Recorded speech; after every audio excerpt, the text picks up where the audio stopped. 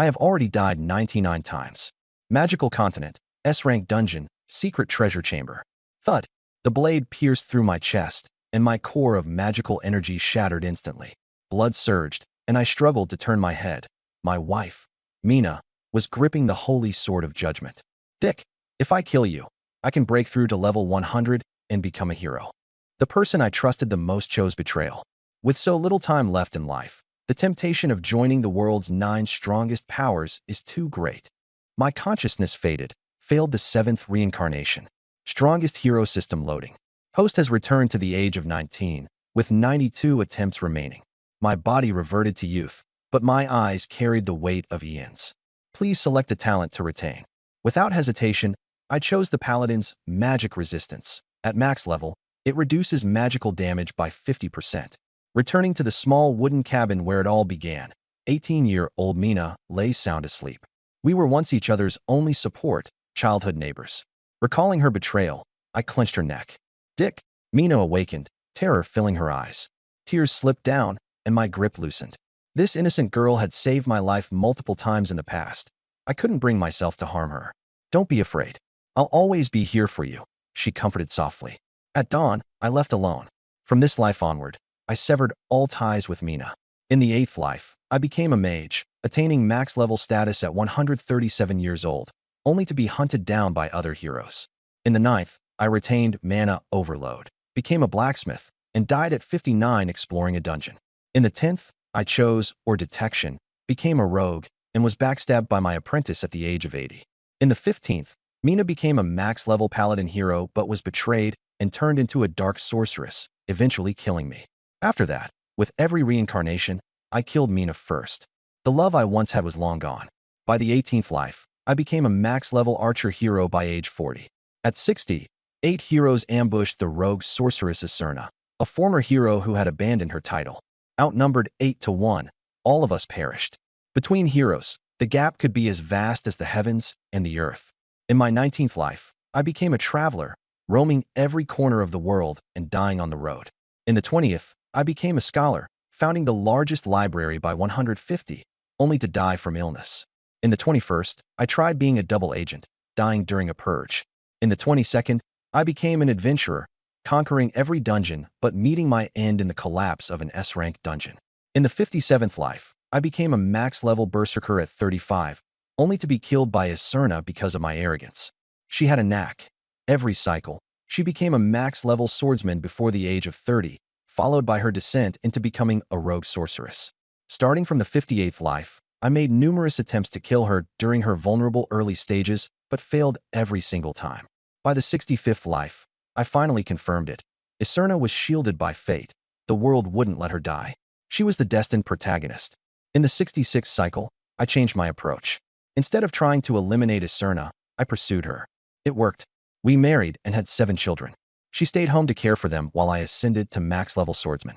The other 8 heroes? They didn't even dare breathe in my presence. Just as I felt invincible, Alice appeared, a witch of the end, at level 101. She crushed me instantly. Strangely, I'd never encountered her before.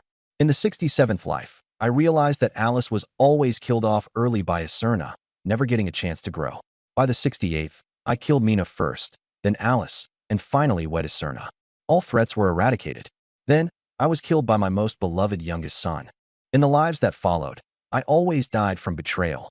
Family, friends, lovers, all driven by self-interest. Establishing families, founding nations, creating religions, all ended in tragedy. In the 99th life, Iserna killed me in bed.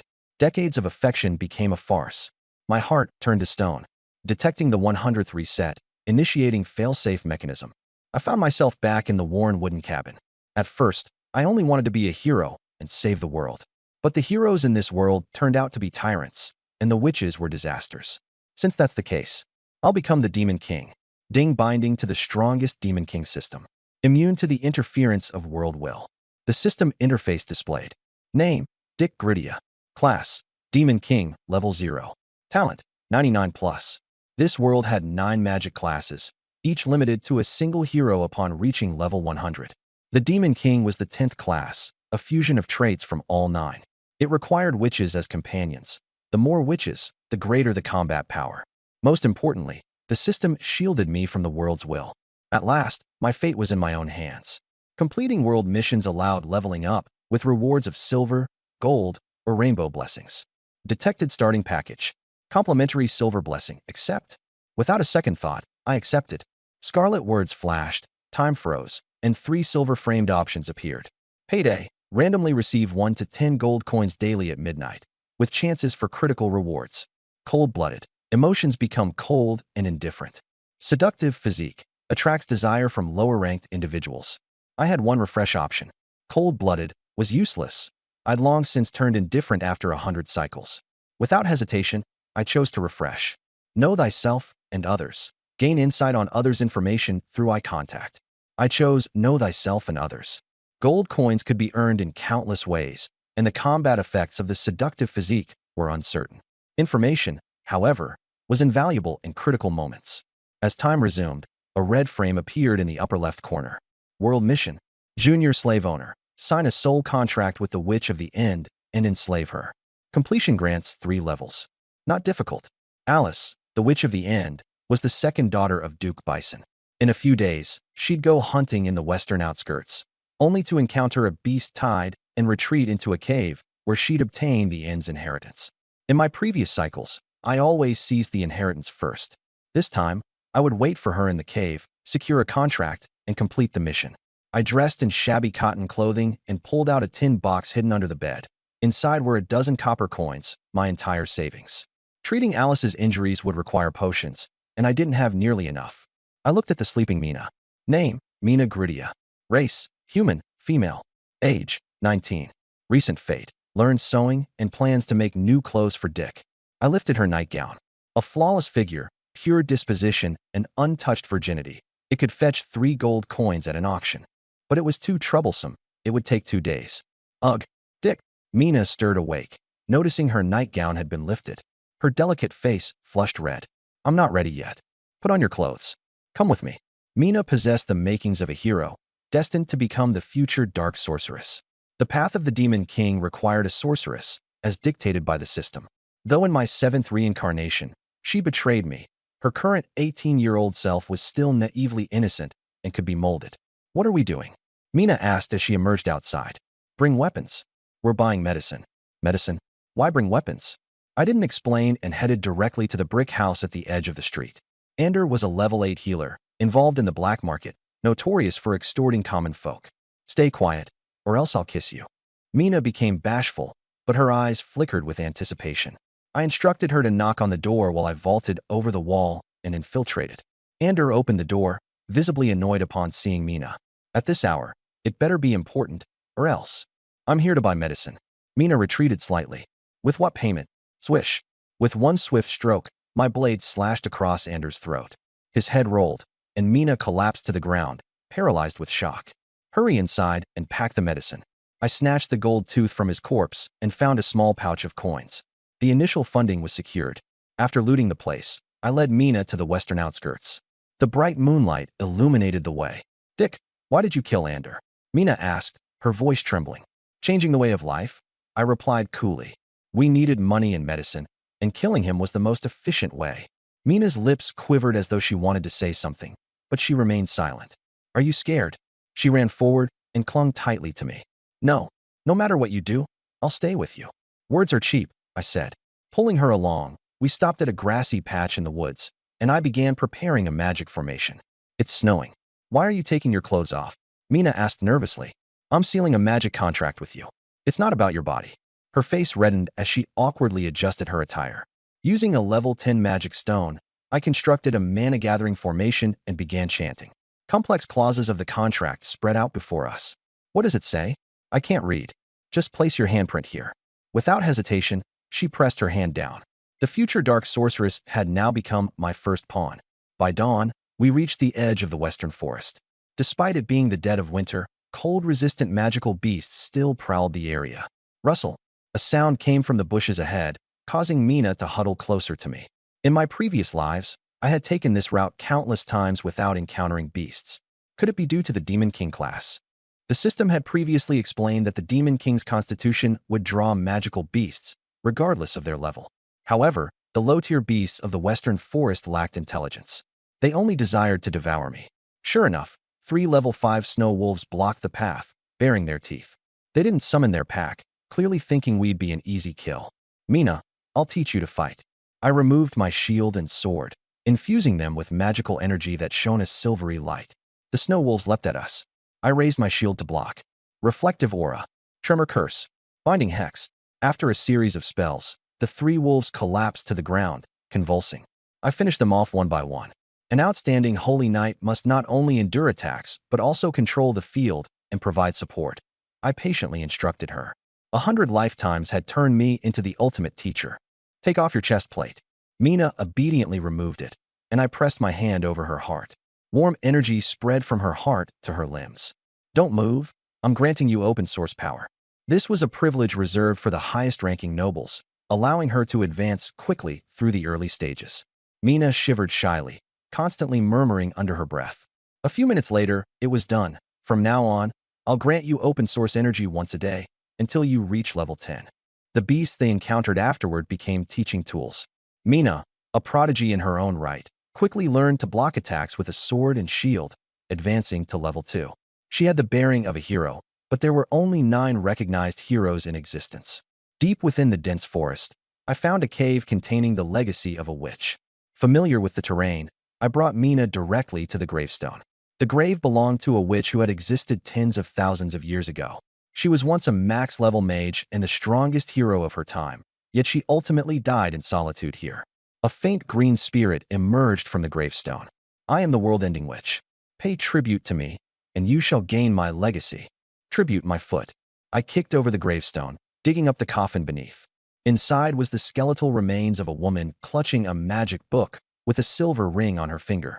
The content of the magic book I had already memorized by heart. What truly mattered was the one-time magic formation hidden within the silver ring, a masterpiece embodying the witch's life's work. I instructed Mina to stand guard outside while I seated myself cross-legged. I sliced my finger and let my blood drip onto the silver ring. The ring shattered, and the crimson lotus tempering magic array appeared. Crimson flames enveloped my body, my pores opened wide, impurities were expelled, and old injuries healed themselves. The main dish was the transformation of my heart's core essence. The crimson lotus tempering permanently increased my magical strength by 30% without any side effects. This was an extraordinary boost. The significance of increased magical strength was immense, enhancing all types of magic. I possessed 2 innate talents for augmenting magical power. The mage's magic power amplification, which increased magic strength by 15%, and the healer's empowered resonance, enhancing it by another 10%. However, these abilities would only reach perfection in the late stages of a career.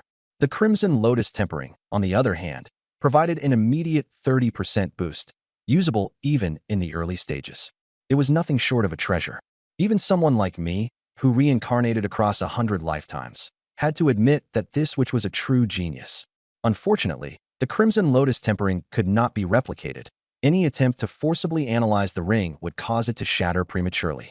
A few days later, a group of heavily armored knights departed from the inner city, heading west toward the suburbs. At the head of the group was a haughty young woman with striking gradient red and silver hair that drew attention wherever she went. She was Alice Bison, the second daughter of Duke Bison and the acknowledged heir to the title. At 20 years old, she had already become a level 20 mage and held consecutive first-place titles at the Royal Academy of Magic in the capital. Her exceptional talent led Alice to view herself as superior to others, holding commoners in utter contempt. As the group passed by my street, Alice noticed bloodstains in front of a brick house. "What happened here?" she asked with a frown. The knight captain reported, "A murder 3 days ago. The victim was a low-ranking healer. Have you caught the perpetrator?" "Not yet. The sheriff suspects it was a swordsman." Alice snorted coldly. "Solve it within 2 days." The knight captain hurriedly promised compliance. Alice knew the sheriff would likely find a scapegoat to close the case, but she didn't care who the real culprit was, so long as the problem was resolved. The party entered the western forest, with Alice leading the way on horseback. Not far away, a white-robed man, Intis, observed her with a cold smirk. He was a bounty hunter from the underground black market. What a beauty! Such a shame she won't even leave behind an intact corpse soon. He began chanting, and beastly roars echoed from the distance. Alice heard the roars and readied her longbow for the hunt, but quickly realized something was amiss. The roars grew dense, and the ground trembled. A beast tide. Retreat, the knight captain shouted. Alice gave the order to turn back and head for the city gates. Why is there a beast tide in the depths of winter? We're going to be overtaken. Alice glanced behind her to see nearly 1,000 beasts, all level 20 or higher. Such a conveniently timed beast tide was clearly the result of a conspiracy. We'll split up. However, the beasts only pursued Alice, their target clear. So it's aimed at me. Alice changed direction, fleeing toward the dense woods in hopes of using the terrain to survive. Smaller beasts caught up first, and her white horse was slain. Alice used her life-saving trump cards to kill some of the beasts, but her magic was soon depleted, and she sustained frequent injuries. In her despair, she noticed the narrow entrance of a cave, just big enough to hide in. Today is not the day I die. Covered in blood, Alice limped forward. It must have been and who orchestrated this, cough. She coughed up blood and fell, her ribs broken and suffering severe internal bleeding. Hearing the sound of flowing water, Alice struggled to stand. This is a karst cave, connected to an underground river. I can escape, but blood loss clouded her consciousness, and she stumbled forward on instinct. I am the chosen one. I will survive. Disoriented, Alice arrived at the gravestone of the witch. Originally, she would have found the silver ring and activated the crimson lotus tempering to heal her injuries. However, with the witch's legacy already claimed by me, Alice collapsed in a stupor. I caught her falling figure. Alice Bison, form a soul contract with me, or die. A soul contract could only be formed once in a lifetime and was irrevocable. As the initiator, I could turn her into a slave. My eyes glimmered briefly, revealing her status. 20 years old, level 20 mage, with 2 innate talents, magic power amplification and blazing core. I would rather die. Her innate arrogance wouldn't allow her to be enslaved. Your sister and orchestrated this beast tide, I said calmly. If you die, she'll inherit the title. Everyone loyal to you will be purged. You could live to defeat her, yet you're throwing away the chance over your ridiculous pride. I turned to leave, but she grabbed at my pant leg. What do you want? Whatever it is, you don't have the right to refuse, I said, kicking her hand away. With no other options, she reluctantly agreed. Mina began preparing a magic formation as I tended to Alice's injuries. 10 minutes later, her condition had stabilized. Who are you? She asked, shocked by my medical skills. Sign the contract first. A 10,000-word clause appeared. The formation activated, intertwining our souls, leaving identical heart-shaped magic marks on our lower abdomens. Hours later, she regained consciousness. I tossed her the book of End Magic. Master its contents within 2 months. Thank you, Master. The words slipped out, causing her to break down. This was one of the clauses of the contract. I plan to enslave you, I said nonchalantly. The soul contract bound her completely, leaving her incapable of feeling any resistance toward me. System detected. The host has completed a world quest. Demon King level increased by 3. Gold blessing awarded. Finally, it's here. I waited for hours. The soul contract had already been sealed, but the system showed no reaction. Turns out, I had to wait for Alice to wake up and accept reality. What a bizarre requirement. Time froze in an instant, but this time the text box was golden. Slack off. Instantly fall into a 10-year slumber, awaken at level 50, and acquire a high-tier magic artifact. Refreshable. Soulbinder. Able to form a soul contract with 2 individuals simultaneously. Refreshable. Life swap coin. When fatally wounded, consume all assets to remove negative status effects and teleport to a safe location. Refreshable. I understood immediately. This was no dilemma. Life swap coin was the clear choice. But since it could be refreshed, why not hold out for something even better? I decided to refresh the slack off blessing. Leveling to 50 in 10 years? For ordinary people, maybe that's tempting, but for me, it's a complete waste. I'm the Demon King. I've leveled up 3 times in just a few days. I might hit level 50 in just a few years. After refreshing, a new blessing appeared.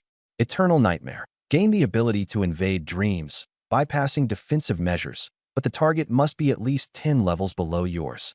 Dream invasion? Plenty of advanced magic can achieve that. Life swap coin was still the safest choice. After all, this was my last life. There's only one to lose. I selected life swap coin, and a golden coin tattoo appeared over my left chest. Simultaneously, 3 red quest boxes appeared in the upper left corner of my vision. World Quest. Proceed to the Royal Capital's Magic Academy and investigate the Academy's 7 haunting mysteries. Complete to gain +3 levels and a colorful blessing. Side quests. Become a D-rank adventurer.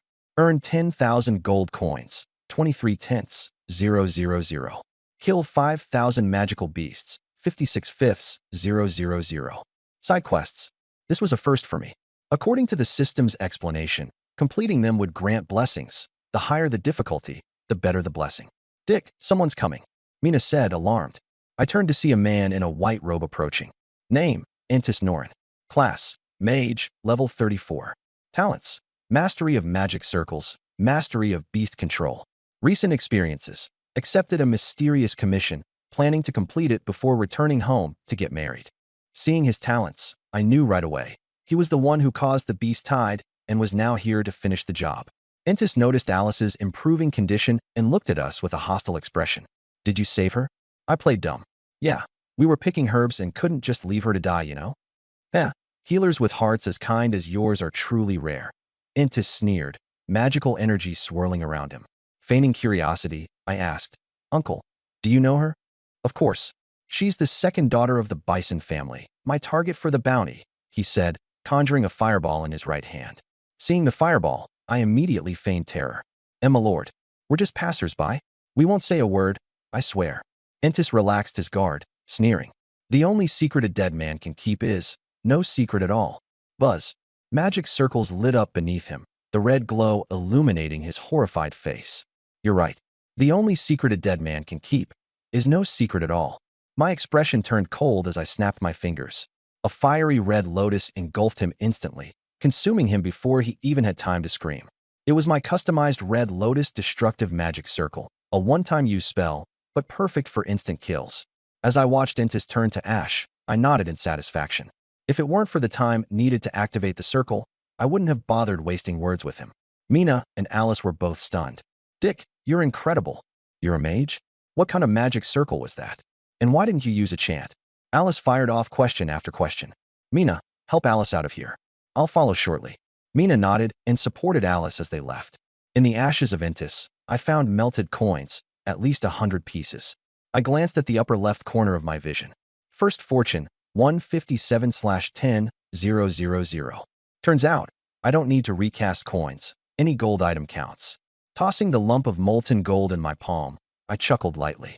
That payday blessing is utter garbage. Honestly, accumulating wealth honestly can't compare to the speed of murder and arson. Outside the cave, Mina was supporting Alice. Mina, tell me Dick's true identity. As the future head of the Bison family, I command you. Alice bit her lip, enduring the pain. Everything about this 19-year-old boy, his healing skills, his knowledge, his composure, was astonishingly extraordinary. I can't. Ask Dick yourself if you want answers, Mina refused. I'll be the future Duke of Bison. I only listened to Dick. Though Mina seemed flustered, her tone was resolute. I emerged, interrupting their argument. Let's go. Seeing how slow Alice was moving, I crouched down. Climb on. I'll carry you. Oh. She hesitated but couldn't resist the soul contract, so she reluctantly climbed onto my back. Before long, we encountered a search party from the Bison Knights. As the second daughter of the Bison family, Alice's ambush had shaken the entire territory. Thousands of knights were scouring the area. We were escorted back to the Bison estate, treated as honored guests and lifesavers. In the lavish reception room, Mina sat nervously, sipping tea nonstop. I lounged in my chair, legs crossed, enjoying the massages from maids. Mina, that's like your 10th cup of tea. It'd be rude not to drink it when they worked so hard to serve it. I waved a hand, signaling to the maids to stop refilling her cup. Relax, you're a guest here. Mina whispered to a maid. Could I have 2 black bread rolls, please? I gave a direct order. Bring 2 carts of desserts, every kind you've got. 2 carts? We won't finish that. Mina panicked. That's how nobles eat. They take a bite of everything and throw the rest away. That's so wasteful. I closed my eyes, no longer in the mood to argue. The decadence of the wealthy disgusted me. Over countless lifetimes, I'd seen it all. Drunk nobles feasting amid riches while the poor froze and starved outside. I tried to be an emperor, a cult leader, the strongest in the land. I tried to change this rotting world. But the social hierarchy was fixed. The strong always stayed strong. The weak always stayed weak. This world is like a tree rotting from its very roots. The only way to rebuild it is to uproot it entirely and start anew. When the desserts arrived, Mina discovered bread came in colors other than black for the first time. She ate with a happiness that lit up her face. I asked a maid, how's the young miss doing? The healers have fully treated her injuries. She'll be well enough to attend the evening banquet. Not surprising. As long as the injured aren't instantly killed, capable healers can save them every time. The higher one's level, the greater the healer's abilities. I had once been a max-level healer myself. I even resurrected from a single drop of blood. Back then, dying was harder than staying alive. But even at max level, there's no escaping the limits of age. When you grow old, your power fades. Inside the secret chamber of Bison Manor. Crash. A teacup was smashed violently to the floor. Damn it. Didn't you say Alice was bound to die? She's nearly recovered now and will definitely come after me at the banquet. Annie's chest heaved intensely, her face filled with unease. Her paramour, Mackin, frowned in thought. Entis was the Empire's most expensive bounty hunter, controlling nearly 1,000 magical beasts in pursuit. Yet Alice, a level 20, had survived. Moreover, there hadn't been a single word from Entis since then. We must flee immediately. Annie tugged anxiously at Mackin's hand. Mackin, however, secretly despised her. He had no intention of spending the rest of his days on the run with this foolish woman. Calm yourself, my lady. Alice not holding you accountable immediately means she lacks sufficient evidence. You are her own sister. She can't condemn you without solid proof. It's better to escape. My sister is terrifying. Running is equivalent to admitting guilt. Annie threw herself into Mackin's arms. Just take care of me. Even if we leave the Bison family, we can still be happy together. Mackin thought to himself, this woman, aside from her looks, couldn't even compare to Alice in the slightest. Stay in the manor and wait it out until the Duke returns, he counseled. Annie nodded but couldn't shake the lingering unease in her heart. Mackin, I need you to comfort me. She tugged at his belt. Suddenly, the chamber door was blasted open by magic, and several robed mages stepped in. Who are you? A fireball shot directly at Annie's face, instantly turning her into a headless corpse. I'm just a mere lover. I don't know any tea. Before Mackin could finish his plea, he too collapsed lifelessly. The mages cast fire magic to destroy all evidence. Inside the study, Alice stood with her hands behind her back, gazing out the window. The head butler, Stephen, approached. Young mistress, it's all taken care of. Mockery flickered in Alice's eyes. My foolish sister. Father may be away, but she forgot that in his absence, I am the acting lord. I can mobilize the Bison Shadow Guard and execute first, report later. The Bison Shadow Guard was the family's hidden strength, obeying only the command of the lord. Annie had been unaware of such a force, while Alice, groomed as the heir since before she was 10, knew of all the family secrets. And about the Duke, Stephen reminded carefully. Father despises internal strife within the family. What Annie did cross the line. For nobles, grudges were never left unresolved overnight. By the way, what's the progress on investigating my two saviors? Both are commoners from the outer district, families of hunters and farmers for generations. Alice listened, her face filled with doubt. Ordinary, honest, simple, kind, unwilling to kill. What a joke. Dick was cunning, extraordinarily capable, and mercilessly swift in murder. Nightfall, at the central banquet hall. Hundreds of delicacies covered the long dining table. This was a banquet held in honor of Mina and me. Alice sat at the head of the table, with the Bison family members arranged on either side. Everyone noticed. Annie's seat was empty. Alice stood up and began. I regret to announce that my dear sister, Annie Bison, has recently succumbed to illness. Her expression was devoid of sorrow, as if she were merely narrating a trivial matter. The banquet hall exploded in uproar. The smarter family members quickly pieced it together. Alice had been attacked that morning, and by the afternoon, Annie was dead. No connection? Who would believe that? I wasn't surprised. I simply kept my head down, eating the smoked meat. The pathetic nature of noble family affection remained consistent as always. Alice had always been ruthless in her revenge. There would likely be a major purge soon, targeting all who had supported Annie. But I wasn't worried about her betraying me. The soul contract ensured she couldn't harbor murderous intentions toward me. Silence. Begin the meal. Alice motioned downward with her hand. Though still a young girl, her sheer presence silenced the room as if the Duke himself had arrived. The hall fell quiet as orchestral music began to play, and the banquet continued as normal. No one mentioned Annie again. After the banquet, Alice invited Mina and me to the study. Once it was just the three of us in the room, she got straight to the point. Tell me, what do you want? Power? Status? Wealth? Or women? She unconsciously stepped back, afraid I might set my sights on her. The Emeria Empire maintained a maiden rankings list, and from age 12 until now, Alice had always held the top spot. Even Annie, who resembled Alice by 70%, was already considered the beauty of bison territory. I chuckled lightly and shook my head. These things. I'd already had them all across my past 99 lives. They were nothing but fleeting illusions in the end. Alice, your condescending tone displeases me. I crooked my finger at her. Come here. Kneel and greet me as a real slave should. What kind of joke is this? I am. Before she could finish, her body moved of its own accord. Even if her resistance burned like wildfire, she could not defy the power deep within her soul. Having completed the ceremonial bow, Alice stood trembling, her eyes glistening with tears of humiliation, yet she could not summon a single ounce of hatred. In the cave, you chose to live. You chose revenge. You chose to become my slave. Do not make me remind you again. I understand. Master. She sat down once more, her arrogance dissipating, replaced by fear. Mina stood nearby, staring in stunned disbelief. Don't look so miserable. Becoming my slave might just be the luckiest thing to ever happen to you. Oddly enough, Alice found herself somewhat convinced by my words. It made no sense. He was just a commoner boy, after all. Humph. It must be the contract. I took a sip of tea. There are 2 things I need you to do next. 2 things. Alice's voice quivered, mortified that something depraved was about to happen. He's definitely going to take my purity, seize the Bison family's wealth, maybe even overthrow the empire.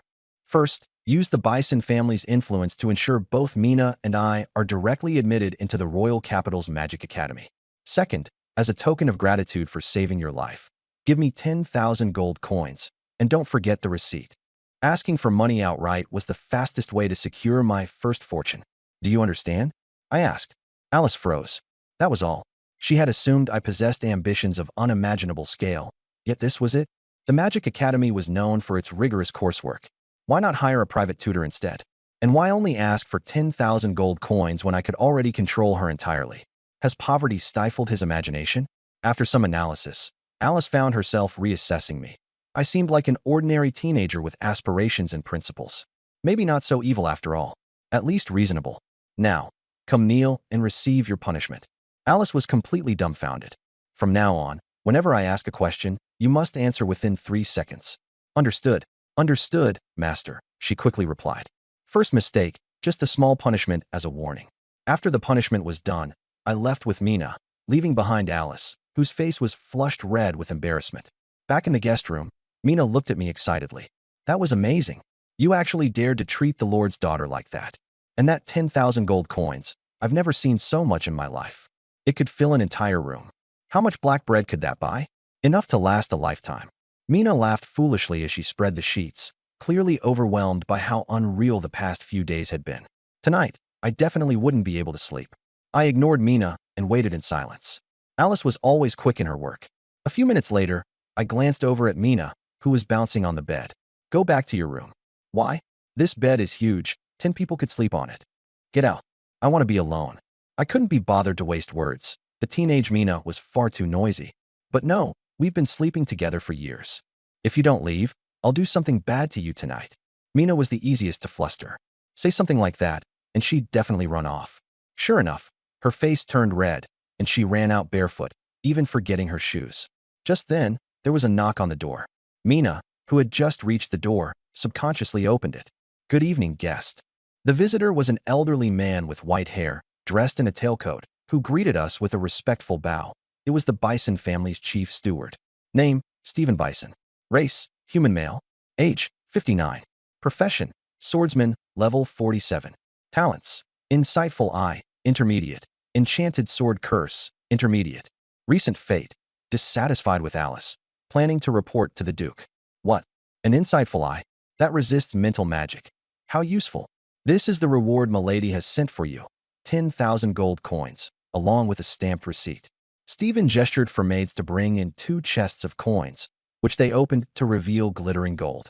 Seeing the sparkling treasure, Mina covered her mouth, her eyes wide as if she were about to faint. I, on the other hand, acted as if I was ecstatically surprised, hugging the coins and cheering, like a simpleton who had never seen such wealth. Meanwhile, I kept an eye on the task progress. First pot of gold progress, 157/10,000. The numbers surged rapidly, 1,000, 2,000, 4,000, 10,000. First pot of gold progress, 157/10,000. Dingside quest, first pot of gold completed. Reward, random silver blessing. Time froze in that instant, and 3 options appeared before me. Immediate supply. Receive a magical weapon suitable to your level, refreshable. Master of Witches, class-specific demon lord level increases, with a value equal to twice the number of witches under control, refreshable. Plainness is bliss. Lose ambition. Gain immense good fortune, refreshable.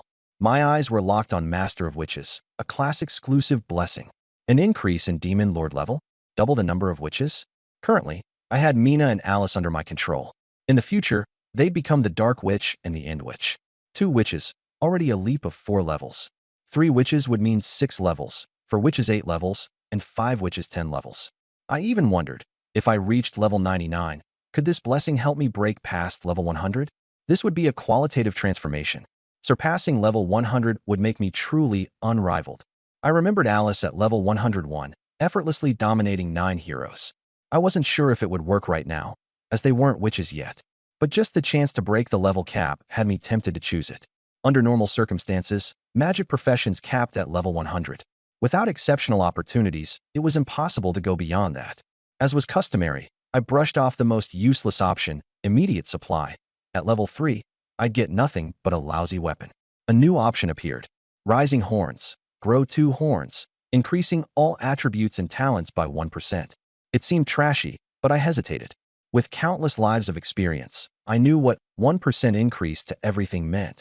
A level 90 blacksmith forging an artifact only succeeds 2% of the time, so a 1% boost is invaluable. But eventually, I chose Master of Witches. The reason was simple. I had never broken past level 100. This was my final life, and I wanted to see the heights beyond. The choice was finalized, and I immediately checked my stats. Name, Dick Gridia. Class, Demon Lord, level 7. Level 7. Even though they weren't witches yet, I could already enjoy the benefits. Clearly, the 2 of them were destined to be witches, and other witches I encountered in the future would qualify too. I needed to take control of them as soon as possible. I won't disturb your rest any longer, Stephen said with a bow before leaving. However, the 2 maids remained. I frowned, quickly realizing the intent behind this. The 2 maids were young and attractive, dressed in revealing outfits, gazing at me seductively. Though my century of reincarnations had given me self-control to an almost unnatural degree, I still beckoned them over with a lecherous grin, draping my arms around them and acting like a lustful, ignorant boy overcome with indulgence. I knew this wasn't Alice's doing. She wouldn't go against my commands. It was Stephen's idea. He wanted to use the maids to probe me. That old steward wasn't simple. Judging from his details, his loyalty lay with the Duke Bison, not Alice. Through 100 lifetimes, I'd learned one ironclad truth.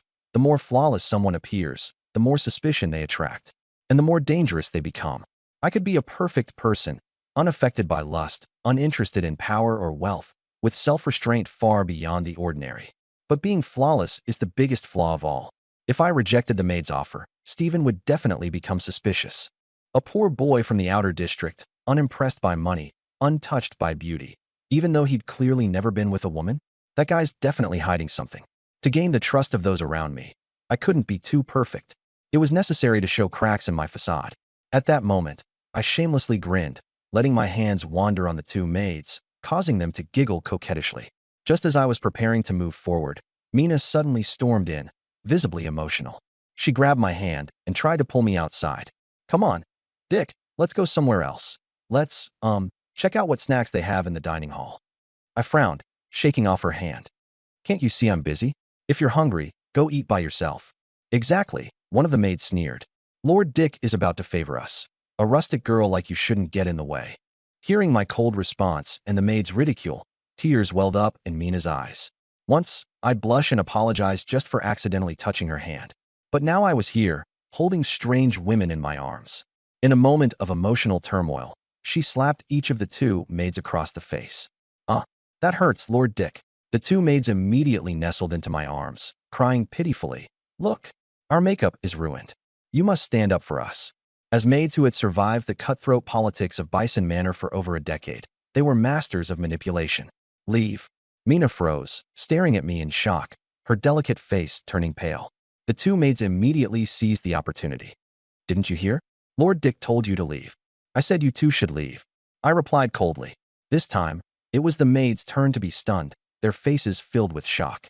Seeing them remain motionless, I got up, pushed them to the ground, and walked over to embrace Mina, wiping away her tears. Do I need to send you two out myself? Understood, Lord Dick. The two maids hastily fled. A few minutes later, Mina was nestled in my arms, sobbing softly. Watching Mina fall apart, I suddenly had a change of heart. Vulnerabilities aren't always internal, they can be external.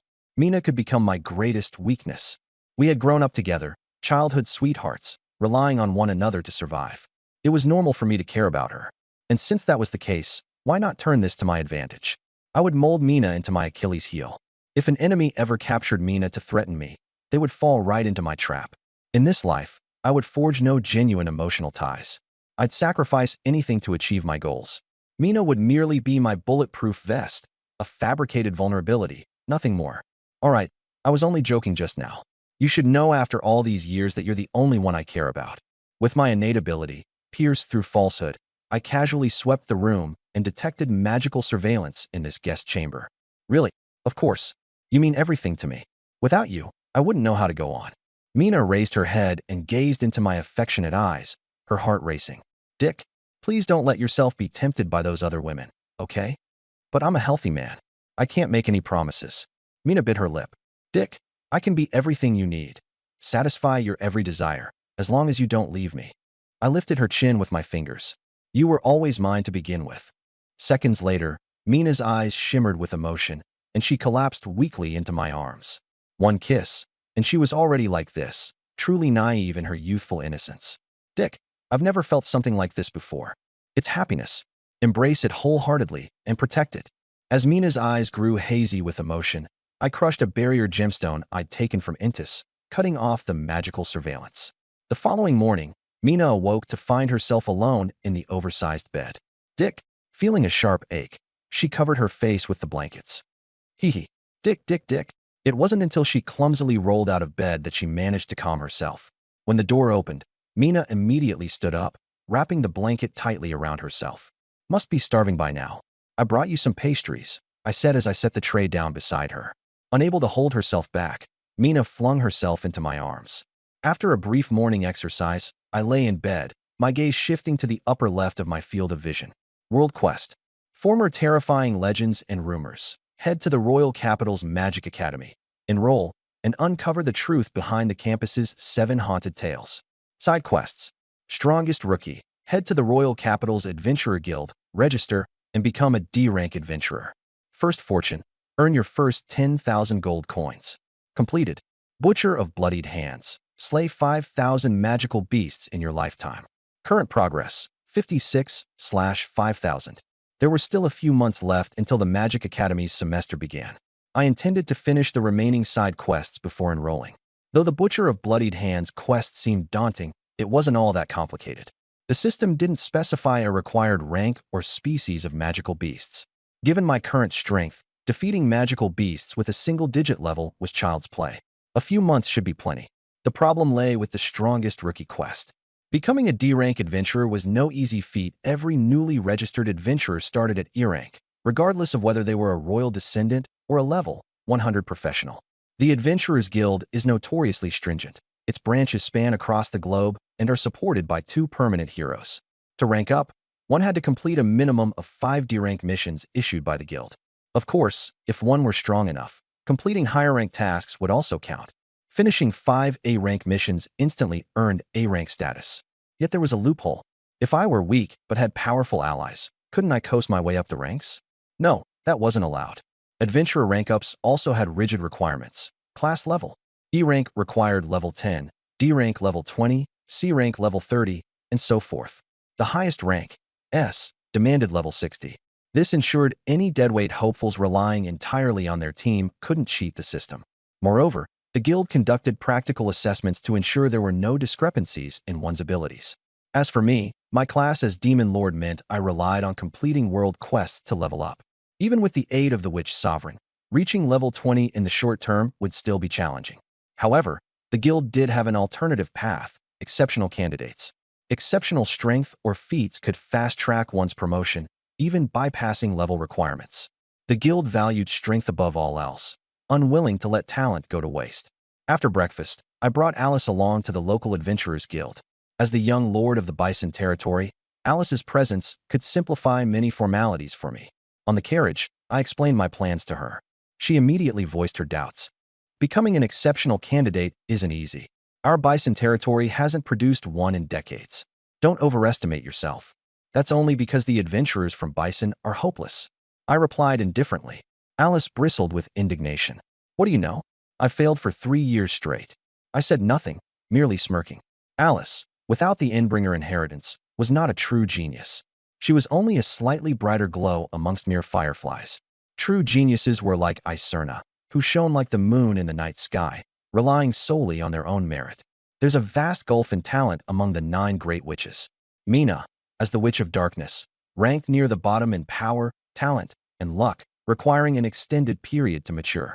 Alice, the End Witch, ranked within the top 3 but was weaker early on, requiring a fateful baptism to transform entirely.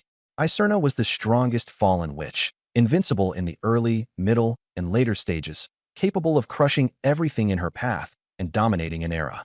After dozens of reincarnations, the only method I found to counter her was to win her favor and turn her into my wife, bearing my children. The carriage came to a halt in front of the Adventurers Guild. The guild was established on the most luxurious street in the inner city, occupying an expansive area. As one of the world's top powers, the Adventurers Guild was exceedingly wealthy and strictly neutral. Regardless of regime changes, the guild had always stood unshaken. After stepping out of the carriage, Alice resumed her noble and haughty demeanor, while Mina and I followed silently behind her, serving as her guards. This was part of our prearranged plan. In public, I acted as her knight and protector. "Be careful on the steps, Lady Alice," I said as I gently supported her, my manners impeccable. Alice enjoyed my respectful attitude but didn't dare to grow overly authoritative. It was merely for show, anyway. The elderly butler, Stephen, nodded approvingly to himself. I was young, capable, and sharp-witted with a clean background, an ideal candidate to train as a close aide for the young mistress. Upon entering the guild hall, staff members approached and, after some exchanges, led us upstairs to meet the guild master. Examinations for special class adventurers were personally overseen by the local guild master. Each person had only one chance per year to attempt it, and the application required a hefty examination fee. These stringent conditions existed to deter overconfident individuals. In a fifth-floor office, a burly lion beast man sat on a leather sofa. He was Ola, the head of the Bison branch and the only B-rank adventurer in the region. As I glanced at him, his information appeared in my vision. Ola, 62 years old, level 41 berserker, with 2 intermediate talents, Fury Unleashed and Iron Will. Recently kicked out of his house due to an affair, he was now planning to buy presents as an apology. Fury Unleashed was one of the most fitting skills for a berserker. While it restricted the use of magic, the angrier the wielder became, the stronger their power. Taking on higher-level opponents was a common feat. Unfortunately, its inability to access magic made me skip over it in this life. "Alice, you just completed an evaluation a few months ago. Come back next year," Ola said. Alice scoffed, pointing at me. "Not for me. It's my friend here who's taking the test." Ola glanced at me in surprise before shaking his head. My slender arms and weak magical aura made me look just like an ordinary rookie. "Alice, are you so bored that you want to waste my time playing games?" I placed a heavy pouch of gold coins on the table. "Examination fee. Conduct the test immediately." Ola opened his mouth to say something, but promptly closed it upon seeing the coins. The special class exam consisted of 2 parts, theory and practical combat. The theory exam lasted 6 hours and involved thousands of questions, requiring perfect accuracy to pass. On average, there were only a few seconds to answer each question, no time to deliberate at all. Alice had failed this portion 3 years in a row, unable to finish even half the questions. Only by passing the theoretical portion could one move on to the combat test, completing an independent D-rank mission under the supervision and grading of Ola. Soon, Ola led me to the top-floor examination room. The room contained only a single table and chair, surrounded by magical barriers to block any attempt at cheating. "The test starts in 5 minutes. You have only this one chance," Ola said, placing a thick stack of papers on the table before leaving. In the observation room, Alice waited, ready to watch the spectacle. "He's about to learn just how arrogant he really is." Mina objected. "Dick never does anything he isn't sure about. He hasn't even flipped through the exam paper. He must be so scared he's frozen," Alice sneered. As the bell rang to signal the exam start, I gripped 2 pens, one in each hand, and began writing furiously. 1 page every minute. My speed was outrageous. How is that possible? Is he scribbling nonsense? Alice was utterly stunned. Even Ola frowned. He had overseen thousands of evaluations, but had never seen anyone answer at such a pace. Truthfully, this was far too simple for me. With knowledge accumulated over 100 lifetimes, answering these questions was as easy as a doctorate-level scholar tackling kindergarten math. My talent, visual precision computation, turned my eyes into scanners capable of instantaneously deducing answers. Meanwhile, perfect coordination allowed me to write simultaneously with both hands. A little over 3 hours passed, and I finished. I spent an additional 10 minutes triple-checking my answers before raising my hand to submit. There's still plenty of time left. Are you sure? Ola asked, his expression peculiar. Start grading. I want my practical exam next week. Alice grew anxious. How do you even know you scored perfectly? Don't drag the Bison family down with you. Ignoring her protests, I insisted on submitting my paper, finishing nearly 3 hours ahead of the allotted time. As we descended downstairs, Ola couldn't resist flipping through my answers. The first page made his brows rise. The second page drew an audible gasp. By the third, his face was awash with astonishment. After reviewing over 100 pages, Ola froze. Could a human being have written this? The handwriting was as neat as print, and every answer flawless. Dick Grudia, the Bison family has truly found a gem. Back in the main hall, I approached the bounty board. Wooden planks displayed countless task cards, ranging from E-rank to B-rank missions of all kinds. E-rank, pet search, tricolor Fong frog missing. Reward, 5 gold coins. D-rank, extermination request, overrun by ghost locusts at the northern herbal garden. Fire mage required. E-rank, brothel hiring, succubus den hiring. High attractiveness women preferred. D-rank, marriage proposal, 29-year-old archer with property seeks bride under 18. I scanned the bounty board. Missions covering all sorts of tasks were posted, from seeking lost individuals to escorting caravans, even marriage proposals. Avoiding the high-difficulty jobs, I focused on E and D-rank tasks, which were mostly laborious missions with meager pay. Mina, unable to read, stood quietly beside me, waiting for me to decide. Quickly, I selected a D-rank mission to exterminate ghost locusts, a swarm of insect-type magical beasts. This mission was perfect for completing the 5,000 kill requirement of my skill Bloodhand Butcher. After all, the system didn't specify monster level or type. After accepting the mission, I glanced at Alice. You're coming with me. Huh? Kill insects? Gross. I have to return to the manor to attend to state affairs. Halfway through her protest, Alice fell silent because she saw me rubbing my hands with a meaningful smile. Clearly, she had recalled last night's punishment. Miss Alice, you'll come with me, won't you? Looking at my expressionless face, her body gave a shudder. Oh, of course. A bit of exercise now, and then sounds good. Just as we stepped out of the guild's main doors, Stephen drove up with the carriage. Young master, Count Cohen and his wife are waiting at the manor to discuss matters regarding the East Bay dock. Alice immediately glanced at me, sighed, and said, Tell them to come tomorrow. I'm heading to the northern medicinal garden. The northern outskirts? You want to. Pest extermination. Let's go. Alice urged hastily. Compared to business, she was more concerned about her rear end. The carriage soon reached the medicinal garden in the northern outskirts. From afar, the incessant buzzing of insects could be heard. A dense mass of insects hovered over the garden like black clouds, where mages were battling them with fire magic. Alice, how far did you get with that apocalypse magic book? Mentioning apocalypse magic, her eyes lit up. Halfway through. It's truly a masterpiece of its era. Last night, when I left, she had stayed up all night poring over the book, becoming increasingly engrossed. Apocalypse magic is quite peculiar. Prolonged practice can mutate mana into a blue-white ionic state, resembling an eerie blue flame. Then, can you perform apocalypse magic now? I interrupted her. That's not so simple. Apocalypse magic is vastly different from ordinary magic. Transforming mana's form is incredibly hard. Her face turned red as she started making excuses. You can't even condense apocalypse mana? I was this close to succeeding. You have no idea how challenging it is. Maybe it's because last night you. Watching her desperately find excuses, I shook my head. Could Alice, without the Red Lotus baptism, truly be a failure? No, the system determined her to be a future witch of the apocalypse, and it even gave my title, Master of Witches, 2 levels of enhancement. She definitely has potential. She's just useless right now. You're all talk. If you have the skill, why don't you try condensing apocalypse mana? Poof. A wisp of blue-black flame danced at my fingertips. Alice was dumbfounded. I truly don't see how this is difficult. I blew out the flame and turned to look out of the window. What's your rank? You must be an ultra-high-level mage, right? She leaned close, her face practically pressing against me.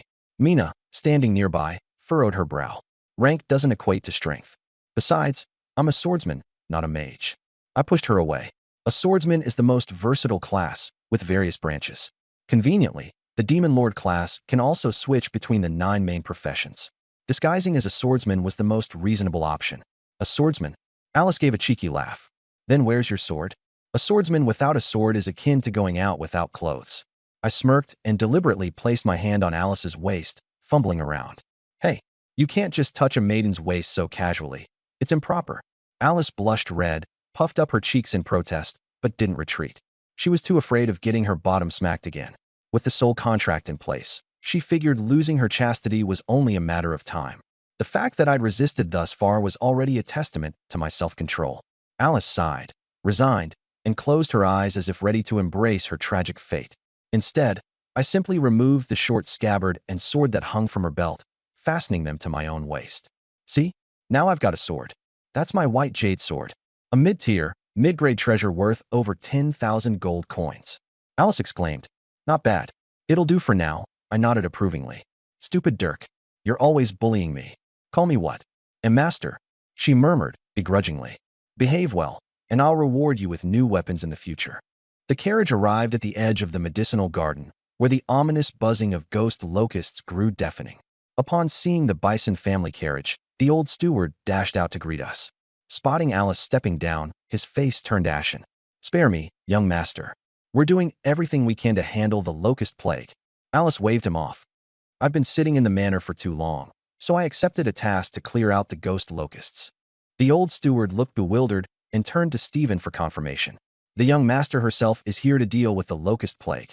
I suggest arranging a spot with fewer locusts. No, Alice interrupted, recalling my words. Assign us to the densest swarm of ghost locusts. The old steward glanced at me and Mina, his lips twitching. He suspected Alice might be the one protecting us, not the other way around. But seeing Stephen accompany us, he led the way with some level of reassurance. We soon arrived at the northeastern edge of the medicinal garden, where the ghost locusts were so densely packed that they formed a black cloud blotting out the sky. Buzz, buzz, buzz. The locust swarm surged toward us. With a single strike, Stephen scattered the swarm with his sword, its glinting cold flash leaving countless dead locusts falling to the ground. The swarm shifted its focus, now charging toward Mina and me. The old steward had already bolted out of sight. Mina, plant your shield. Use the breathing technique to encase yourself in mana. Mina, tense but obedient, slammed her great shield into the ground. Her breathing adjusted, causing her body to radiate a silvery glow. A holy knight's protection aura? Stephen exclaimed in surprise. I placed my hand on Mina's shoulder, sharing the aura's protection. Alice, watch closely. I'll only demonstrate this once. I rested my arm on Mina's bun, facing the oncoming swarm. In a low voice, I muttered, glow burn. Boom. A torrent of blue-black flames erupted forth, instantly engulfing the swarm. The flames spread across an area as vast as a football field, incinerating over half of the low-flying ghost locusts in mere moments. The air now carried a faint aroma of charred meat. Retracting my hand, I casually blew on my palm and turned to Alice. Got the gist of it. Silence. Alice, Stephen, Mina, along with a dozen nearby knights, all stood frozen with wide eyes and agape jaws. None of them moved. I shook my head, entirely speechless at this group of simpletons who'd clearly never seen anything extraordinary. Soon, the mission tracker in the corner of my vision updated. Butchered hands. Kill 5,000 magical beasts. 8098/5000. A single half-powered burst of glow burn had completed the task. Ding host has completed a side mission. Reward, random silver blessing. In an instant, the surrounding space froze. The entire swarm of ghost locusts hung suspended midair, their rapidly beating wings motionless. 3 silver text frames appeared before me. Bone-crushing punch. Full force punches deal additional 0.001% of the target's maximum HP as true damage. Dual mastery. Physical attacks gain magical damage. Magical attacks gain physical damage. Ironic fate. Luck decreases, but attacks have a chance to crit for 150% damage. The unluckier you are, the higher the crit rate. This time I couldn't refresh. It seemed the task was too easy, resulting in diminished rewards. However, each of these blessings was related to combat. None of them was trivial. Fist to flesh. Although the raw values are low, the true percentage-based damage is undeniable. One punch might seem insignificant, but what about 1,000 punches or 10,000? In the late game, many classes have ridiculous attack speeds. Combining that with magic to deliver 1,000 punches per second isn't just a dream. Dual-powered, clearly a late-game blessing. Mixing physical and magical damage adds flexibility and reduces risk. Very practical. However, without exact values provided, I'm reluctant to choose it. Destiny's Jest. This critical hit concept is new to me. A 150% damage multiplier is outright absurd. If that glowing ember had crit earlier, those spectral locusts in the northeast corner would have been obliterated. But it increases bad luck. The worse the luck, the higher the critical hit rate. What if I miss the critical because of bad luck? And what if, even when it crits, the blow lands off target? Luck is too unstable and abstract. Having reincarnated 100 times, I know better than anyone how crucial luck is. Resolutely, I abandoned Destiny's Jest and selected Fist to Flesh, deciding to aim for a high attack speed build in the later stages. Choice made. Time and space reverted to normal. Alice ran over with a face full of excitement, stammering as she bombarded me with questions and endless praise. Glowing Ember is the foundation of Ender magic. You'll be able to cast it too if you really dedicate yourself to learning. Alice swallowed hard, her eyes wide. Does that mean I can do what you just did?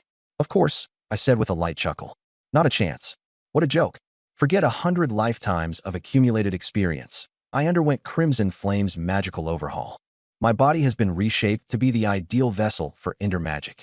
That enhancement from Crimson Flame is surreal, granting a 100% amplification when casting Ender magic. At this moment, no one in the world of equal levels can rival my mastery of Ender magic. But I'm over 10 levels higher than you, and I'm a mage by class, with pretty decent aptitude, Alice muttered. Level has never been the sole measure of strength. I reiterated. I've seen far too many instances of the weak triumphing over the strong. Those who grind purely for levels are no match for those who ascend through life and death battles. Stephen remained silent as usual, though his eyes gleamed, his gaze on me akin to someone discovering a priceless treasure. He's undoubtedly planning to write to Duke Bison the moment he gets back, suggesting they prioritize their resources on me.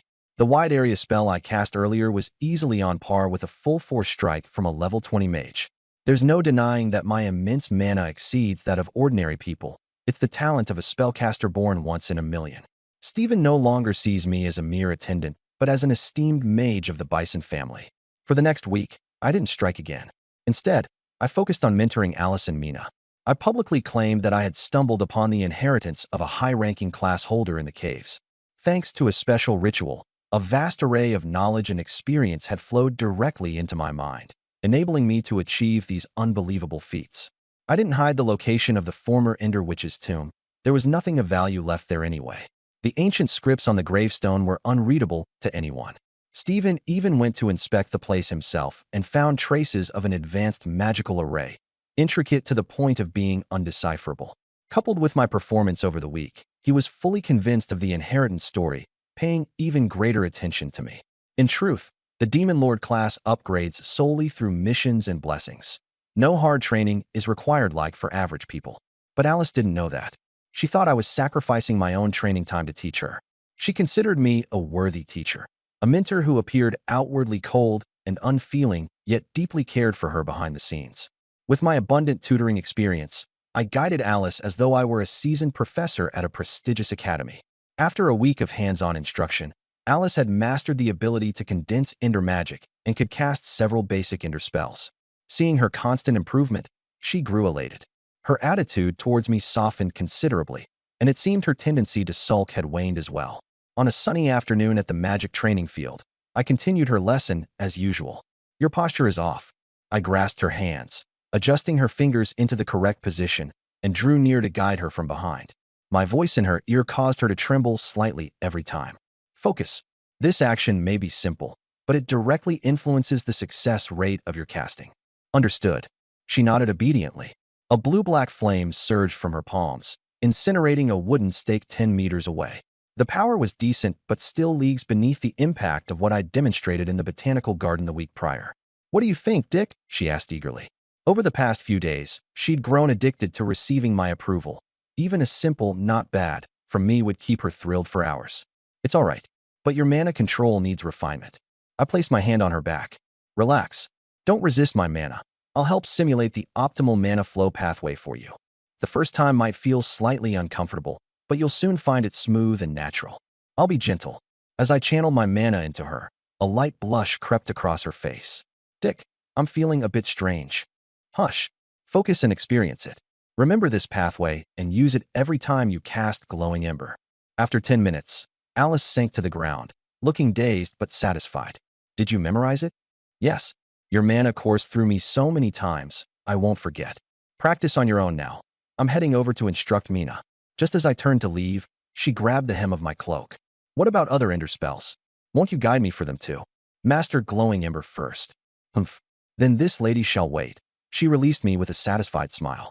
The next morning, Yura brought the guild's senior officials to meet me. Today was the advanced rank practical test. I had already scored full marks on the theoretical exam. At just 19, that achievement, even if this was only for a D-level advanced rank, was nothing short of extraordinary. In the reception hall, the elderly white-haired scholar Moan was fixated on Yura. That prodigy is really only 19? Moan, the guild's academic secretary and the overseer of the theory exams, seemed skeptical. Of course, he finished in just 3 hours. Yura praised me endlessly. On top of my exploits at the Northern Botanical Garden, the nickname Ghostfire Youth had already spread across the adventurer circles in the Bison territory. No matter how he performs in the practical exam, we must have him join the guild, Moan declared firmly. When Alice and I entered the hall, Moan's gaze instantly landed on me, scanning every detail. A seemingly ordinary young man with an unassuming air, as if blending seamlessly into the role of a modest attendant. After an exchange of pleasantries, Moan got straight to the point. Your written test was impeccable. I don't have many years left. Would you be interested in succeeding me as the guild's secretary? Alice took a sharp breath. The clerk of records was the head of the administrative division, second only to the guild master in actual power, and it was a position with clear prospects for promotion. I smiled and shook my head. Doesn't the guild have a promotion system in place? It wouldn't feel right for me to take over your position as soon as I join. What's wrong with that? Moan patted Ola on the shoulder. With us supporting you, you'll be ready to take the position in 2 years at most. I turned to Alice with sincerity and said, the young mistress was the first to recognize my potential. I want to devote myself fully to her service and will never let her down. My eyes sparkled with determination, my expression firm, the very image of a loyal knight safeguarding his liege. Alice was slightly moved, but quickly remembered my true nature and composed herself again.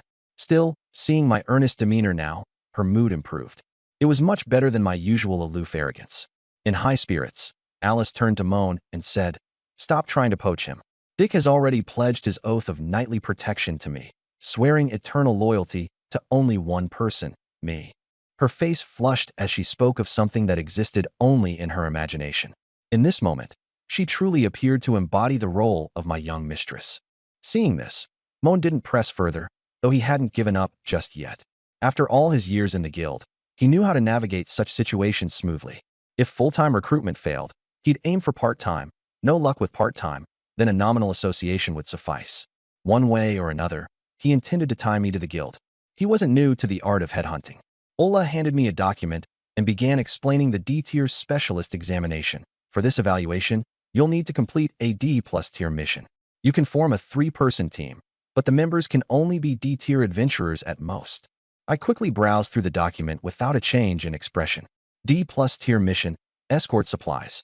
Next week, a shipment of high-quality herbs needs to be delivered to a market town 300 miles south of Bison territory, passing through the dangerous forest trail. I quickly identified the critical details and immediately noticed the hidden traps. The southern outskirts of Bison territory weren't just infested with magical beasts, but also plagued by highway bandits. The route was often referred to as a merchant's hell. Even if I were lucky enough to avoid random encounters, the guild was certain to stage various calamities to test my abilities. This was a comprehensive evaluation, starting from this very moment. It wouldn't just judge the process and results of the mission, but also my preparations beforehand. If I sat idle until the day of departure, I'd fail outright. Candidate Dick, who will your other 2 team members be? Do you need assistance from the guild to find suitable matches? I shook my head. Adventurer teams rely on synergy and rapport. Teaming up with strangers reduces the success rate. I'll choose Alice and Mina. Ola looked surprised. Alice was understandable. She was a level 20 mage. But Mina? A paladin with a single-digit level? She'd be practically useless. Are you sure about this? The guild can pair you with stronger D-tier adventurers. Thank you for your consideration, Guildmaster. But I have my reasons. Honestly, I could complete the mission alone. Who joined me didn't really matter. I chose Mina because she was obedient and easy to command, and I chose Alice because of her status, a safeguard, if you will. If the guild decided to escalate the difficulty, they'd have to consider Alice's safety. After pressing my fingerprint on the document, the evaluation officially commenced. Though departure was 3 days away, preparation time was already part of the evaluation. From now on, Ola would monitor and record my every move. After the mission ended, his report would be sent to headquarters to determine whether I qualified as a specialist. From this moment onward, I will provide no assistance, verbal or otherwise. Should a decision of yours result in a life-threatening situation, I will intervene, but that will also mean immediate disqualification. With that, Ola explained the rules and fell silent. Alice was brimming with excitement. It was her first time witnessing a specialist evaluation, and she was even part of it. Dick, what do we do first? I didn't waste words and headed straight for the door. Despite having 3 full days, there was too much to do. Immediate action was necessary. The first thing I did was find the merchant who issued the request and meticulously confirm the details of the cargo. It consisted of 3 large carts of priceless herbs worth over 1,000 gold coins, stored in a warehouse in the southern outskirts of the city. This shipment was tempting enough for bandits to risk their lives and would easily attract magical beasts due to its scent, a disaster waiting to happen. Here's the warehouse key and the departure documents. I'm counting on you. The bald, middle-aged merchant smiled brightly, handing over the items and leaving quickly. He wasn't worried about the goods at all. After all, Ola was accompanying me. Learning that his mission had been selected for a specialist evaluation had made him ecstatic all night. How could anything go wrong with the guild master's oversight? After confirming the cargo, I took Mina to the market for supplies, instructing Alice to stay at the warehouse. I want to shop too. I don't want to guard the goods. Alice complained. I glanced at Ola and, in an attempt to earn higher marks, patiently explained, once we accept a mission, we are responsible for it. Not just now, but after we buy supplies, the 3 of us will have to stay in the warehouse until departure. Though such strict measures weren't strictly necessary, I intended to go above and beyond, ensuring there were no flaws in my evaluation report. Alice suddenly understood.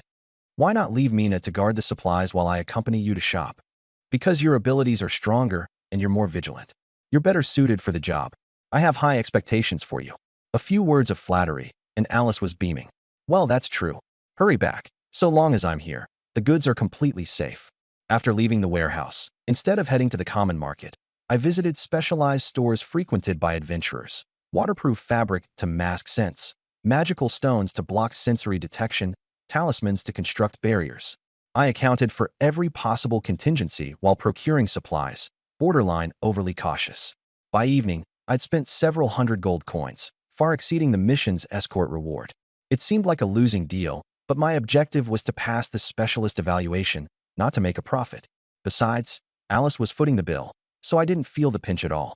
Ola had followed me the entire time. Though he didn't say a word, his eyes were filled with approval. My purchases were deliberate, not extravagant, but perfectly suited to the mission's needs. I even intentionally visited over 100 shops, buying things in batches to conceal my intentions. Despite my connection to the wealthy Bison family, I haggled fiercely with every shopkeeper, playing the role of a penniless rookie. Over the next few days, I personally walked the entire 300-mile delivery route. I marked sections of the road, checked its condition, observed the weather patterns, and investigated the distribution of magical beasts along the way. Ola was dumbfounded, calling my preparation textbook level. The most impressive part was that I casually made a detailed map of the bandit distribution in the southern outskirts. The day before our departure, I had the Bison Night Order sweep through the southern outskirts, annihilating the bandits entirely. Ola accused me of abusing my family's power, calling it borderline cheating. I shrugged. Reporting bandits to the Night Order, how is that not normal? They're highly efficient. They wiped them out the same day. Perfectly reasonable. For Alice's protection, the Bison family cleared out every single threat within 300 miles of the southern outskirts. They even smoothed out the uneven roads. Before we even departed, Ola already knew I had won. However, to test my ability to adapt, he arranged for guild members to set up ambushes along the route, to simulate bandit and magical beast attacks. What was meant to be a hazardous trial was neatly transformed into a safety drill. The day of the mission arrived. 3 carriages slowly rolled out from the south gate, covered with waterproof tarps and protected by shielding barriers below, concealing whatever goods they carried. I rode an old horse, dressed in ragged, patched clothing, looking like a poor, downtrodden commoner. This way, bandits wouldn't target us, although there weren't any real bandits left. Mina sat in front of me, held tightly in my arms, her face flushed red. "Dick, when did you learn to ride a horse?" she asked. "I had the estate's servants teach me for a couple of hours. Turns out it's not that hard." Mina looked a bit deflated. "I spent 2 days practicing and still kept falling. Am I just really bad at it? Everyone has their strengths and weaknesses. Just focus on being your best self." "Do you have a weakness?" she asked curiously. I seriously thought for a moment. "Doesn't seem like it." Mina sighed. "One day, you'll reach a place so high I won't be able to catch up. Don't worry. My plans for the future always include you." "Really?" Mina turned to look at me, her eyes sparkling. "I never lie. Unless absolutely necessary. Hee hee, we'll be together forever." Looking at the silly grin on Mina's face, I thought back to my 7th reincarnation. Back then, she had also smiled innocently like this as we set out on an adventure together, swearing eternal loyalty. And yet, well, this life is different, though. She won't betray me, not because of love, but because of the magical contract. No one will ever hold my trust again. Never. Behind us, Alice was also riding a horse, following closely. Seeing Mina in my arms, something about it annoyed her intensely. If it were her who couldn't ride, it'd be her in my arms. Alice shook her head furiously, her face flushing red as she glared at my back with a fiery intensity. It must be the soul contract's influence. What a shameless man, Dick. Thanks to my heightened vigilance, talent, I instantly noticed the hostile gaze and turned toward her. "Anything wrong?" "And nothing," Alice stammered, looking away awkwardly, trying to whistle, but failing miserably. Later, in the evening, Alice sat on the couch in a deliberately suggestive nightgown, her posture leaving no room for hasty misunderstandings. It was clearly intentional. I chose not to question her motives, though it did irritate me a little. A soul-contracted slave, daring to look at me with such hostility? Clearly, her discipline was far from sufficient. Once this mission ended, I'd deal with her properly. By dusk, half the route was already behind us, and no incidents had occurred. Alice visibly relaxed, commenting that Stephen seemed to have cleared out all nearby bandits and magical beasts. I, however, remained vigilant, keeping an eye on our surroundings. Surely, Ola had prepared something. He'd definitely target me to test my skills. Awoo! As expected, as the convoy entered the dense forest, the cry of a dire wolf pierced through the air. I instantly identified it. Swift Fong, a wolf king. Its pack should number over 100. Awoo! Awoo! The howls echoed all around us. "Stop the convoy.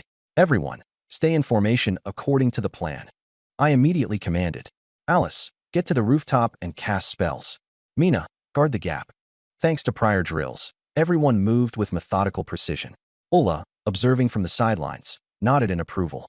Although I had ensured every role was perfectly assigned, the true test Ola had in mind was of me as a leader. So, I charged straight into the forest. Explosions erupted, accompanied by the agonized cries of wolves. 10 seconds later, I returned, holding Swift Fang's severed head. The moment the Wolf King died, the entire pack scattered. The fight had lasted less than a minute. Watching, Ola's lips twitched involuntarily. He had finally understood. Everything about my commands earlier had been purely for show, performed just for his benefit. The convoy faced 3 more ambushes after that. Each time, I handled everything flawlessly, ensuring no one even suffered a scratch. Not that it mattered, since all the bandits were hired by the guild anyway. By midnight, the convoy reached its destination, completing the mission. Ola couldn't stop himself from saying, "Dick, the Adventurers Guild has branches in every country. Taking a position in the guild offers far more opportunities than staying here." Before I could respond, Alice leapt forward and positioned herself between us. "Dick can have just as much of a future staying with the Bison family. I value talent and will offer him treatment no worse than the guild." With that, she grabbed my arm and dragged me back onto the carriage. Once aboard, Alice stared at me with uncharacteristic seriousness. I meant every word. "The Bison family truly values you." I leaned close, whispering near her ear, "You are already mine." "The Bison family?" "Naturally mine as well." "We can't just be normal friends?" she asked softly. I glanced at the curve of her figure. "You've been acting a bit brash lately. Tonight, come to my chambers. Deep into the night, at the Bison estate." Alice had bathed and changed into a soft lavender nightgown. She had applied perfume and delicately touched up her makeup. Gazing at her reflection in the mirror, she gave herself a satisfied smile. The memory of last time's punishment was still fresh in her mind. Her backside still seemed to ache faintly just at the thought. What puzzled her most was why, despite touching her intimately, Dick had left her purity intact. Could he possibly be a gay man? But that night, she had seen him with Mina. Through her eavesdropping magic, she'd heard everything. Throughout a week of apocalyptic magic lessons, they had experienced plenty of physical contact. Yet, it was always her heart racing, her cheeks blush-stained, while Dick acted like a saint, unshaken. Thinking about it, Alice felt indignant.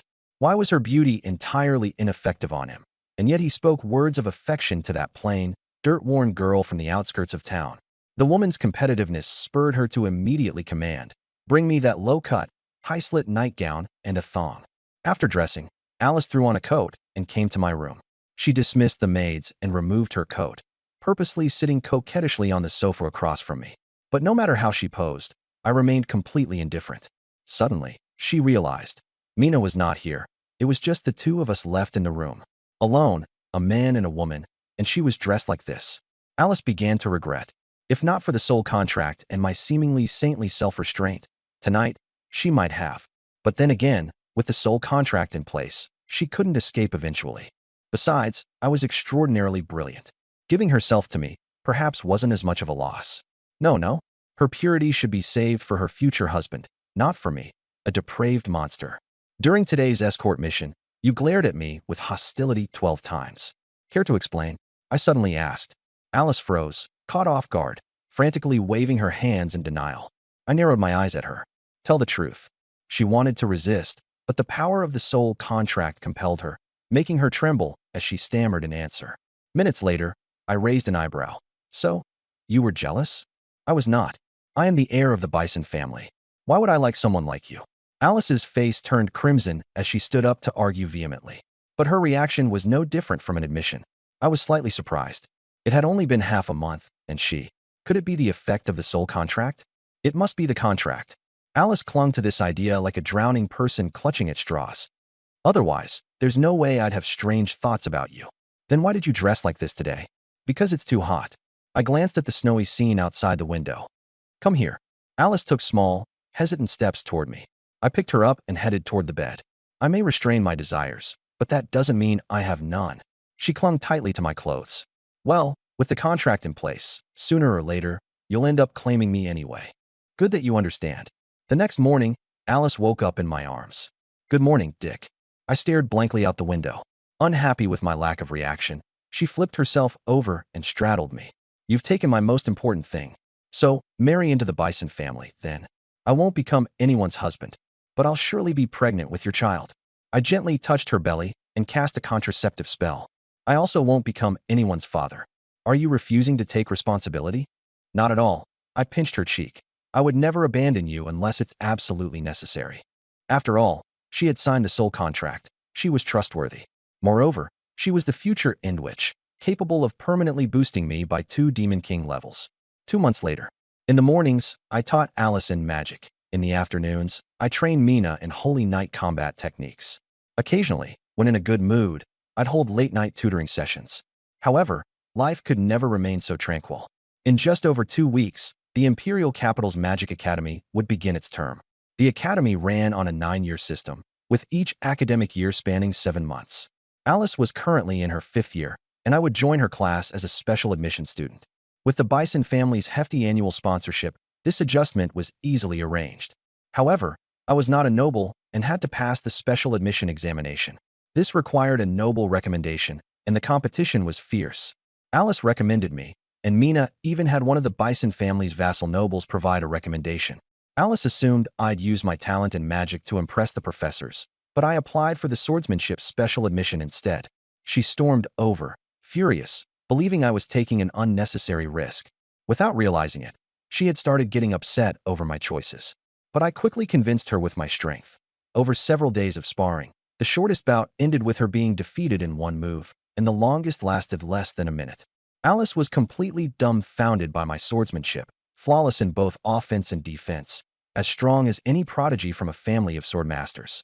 She even felt I had the aura of a sword master, though I was a year younger than her.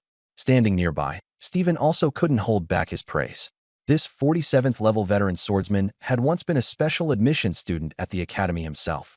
Though his strength had waned over the years, his swordsmanship remained on par with that of any professor. Alice had trained in swordsmanship under him since childhood and had a solid foundation, yet she was utterly dominated by me. Stephen could tell I wasn't even using my full strength. After dinner, Alice was in the study tending to government affairs, preparing matters before heading to the capital for school. Knock, knock. Mina entered. Young mistress, may I speak with you alone? Alice had the maids leave, leaving just the two of them in the study. Did you and Dick? Mina hesitated, unable to finish her sentence. She explained how, recently, whenever she tried to find me late at night, she'd be blocked by some magical barrier. Last night, she'd seen Alice entering my room in a nightgown and staying there the entire night. Alice turned her head aside. It was Dick, he insisted. When he insists, you just capitulate. The soul contract prevents me from refusing him. Mina clearly didn't believe her. Lowering her head, she pouted in silence. At that moment, Stephen walked in with a letter bearing the red seal of the Adventurers Guild headquarters.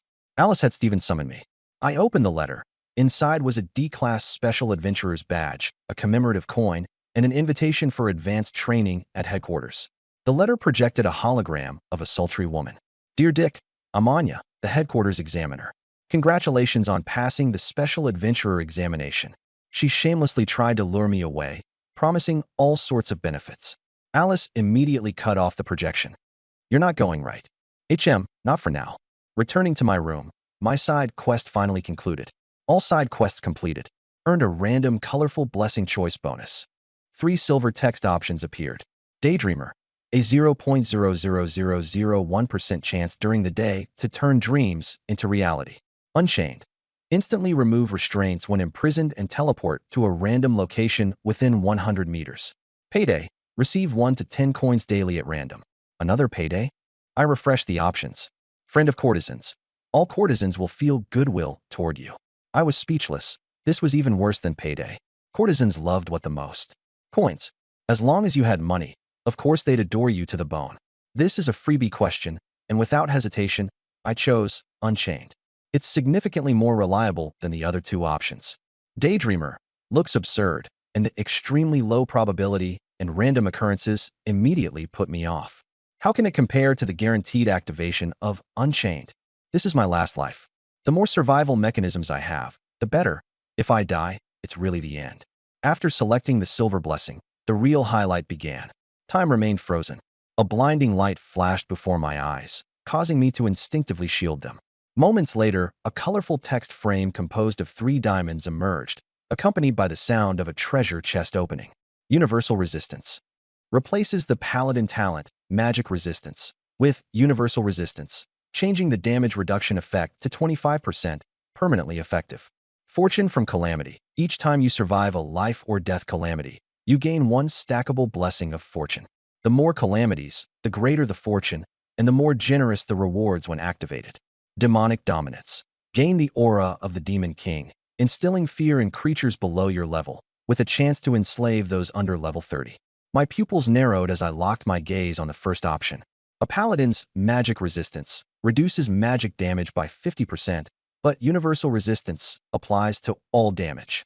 It's said that this is the ultimate talent only attainable by max-level Paladins, yet despite becoming a max-level Paladin over a dozen lifetimes, I never awakened it. This is the strongest Paladin talent, something I've coveted for ages. 100 lifetimes of yearning, and now it appears as a blessing from the system. Fortune from Calamity is a gambler's blessing. Demonic Dominance is an in-game blessing, useless for now and far inferior to the allure of Universal Resistance. Still, I used the refresh option to see if something even better would appear. After refreshing Demonic Dominance, a new colorful frame emerged. Spring Cicada's Call, a single-use ability. Upon activation, rewind the world's time and space to 3 days prior, retaining all memories. Holy shit, this is a rollback. And it's selective, with an incredibly high tolerance for mistakes. What do? I can only choose one. Universal Resistance, or Spring Cicada's Call. Whichever I abandon, I'll regret it for a long time. One is the ultimate talent I've sought across 100 lifetimes. The other offers an unparalleled margin for error. 10 minutes passed, and the system began issuing a warning. Warning. Countdown, 30 seconds. Failure to choose will result in a random selection. Sigh. I exhaled deeply and chose Spring Cicada's Call. It's another survival blessing, and most importantly, its functionality is maxed out. It can turn the tide in any situation. Time resumed its normal flow. In some future moment, if I face certain death, I will activate Cicada's Call and change everything. Life is just one choice after another. I can only hope I reach the final destination. A new side quest flashed in the upper left corner with only 2 objectives. Gourmet Connoisseur. Taste 5 exquisite wines. 0/5. The Emperor's Confidant. Approach Empress Amelia and become her one and only confidant. I frowned. The definition of exquisite wines is far too abstract. Even more abstract is the Emperor's Confidant. The current Empress, Elizabeth, is only 19 years old, incredibly cunning, and highly appreciative of talent. It's rumored she has nearly 10,000 confidants. And the task wants me to become her one and only confidant, which means I have to eliminate all her other confidants. I couldn't hold it in anymore. This level of difficulty is absurd. Those who can associate with Elizabeth are either prodigies or nobility, essentially all big players, entirely beyond my ability to deal with at this stage. But perhaps Elizabeth doesn't have any true confidants, only alliances of convenience. That's entirely possible. After all, the system wouldn't issue an impossible task. Knock, knock, knock. The door was knocked on, and to my surprise, it was Mina.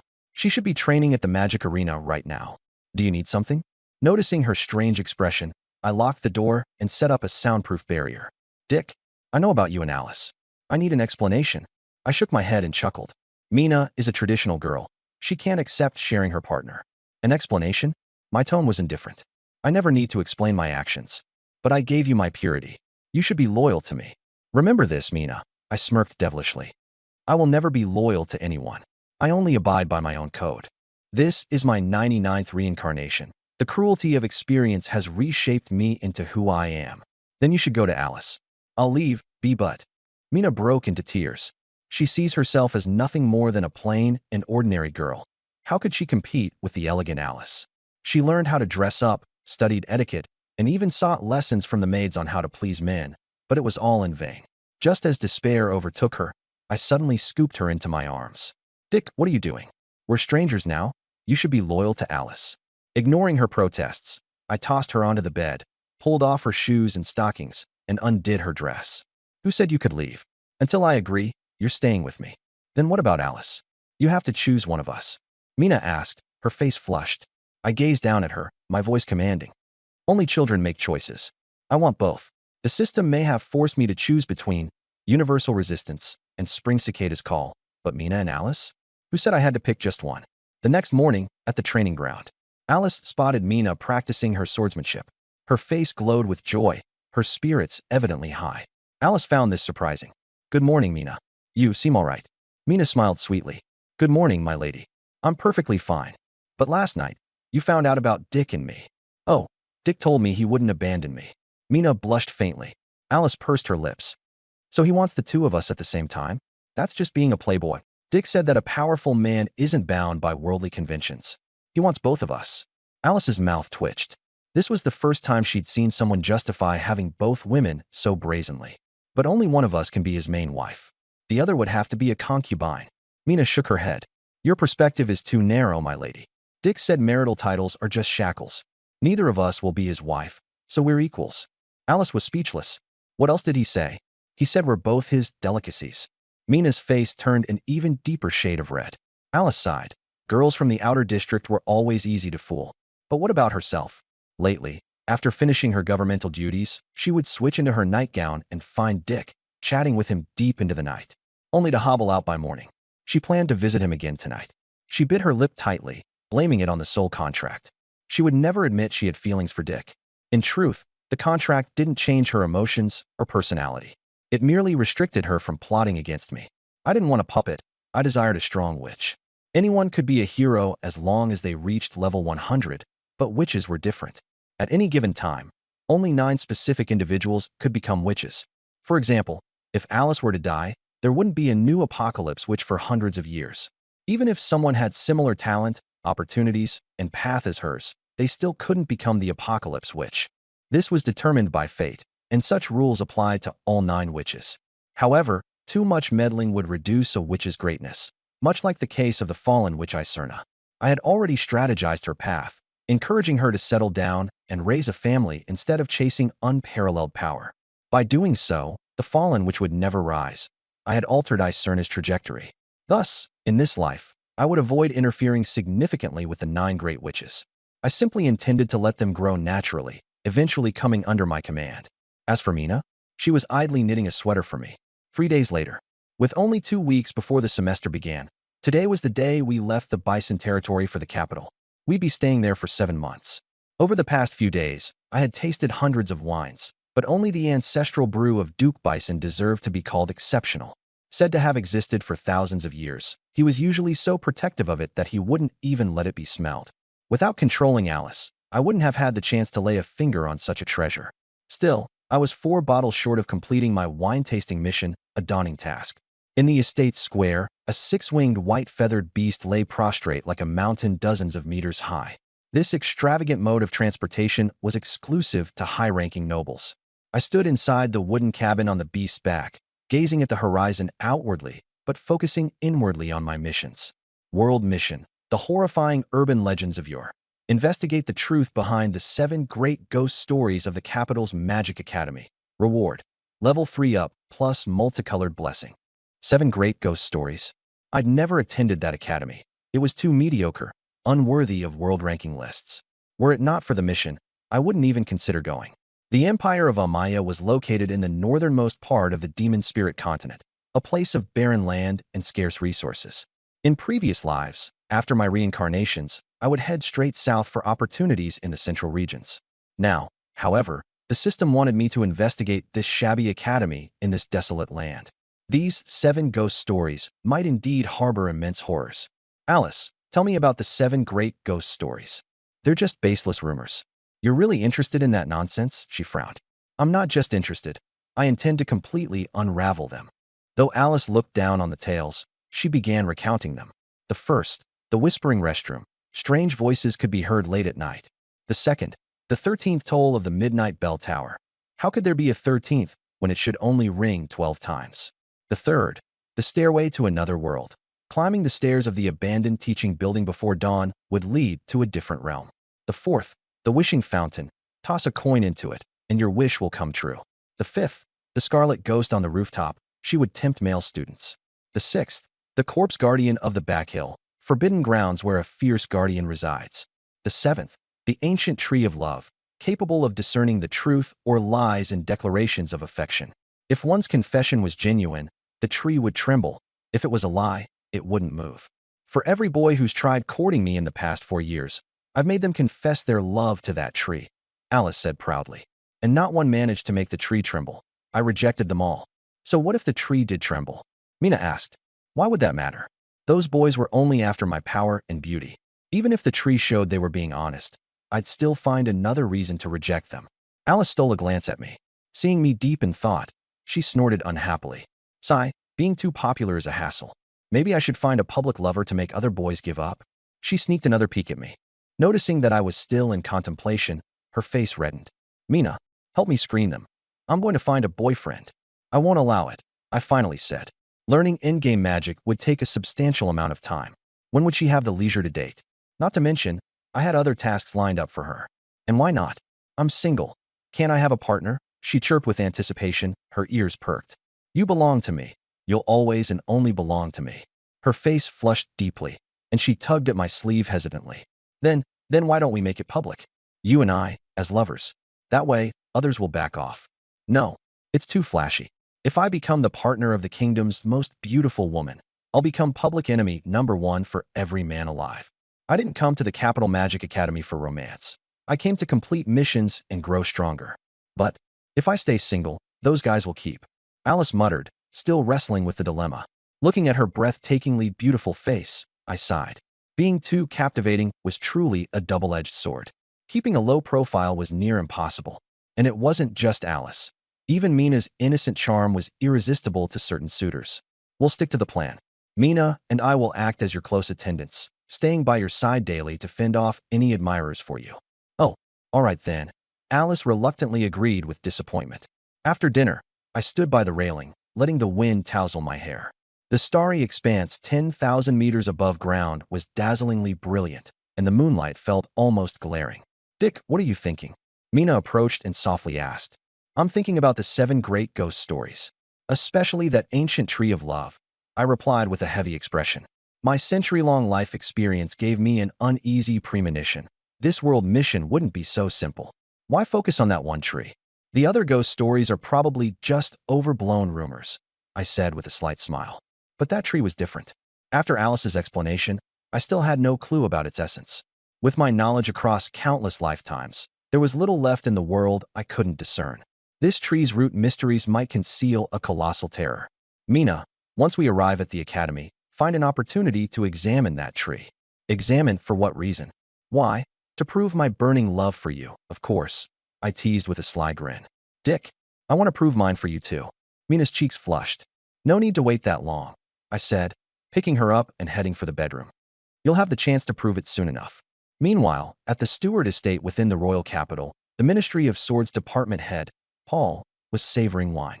A voluptuous woman beside him refilled his glass. I have a new boy toy, exceptional talent in swordsmanship, but alas, he isn't a noble and can't get into the academy.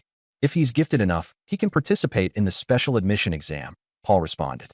There are only 9 special slots every year. The competition is too fierce. The Duke of Stewart slid a gold note across the table. Paul swallowed at the sight of the amount. The competition this year is indeed intense. Nearly 1,000 people vying for a single slot. The Duke of Stewart retrieved another gold note and placed it on the table. I'm sure the department head can help my boy toy stand out, right? Of course. Paul pocketed the notes without hesitation. Congrats to the Stewart family on gaining another swordsmanship prodigy. A few days later, our white feather beast had reached the outskirts of the royal capital. Due to the no-fly restriction, we switched to a carriage to enter the city. My goodness, those walls are magnificent, Mina exclaimed, peering out of the carriage window, her voice full of wonder. I shoved her toward Alice for an explanation. This wall barely stood 100 meters tall, armed only with mid to low tier magical devices, barely enough to fend off monsters around levels 40 to 50. Compared to the grand super cities in the central regions of the Magic Spirit continent, this place wouldn't even qualify as a 5th-tier town. Through countless reincarnations, I've roamed every corner of the world. I've seen city walls towering over a kilometer in height. That's true grandeur. The royal capital was divided into inner and outer districts, bustling far more than the Bison territory. The streets were filled with an endless flow of people, and the shouts of vendors filled the air. Magic sword fragments, loot from the 4th layer of the dungeon, 500 gold coins. Second-hand robes, like new, only 200 gold coins. Work slaves for sale. Men, women, young, and old, we've got them all. Mina gasped. These merchants are robbing people blind. Ordinary folk wouldn't make even 100 gold coins in a lifetime.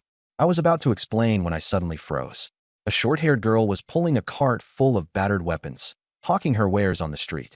My eyes were drawn to a particular shield in her cart. Though it was a chilly early spring, she was dressed lightly, typical of berserkers, known for their thick skin and innate high body heat. Clearly, she was a licensed adventurer selling dungeon loot. I leaned out the carriage window and called to the short-haired girl. That shield looks decent. How much? Sharp-eye little brother. This is a family heirloom, once wielded by a hero thousands of years ago. Skip the nonsense. Price. The girl wiped some rust off the shield and grinned. 2,000 gold coins. Mina sucked in a sharp breath, while Alice outright cursed. What a joke. This piece of junk. My family's storage is full of these. The value lies in its history. Being wielded by a hero makes it collectible. If you're serious, name your price. The girl, realizing I wasn't a rookie, jumped straight into bargaining. I held up 2 fingers. Lose the zeros, 2 gold coins. Mina and Alice widened their eyes in shock. I just slashed 3 zeros off the price in one go. Deal.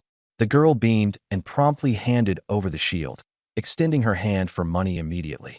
The transaction was done in an instant. The girl bit into one of the coins, then hummed a tune as she walked away. Did I still overpay? I muttered quietly, but as I ran my hand over the rusted shield, a faint smile played on my lips. Alice shook her head. You got swindled. These merchants love ripping off outsiders. This shield's mostly wood, not worth anything, Mina lamented. Not necessarily. I grinned. This shield is worth far above 2,000 gold coins. Priceless, in fact.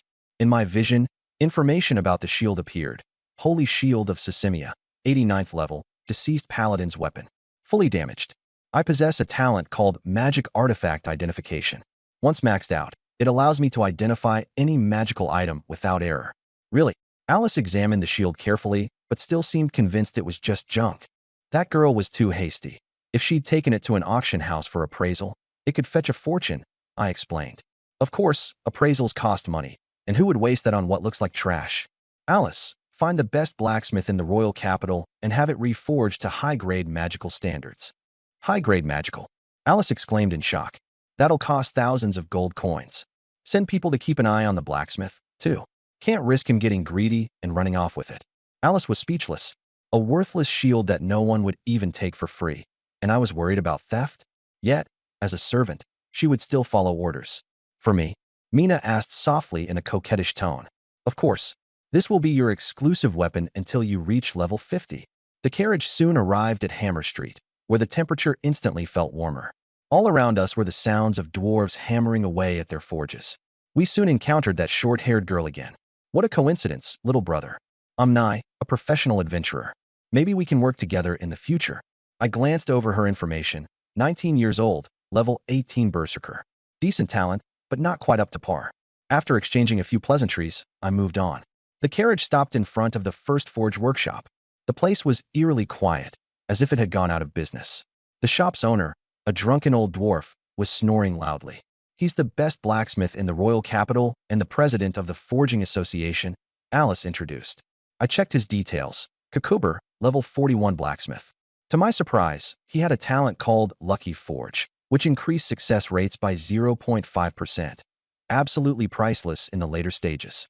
I had been a blacksmith in many of my past lives, but I had never unlocked Lucky Forge. It remained one of my many regrets. Kukuber was finally woken up and rubbed his reddened nose. Nai, did you bring wine? I did, but please take a look at these weapons first. Kukuber glanced at the cart and muttered dismissively. Trash. All of it. What? I'm a loyal customer. Take a closer look. Nai protested. 5 gold coins, total. 5 gold coins, each. For the whole cart. Nai wailed. That's 3 days' work down the drain. Kukuber turned in our direction, and his eyes locked onto Mina's shield. He suddenly screamed. The Holy Shield of Sisimia? He scrambled over and practically leapt at it. Young lady, I'll give you 20,000 gold coins. Will you sell it? Nai shrieked. 20,000. I just sold that for 2 coins. Kukuber lovingly caressed the shield.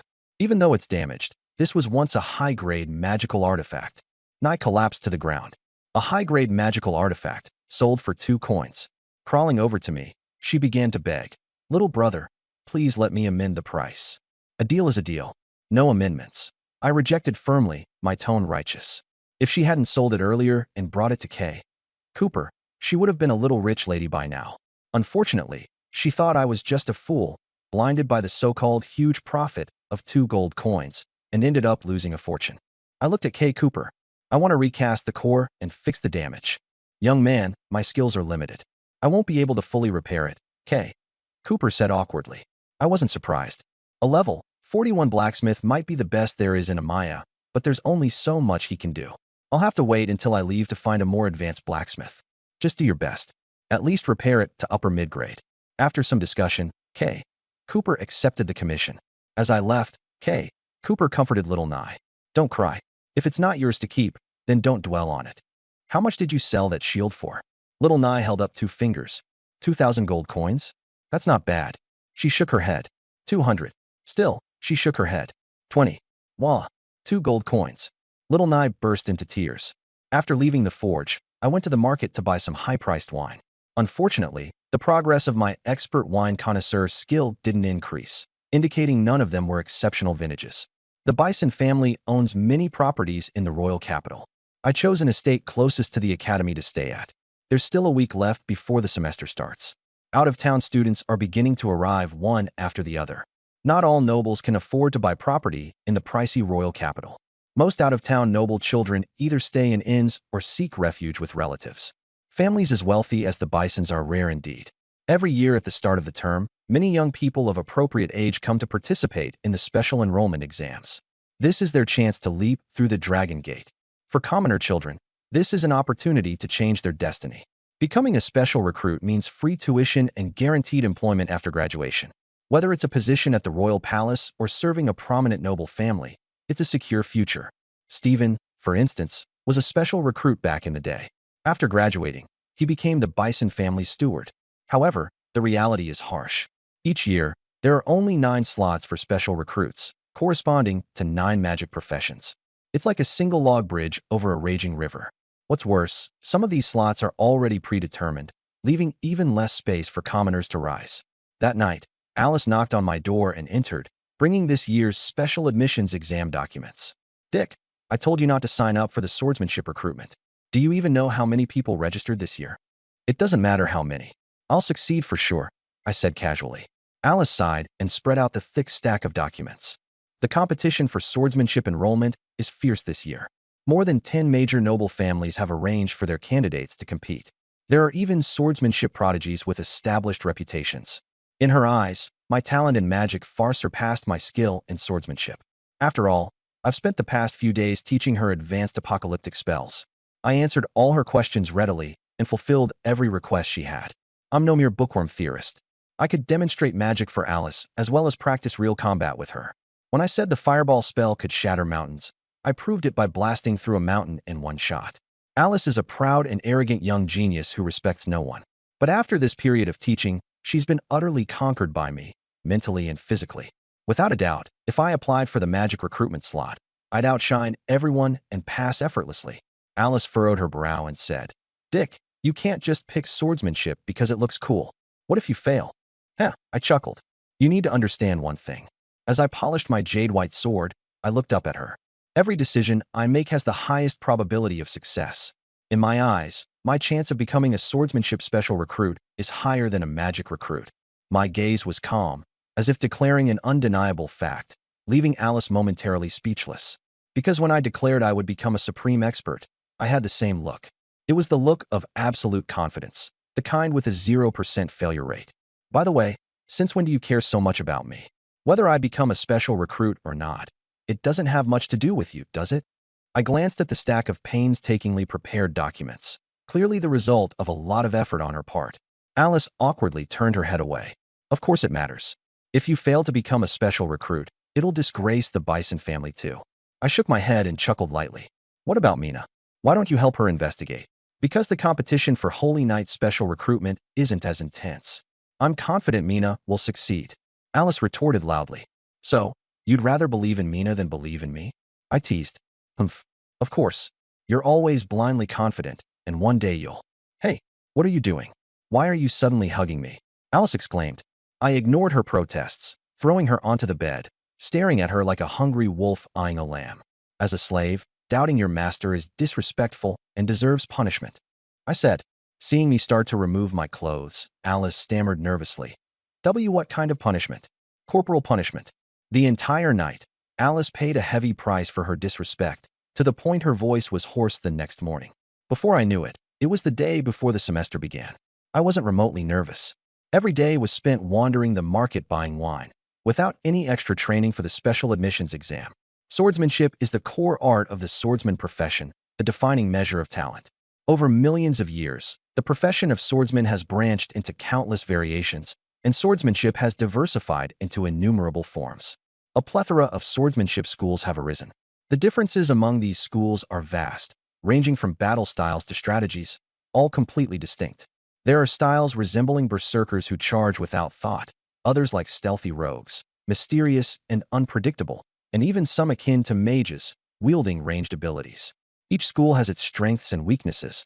In millions of years of history, no perfect school has ever emerged. As a result, many swordsmen choose not to specialize in any one school, opting instead to dabble in various disciplines, mastering a little bit of everything. This is why swordsmen are often referred to as jack of all trades. Swordsmen are exceedingly versatile, encompassing nearly all abilities from the other 8 major professions. As the saying goes, if you're uncertain about your future, just become a swordsman. You'll always find a way to make a living. For me, however, with the experience of countless lifetimes behind me, I understand a little about every style of swordsmanship. But no matter what I do, I have only one approach: solving problems in the most efficient way possible. This applies to combat as well. This often leads to me using a hybridized fighting style, using the most suitable sword technique at the most opportune time. Aesthetics, warrior's code, conventions.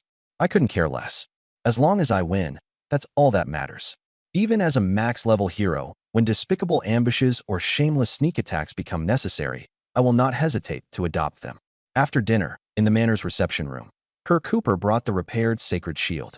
As I expected, even with his full effort, Kerr Cooper barely managed to restore it to the high-tier intermediate level. Dick, the core of the sacred shield is fully functional now. I've also done my best to restore the inscriptions and miniature magic arrays.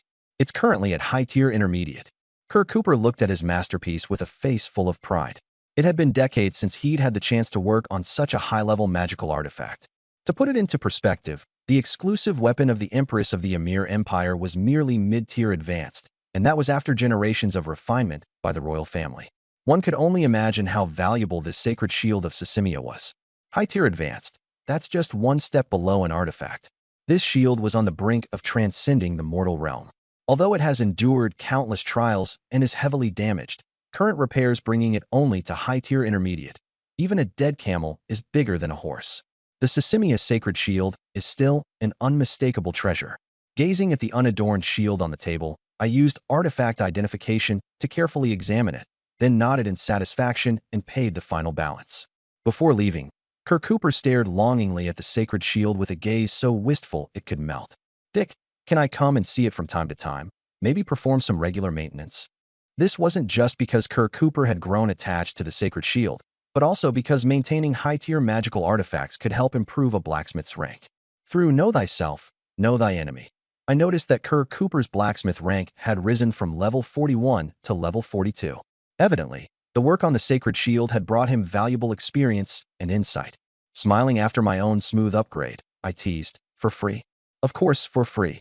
Cooper, afraid of rejection, hurriedly added, "Even the materials for maintenance will be free. You pick the schedule." I agreed to let him visit the sacred shield every 2 weeks. He was overjoyed and even promised me a 10% discount on all future blacksmithing work.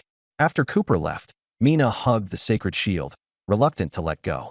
Nearby, Alice pouted with jealousy. I'd never gifted her anything. That shield still looks all damaged. It doesn't even look like high-tier intermediate equipment, Alice muttered disdainfully. Mina defended it. This is called simplicity, a unique kind of beauty. Walking around with that folksy piece of junk every day. Aren't you worried people will laugh at you? It's not junk. Anything Dick gives is beautiful. Mina's face flushed red with emotion. In just a few minutes, I transformed the shield into a fashionable masterpiece. Alice completely lost her composure. Dick, I also have a magical artifact that needs aesthetic optimization. Yours is already covered with gold and diamonds. What's left to optimize? I don't care. You have to help me. Alice's tone was unusually intense. I lowered my voice, coldly. Are you ordering me? And no, not at all. Punishment time, I declared firmly. It was time to re-establish the proper master-servant dynamic. As I stretched my wrists, Alice quickly pleaded, I request a different form of punishment. Midnight, at the Stew Manor. Jack had just finished fulfilling his nightly duties, his waist aching. The Duke of Stew was in her 30s, a woman in her prime. A year ago, 19-year-old Jack had arrived in the imperial capital, vowing to become the greatest swordsman. At the age of 19, he was already a level 24 swordsman, having mastered the secret techniques of the ancient divine heartstream, a sword style unparalleled at his rank. But without a noble sponsor, he couldn't even qualify for the Academy's special admissions. With a reckless personality that clashed with authority, he eventually ended up in prison. A few months ago, he'd earned his way out with his handsome face, becoming the boy toy of the Duke of Stew. Little Jack, I've made all the arrangements for tomorrow's special admissions examination, the Duke said. Jack frowned. I don't need help. Ancient divine heartstream is the strongest, and so am I. The Academy has hidden depths. An extra layer of security doesn't hurt, the Duke reassured as she stroked him gently. Helpless, Jack reluctantly accepted. The next morning, outside the Imperial Magic Academy. In the square, nearly 10,000 people crowded to compete for just 9 special admissions slots. From within the Bison family carriage, I used Know Thyself, Know Thy Enemy to scan the information of the crowd. No significant threats surfaced. This was merely a small northern kingdom. It was normal for the talent pool to be underwhelming. Today's assessment would be no challenge at all. Mina was massaging my legs and, seeing my confidence, refrained from voicing her concerns. Alice, however, who knew the inside story, remained uneasy. Dick, Minister Pole is still en route. It's still not too late to send him gifts. Don't waste money, I replied indifferently. But all the other nobles are sending gifts. Only our bison family isn't. Giving the same gifts as everyone else serves no purpose, I said with a lazy stretch. If we're going to give, it'll have to be the most and the best. Otherwise, don't bother. I'd already anticipated Alice's attempt at this ploy. No need for gifts, I affirmed, pulling open the curtain to glance outside. Gifts are for gaining favor, but they don't change the rules. In the face of absolute power, the rules are tailored for me. At that moment, the luxurious Stu Manor carriage stopped by the roadside. Stu Duke's boy toy is participating too. They say he's a genius. Alice informed me. A green-haired young man alighted from the carriage, clad in light armor and undeniably handsome. Jack Gunn, 20 years old, a level 26 swordsman. His natural talents included Calm Heart, Enchanted Sword Curse, and Ancient Divine Sword Physique. I nodded slightly. So, he was a successor of the Ancient Divine Heart stream. Good talent, but nothing that impressed me. In countless lifetimes, I'd awakened the Ancient Divine Sword Physique plenty of times and discarded it just as easily. Jack caught my gaze, snorted, and made a mocking hand gesture. I just chuckled, shaking my head as I closed the curtain. Arrogance is always the reason geniuses fall prematurely. At exactly 9 o'clock, the academy gates swung open. We entered directly via the VIP lane in the carriage. Once Mina and I parted ways, Alice led me to the training grounds, where several dueling platforms had already been erected. People were lining up to draw lots. The rules were simple: win 10 matches. The top 12 competitors would be granted provisional admissions and move on to the final assessment. The moment we stepped into the grounds, all eyes turned to us, or, more specifically, to Alice. So that's the second miss of the Bison family? She's stunning. My life is complete if I can marry her. As long as I become a special admittee, I'll win her favor for sure. See? This is the charm of yours truly, Alice said smugly. I shot her a glance. Just a skeleton wrapped in flesh. Nothing more. You're calling me a skeleton? Her face turned bright red in indignation. All women, in my eyes, are just painted skeletons, I said flatly. No matter how beautiful a woman is, strip away the skin, and she's still just 206 bones. But you weren't saying that last night in bed, Alice said with a sly smile. You came knocking on my door. Wouldn't it be rude not to indulge? She turned her head away in shame and anger. It was true. Last night, she had been the one knocking on my door. In the crowd, Jack stared intently at Alice, his eyes brimming with obsession. When he saw me by her side, his fists clenched, and jealousy twisted his face into something unrecognizable. The trials began. My first opponent was Hannibal, a towering, broad-shouldered man. He'd been participating in the trials for 4 consecutive years, but kept failing. His strength was undeniable, but he lacked any connections. Every time, he ranked in the top 10, but never made it as a specially admitted student. I stepped onto the arena. Hannibal, towering and at least 200 pounds of muscle, stood opposite me. Compared to him, I looked like a flimsy bean sprout. Luck's really on my side. Got paired with some no-name weakling. Hannibal sneered, licking his lips as he drew a massive greatsword, weighing several hundred pounds, from his back.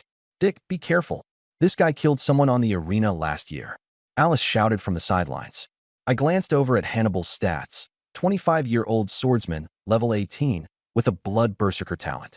Recently, he'd purchased potent black market potions, clearly planning to go all out in desperation. Ah, so just a berserker junkie.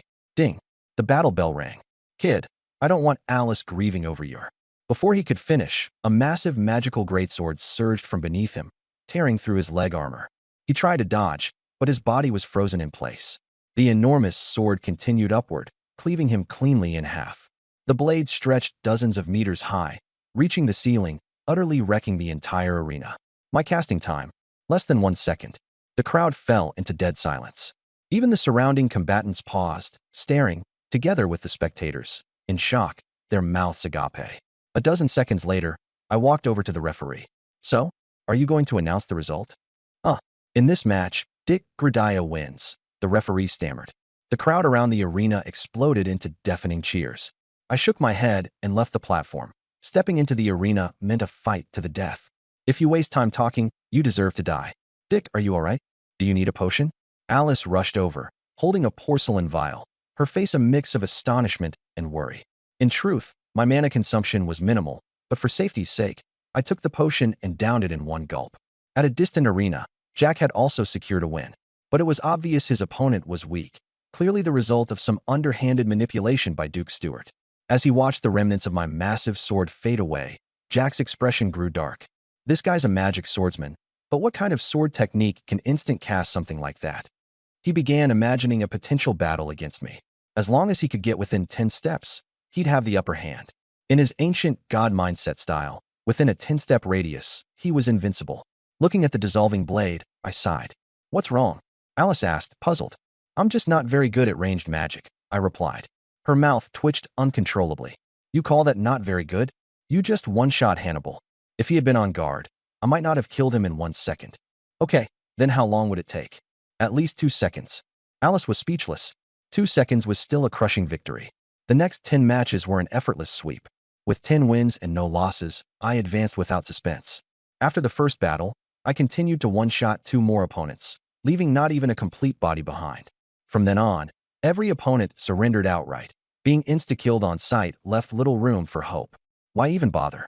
Jack was also 10 for 10, striving desperately to emulate my instant kills. Yet, he still needed several seconds for each victory. His showings, while impressive, paled next to mine. The final exam was straightforward. The 12 candidates would challenge the 12 ranked swordsmen of the department. The goal wasn't strictly victory. The professors would vote on who performed best. The one with the most votes would become the special recruit. But everyone knew this wasn't fair. None of us could beat the department's top 12 anyway. Ultimately, the professors' votes depended on who could bribe them the most. That was the unspoken rule. Hannibal had failed 4 years in a row solely because he couldn't afford the right amount of gold. Until his death, he thought it was his skill that was lacking. Alice, aware of the inside story, kept urging me to offer bribes. But I didn't need to play that game, because I wasn't some weakling who couldn't beat the top 12. Over the past week, I thoroughly investigated the 12, using Know Your Enemy to confirm all their information. I was confident in my preparation. Yet, despite my readiness, my luck in the draw was abysmal. Unsurprising for someone who didn't bribe the examiners. I was matched against the department's top-ranked swordsman. Jack, on the other hand, got lucky, drawing the 11th-ranked fighter, someone not even skilled in close combat. Dick, the first seat, is the prodigy of the Leaf Fire Rabbit tribe. Be careful, Alice warned with a look of concern. I nodded and once again reviewed the first seat's stats. Name, Beyoncé Mylian. Race, Beastman female. Age, 25. Class, Swordsman, level 29. Talents, Eye of Insight, intermediate. Enchanted Sword Curse, intermediate. Water God Sword Body, basic. Recent status, frustrated at her bottleneck. Unable to break through to level 30. Beyoncé was an inheritor of the flowing water style and the young leader of the Leaf Fire Rabbit tribe. She was quite well known in the academy. Another person with the sword body talent? And it's the Water God Sword Body, a talent most people didn't realize was actually the legendary Furnace Physique. Interesting. For such a seemingly minor royal magic academy, it surprisingly housed 2 inheritors of swordsmanship styles. As the tall, rabbit-eared woman stepped onto the platform, I swallowed. The ears of the Leaf Fire Rabbit tribe supposedly made for a gourmet delicacy. Whether charcoal grilled or steamed with a sprinkle of cumin, the texture was said to be tender, juicy, and mouth-wateringly delicious. Beyoncé furrowed her brows, glancing at me. For some reason, she felt a chill clawing at her heart. The final trial was about to commence. Or, the examiner was announcing the rules. This time, there would be only one platform, and the area below the stage was packed with students. Not just swordsmanship majors, but others from various departments as well. Peanuts, sunflower seeds, cold beer, get your snacks here. Merchandise, figurines, autographed portraits. Come take a look. Little Nye was pushing a cart loaded with goods, weaving through the crowd and yelling at the top of her lungs. "Boss, give me a pack of spiced sunflower seeds, a glass of iced beer, and an autographed collection of Lady Alice's foot-stomping photos." "Got it. 2 silver coins for the seeds and beer, 1 gold coin for the photo album." Nearby, Alice witnessed the entire scene, her expression growing increasingly ashamed and indignant. "Stop right there. What's the meaning of these photo albums? I've never posed for such pictures." "Ahaha. I just remembered Grandpa Cooper has something urgent for me." Little Nye abruptly pushed her bike and bolted away, even casting a body enhancement spell to sprint 100 meters, vanishing from Alice's sight. Damn it. I must settle accounts with her later. I stood nearby, utterly uninterested in Alice's figurines and photo collections. After all, the whole of her belongs to me. Still, I couldn't help but ask curiously, Alice, is little Nye a noble too? Yes, little Nye is the sole daughter of Earl Clonan. She's also the 12th seat of the Berserker division. But she looks rather impoverished, not like an Earl's only child. It's a sad story. The Clonan territory is located along the northern borders of the Empire and has been pillaged by barbarians relentlessly for the past few decades. From Alice's account, I learned that little Nye was indeed a poor young girl.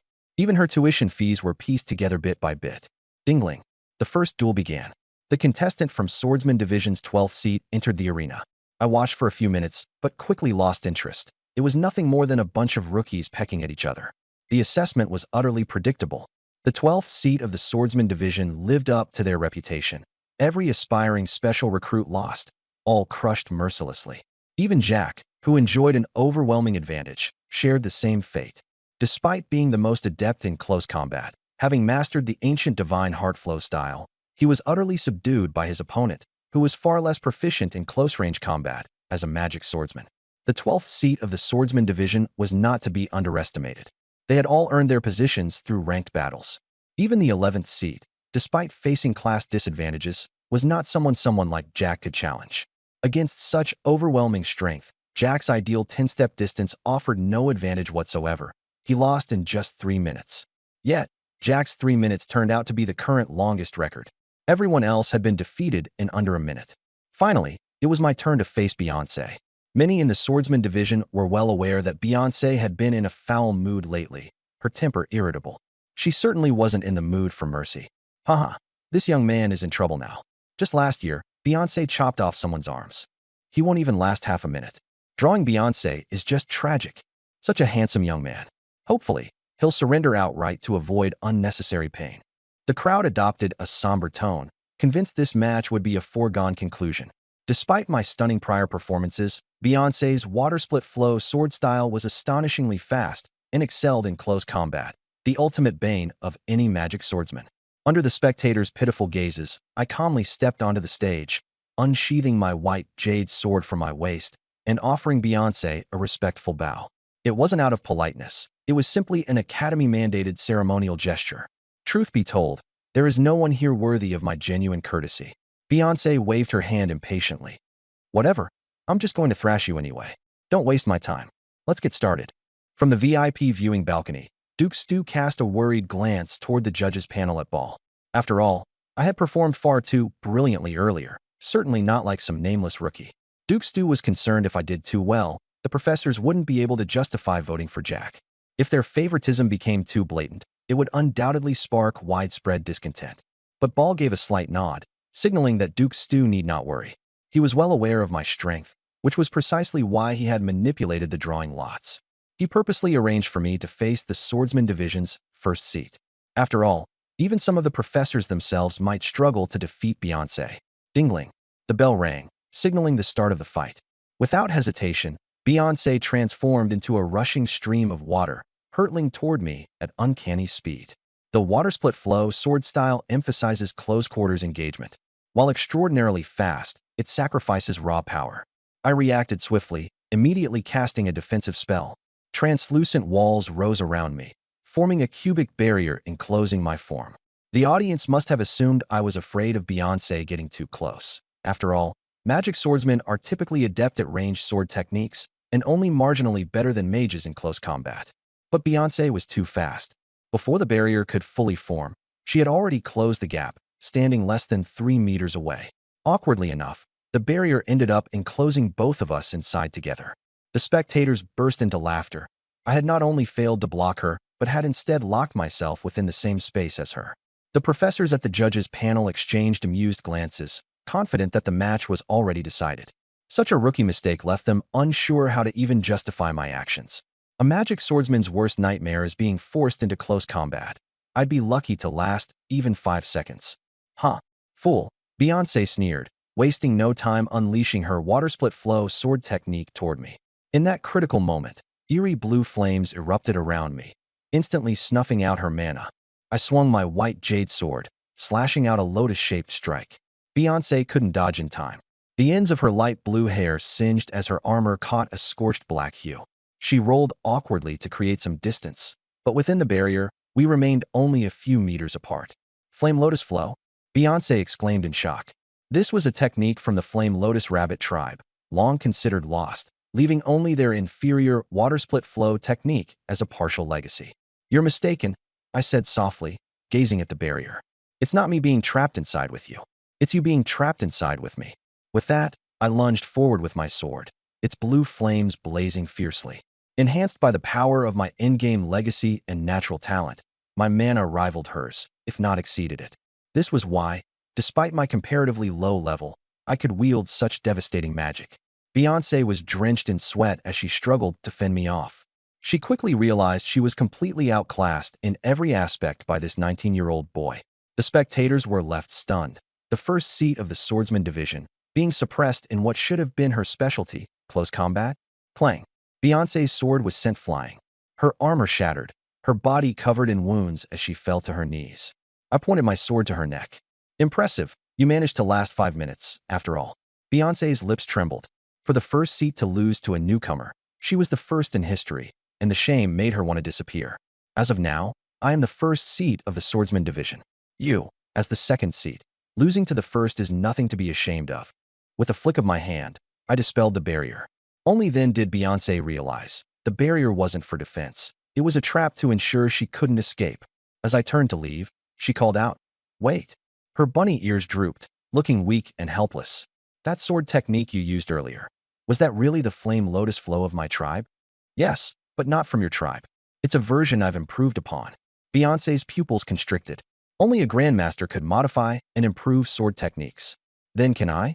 She hesitated, seemingly unable to find the proper words. Want to learn, huh? I'll teach you, I replied bluntly. Biting her lips, Beyoncé nodded. All right, I'll learn. At the judges' table, Boar and the professors couldn't help but twitch at the corners of their mouths. Not only had I crushed Beyoncé, but I had also subdued her, accepting her as a disciple on the spot. Even if they had received gifts from Duke Stewart, it was impossible for them to vote for Jack now. My performance was flawless, and I was the only indisputable victor. Beneath the stage, Jack's gaze was vacant. If he had been the one to step up, he would have been defeated in just half a minute. Watching as I received praise from the professors, he let out a deep sigh. How could he possibly compete against a monster who could even defeat the swordsmanship division's top student? The noble offspring swarmed around Alice, congratulating her. After all, I was an investment of the Bison family and her close attendant. Thanks to the young mistress's guidance, your servant has managed to live up to expectations. I bowed respectfully to Alice, playing the part of a loyal subordinate. The surrounding nobles were brimming with envy. Given my earlier performance, I could easily break away from the Bison family and make a name for myself independently. Although I acknowledged Alice as my master, I remained modest even after earning fame and wealth. To display such humility at 19 was indeed a rare quality. Seeing me bow respectfully and hearing the envious murmurs of those around us, Alice's confidence visibly inflated. She even seemed to forget her own status as a slave, genuinely starting to believe she was my mistress. Not bad at all. Keep it up, Alice said, her face flushed as she patted my shoulder. Suddenly, a crowd surged toward us with a cacophony of noise. I am loyal only to Miss Alice. Mina stood surrounded by nobles, constantly rejecting various offers. High-paying bodyguard roles, invitations to join adventuring teams, and even some bold marriage proposals. I immediately understood what was happening. Mina had been selected as a special recruit for the Holy Night program, and these nobles were vying for her favor. Mina, congratulations on becoming a special recruit, Alice declared decisively, clasping Mina's hand to assert her dominance. The surrounding nobles were dumbfounded. Both special recruits were connected to her? Mina also mimicked my gesture, bowing. With the loyalty of two special recruits secured, jealousy practically radiated from the onlookers. On the carriage ride back to the estate, Alice was chattering excitedly. Dick, you actually managed to defeat the top student of the swordsmanship division. You were overacting today. Don't tell me you actually think of me as your servant, I said coldly. She had indeed gone too far today, dragging me around and showing me off as her possession to everyone. I just wanted to cement your position. I scoffed. Come to my room tonight. Alice blushed and murmured her agreement. Mina panicked. I want to come too. What are you even coming for? I want to strengthen our bond too. Our bond is already solid enough. Stop insisting on coming to my room. It's not solid. Not solid at all. I leaned closer to Mina. Will you betray me? I won't. Mina's expression grew dazed. I knew she wouldn't betray me for now. The chains of love bound her tightly. As night fell, Beyoncé paid me a visit, seeking knowledge of the blazing fire sword style. In the reception room, I sent everyone else away. Magical knowledge was a precious asset. I wasn't about to hand out such teachings for free. I want to learn the blazing fire sword style, Beyoncé stated directly. No problem. I'll even help you surpass the bottleneck at level 30. What do you want in return? Beyoncé understood that nothing came freely in this world. I want you. What do you mean? Beyoncé's rabbit ears tilted slightly. Beyoncé, I fell for you at first sight. I want to make you mine. Are you serious? I'm rough around the edges, and there are plenty of prettier people at the academy. Beyoncé was stunned. Though she was known as the belle of the Blazing Fire Rabbit clan, she never dressed up, focusing solely on her training. Her strong-willed personality also deterred most suitors. At 25, she was still single and had resigned herself to an arranged marriage in the future. I sat down beside her. So, what's your decision? Give yourself to me, and I'll teach you the blazing fire sword style. Confronted with her first ever declaration of love, Beyoncé's mind temporarily froze. Looking at her flushed face, I knew I had her. Loving someone doesn't require a reason. I leaned close to her ear. Trust me, her water spirit sword physique was exactly what I needed. This rare, extraordinary constitution would significantly enhance my power. Luckily, few people knew this secret, or someone else would have already snatched her away. This is so sudden. We just met today, Beyoncé said weakly. I won't force you. I wrapped an arm around her, bombarding her with sweet, persuasive words. An hour later, the inexperienced Beyoncé was completely captivated. Your rabbit ears are adorable, I said, gently stroking her fluffy ears. Other people think they're weird. Her voice grew fainter and fainter. They just don't appreciate them. I think they're beautiful. Another hour passed, and Beyoncé was thoroughly entranced. I escorted her to her carriage, stuffing it with lavish gifts. When the academy resumes classes, I'll teach you the blazing fire sword style. And I'll give myself to you. Shoo! I interrupted her. I don't want our love to feel like a transaction. Dick. That single sentence struck her deeply.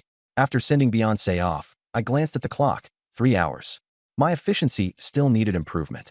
That night, when Beyoncé returned to her clan, the first thing she did was ask her mother how to apply makeup.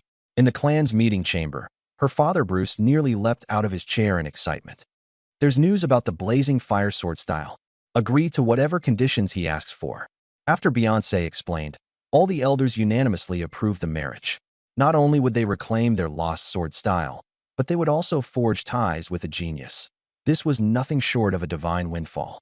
Could he have ulterior motives? Bruce voiced some concern. Father, Dick is sincere. Beyoncé protested anxiously. Bruce pondered for a moment. It made sense. There was no reason for someone like Dick to deceive her. He must genuinely have feelings for his daughter. From that day on, aside from her sword, Beyoncé's bag now also contained a makeup kit and a compact mirror. Meanwhile, in the royal palace, a silver-haired girl lounging on a sofa, crowned with a tiara, remarked, Dick defeated Beyoncé in just 5 minutes? Yes, Your Majesty. She studied Dick's profile. Interesting. It's been a long time since I've seen a commoner genius like this. 3 days later, the Royal Capital Magic Academy officially reopened. After moving into our dorms, we would only be allowed out on weekends. This was Emilia Empire's most prestigious noble academy, where every student had their own private room, and the restaurant, bathhouse, and library were open 24/7. The three of us had different professions, so our course schedules were completely distinct. Mina's course load in the Paladin division was the lightest, only 3 school days per week. It seemed the academy didn't take the cultivation of Paladins seriously. Her instructor's skills were laughable, hardly better than mine. Alice's mage division and my swordsman division, on the other hand, were utterly grueling, with mandatory classes 7 days a week, bi-weekly quizzes, monthly assessments, and a daily schedule from 7 a.m. to 7 p.m. packed full of lectures. The noble students were incessantly complaining, and truancy was rampant. The academy's rules were actually quite simple. Pass the final exam, and you could do whatever you pleased in the meantime. But the exams were brutally difficult. Anyone who slacked off had no chance of passing. After flipping through some textbooks and past exam papers, I decided to skip all the classes entirely. With my wealth of knowledge, there was no one here qualified to teach me. In order to investigate the 7 urban legends, I convinced Alice to skip classes with me. Mina, however, should keep attending. Her theoretical foundation was too weak, and I didn't have the patience to teach her basic knowledge. In just 3 days, I became famous across the academy. After all, I was the special admission student who had defeated the top-ranked swordsman of the swordsman division. In the 8th grade classroom, the students were gossiping about Beyoncé. Can you believe she's wearing a skirt today? And makeup too. I can smell the perfume. Did Dick mess up her brain or something? Well, to her credit, she's actually super pretty. Are you crazy? She's an orc. As a member of the Blazing Rabbit clan, Beyoncé's hearing was far superior to that of humans. She caught every word of the conversation crystal clear. She shot the students a cold glare, instantly silencing them with an air of hostility. For 5 years, she had dominated the swordsman division, her power leagues above anyone else's, until she lost to me. Beyoncé pulled out a small mirror to check her makeup. After school, she planned to find me for some swordsmanship lessons, and, while she was at it, maybe a little romance. In the empire of Amia, orcs faced heavy discrimination. Humans who partnered with orcs were ridiculed because of the overwhelming dominance of orc genetics. Their offspring would inevitably bear orcish traits. Nobody wanted their children to have animal ears, tails, or furry skin. But Beyoncé was convinced. Considering I had someone as beautiful as Alice by my side, yet still liked her, it had to be true love. In an alley within the academy grounds, Alice and I had cornered Xiao Nai. Mercy, I'm just trying to make a little extra money. I can barely afford food after paying tuition. Xiao Nai was visibly terrified. Alice crossed her arms and said nothing. Relax. We're here for something. I handed her a card. My business card. Xiao Nai immediately recognized it. The card detailed her services, like decoding urban legends and more. We're very interested in the 7 urban legends. Are you the expert? Of course. Xiao Nai puffed out her chest. When it comes to urban legends, I'm second to none. Smiling, I handed her a bag of gold coins. An advance payment. We'll rely on you as our guide. Xiao Nai weighed the pouch and broke into a broad grin, shaking my hand eagerly. To investigate the 7 urban legends efficiently, finding someone like Xiao Nai, a walking encyclopedia, was the best course of action. But let me make this clear first. Some of these legends are very dangerous. I'll guide you, but don't expect me to protect you. I clicked my tongue, tossing her another bag of gold coins. I can handle exorcisms. Berserkers fear nothing. Xiao Nai's expression shifted in an instant. To ensure she didn't run off later, I suggested signing a magical contract. Sign it quickly.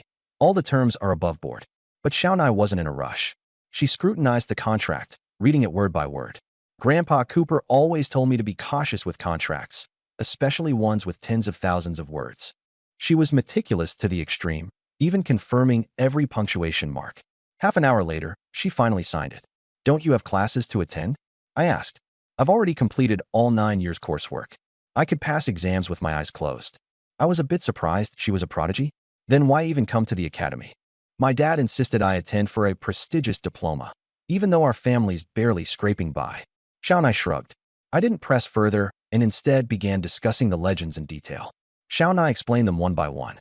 The whispering in the ladies' restroom, caused by old, noisy water pipes. The 13th midnight chime, an extra chime by a senile bell ringer. The stairway to another world, fake, no ceremony works. The wishing fountain, coins are periodically collected by staff for profit. The red-garbed lady on the rooftop, a professor in a red robe mistaken for a ghost while stargazing. The corpse watchman in the back hill, a regular caretaker for graves. The ancient tree, its swaying caused by strong winds. As I expected, they all seemed to be fabrications or misunderstandings. Yet, the system task wasn't marked as completed, meaning I had to personally verify them. After agreeing to meet later that night, Alice tugged at my sleeve. Are we going back to class? Class. Forget it. Let's book a private room at the training grounds. Alice blushed. Dick, things like that, wouldn't it be better at night? What on earth are you thinking? I'm talking about teaching you in magic. Alice's face turned scarlet. That's not my fault. You're the one always. I didn't bother arguing. Every night, it's her knocking on my door, pretending she's helpless.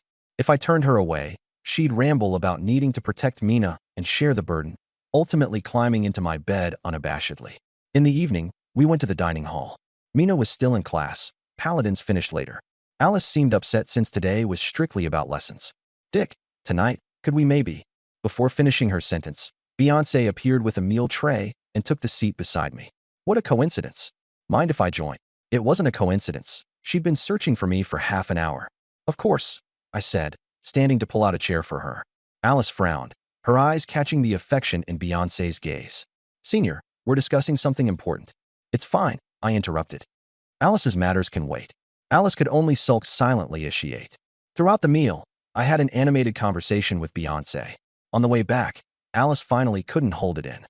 Are you pursuing Beyoncé? She's an orc and 25 years old. Yes, I admitted plainly. Alice exploded. What does she have that I don't? Why won't you pursue me? Especially after all we have a soul contract. You're already mine. Why bother pursuing you? I retorted. As for Beyoncé, there's another purpose behind it. Not hiding anything, I directly told Alice my plan. After all, with a soul contract in place, she was unwaveringly loyal. A furnace. Alice murmured, then hesitated. Am I one too? After all, you've certainly. No. I shook my head. You just like throwing yourself at me for free. Alice blushed, pouting her lips, and said, with the contract in place, I can't resist even if I want to. When we reached the Academy Square, Xiao Nai was already waiting by the fountain. Upon seeing me, she jumped up and waved enthusiastically. This is the almighty wishing fountain. Just one coin can make any wish come true. I glanced into the fountain's depths and indeed saw a lot of coins piled at the bottom. Xiao Nai's eyes brimmed with greed as she stared at them. But the fountain was protected by a barrier, making it impossible for anyone to retrieve the money. I tossed a gold coin into the fountain and closed my eyes to wish. I hoped to level up immediately. Xiao Nai burst out laughing, unable to control herself. You actually believe that? I ignored her and waited for half a minute before shaking my head. As expected, it's fake. I checked my system interface. The quest progress remained unchanged. Strange, hadn't I already uncovered the truth? When does the Academy collect the coins? I asked. Around 8 o'clock every night. It was nearly 8. Before long, a chubby janitor arrived, humming a tune. He deftly unlocked the barrier and used a gold-attracting tool to gather all the coins. Quest progress, 1 out of 7. So, you have to witness the truth firsthand for the quest to count as complete. The next quest, Whispers in the Women's Restroom, turned out to be simple. It was just some old plumbing. I located the vibrating pipe, and the progress changed to February 7th. On the way to the rooftop, Xiao Nai said, what's weird is that the red-robed female professor retired years ago, but people still claim to see a woman in red. Could it actually be a ghost?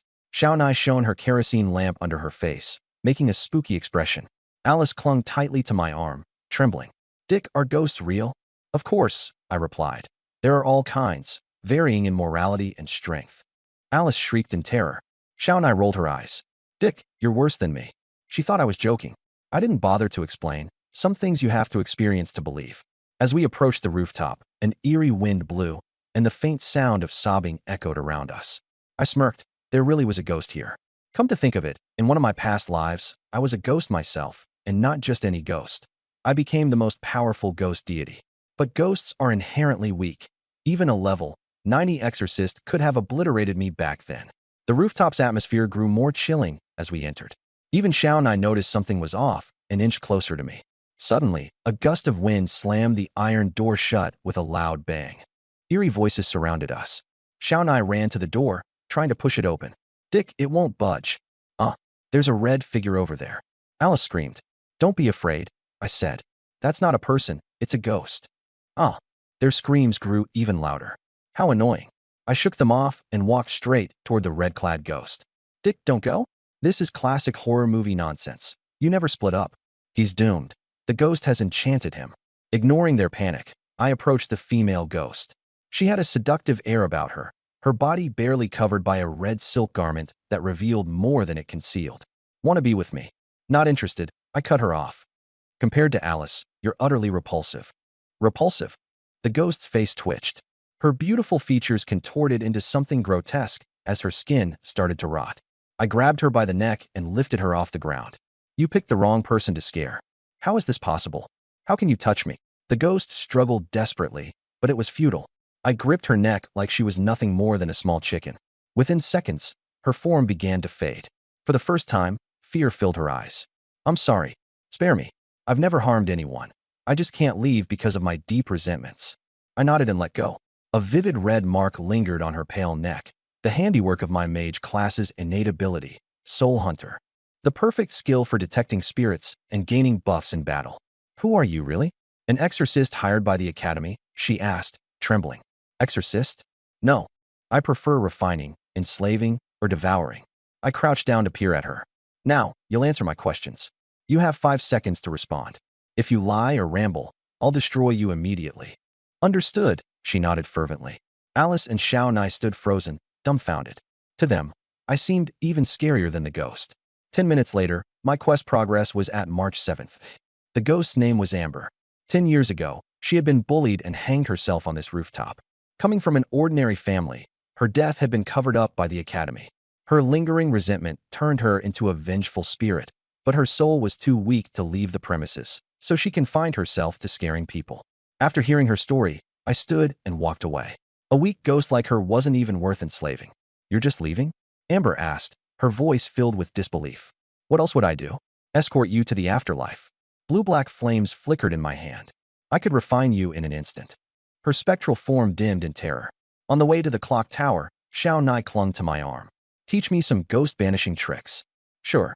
Exorcism lessons cost 20,000 gold coins per session. Demon slaying is 50,000. You might as well go rob the elf banks. When I'm strong enough, I just might. Nearing midnight, we arrived at the old clock tower. Vines climbed its walls, and weeds grew wildly around it. Xiao Nai knocked on the door. Grandpa Tom, it's me, Xiao Nai.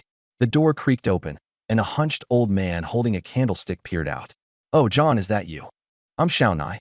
Uncle John is 2 meters tall. Ah, sorry, Mark, it's been ages. I'm Xiao Nai. The old man touched her face gently.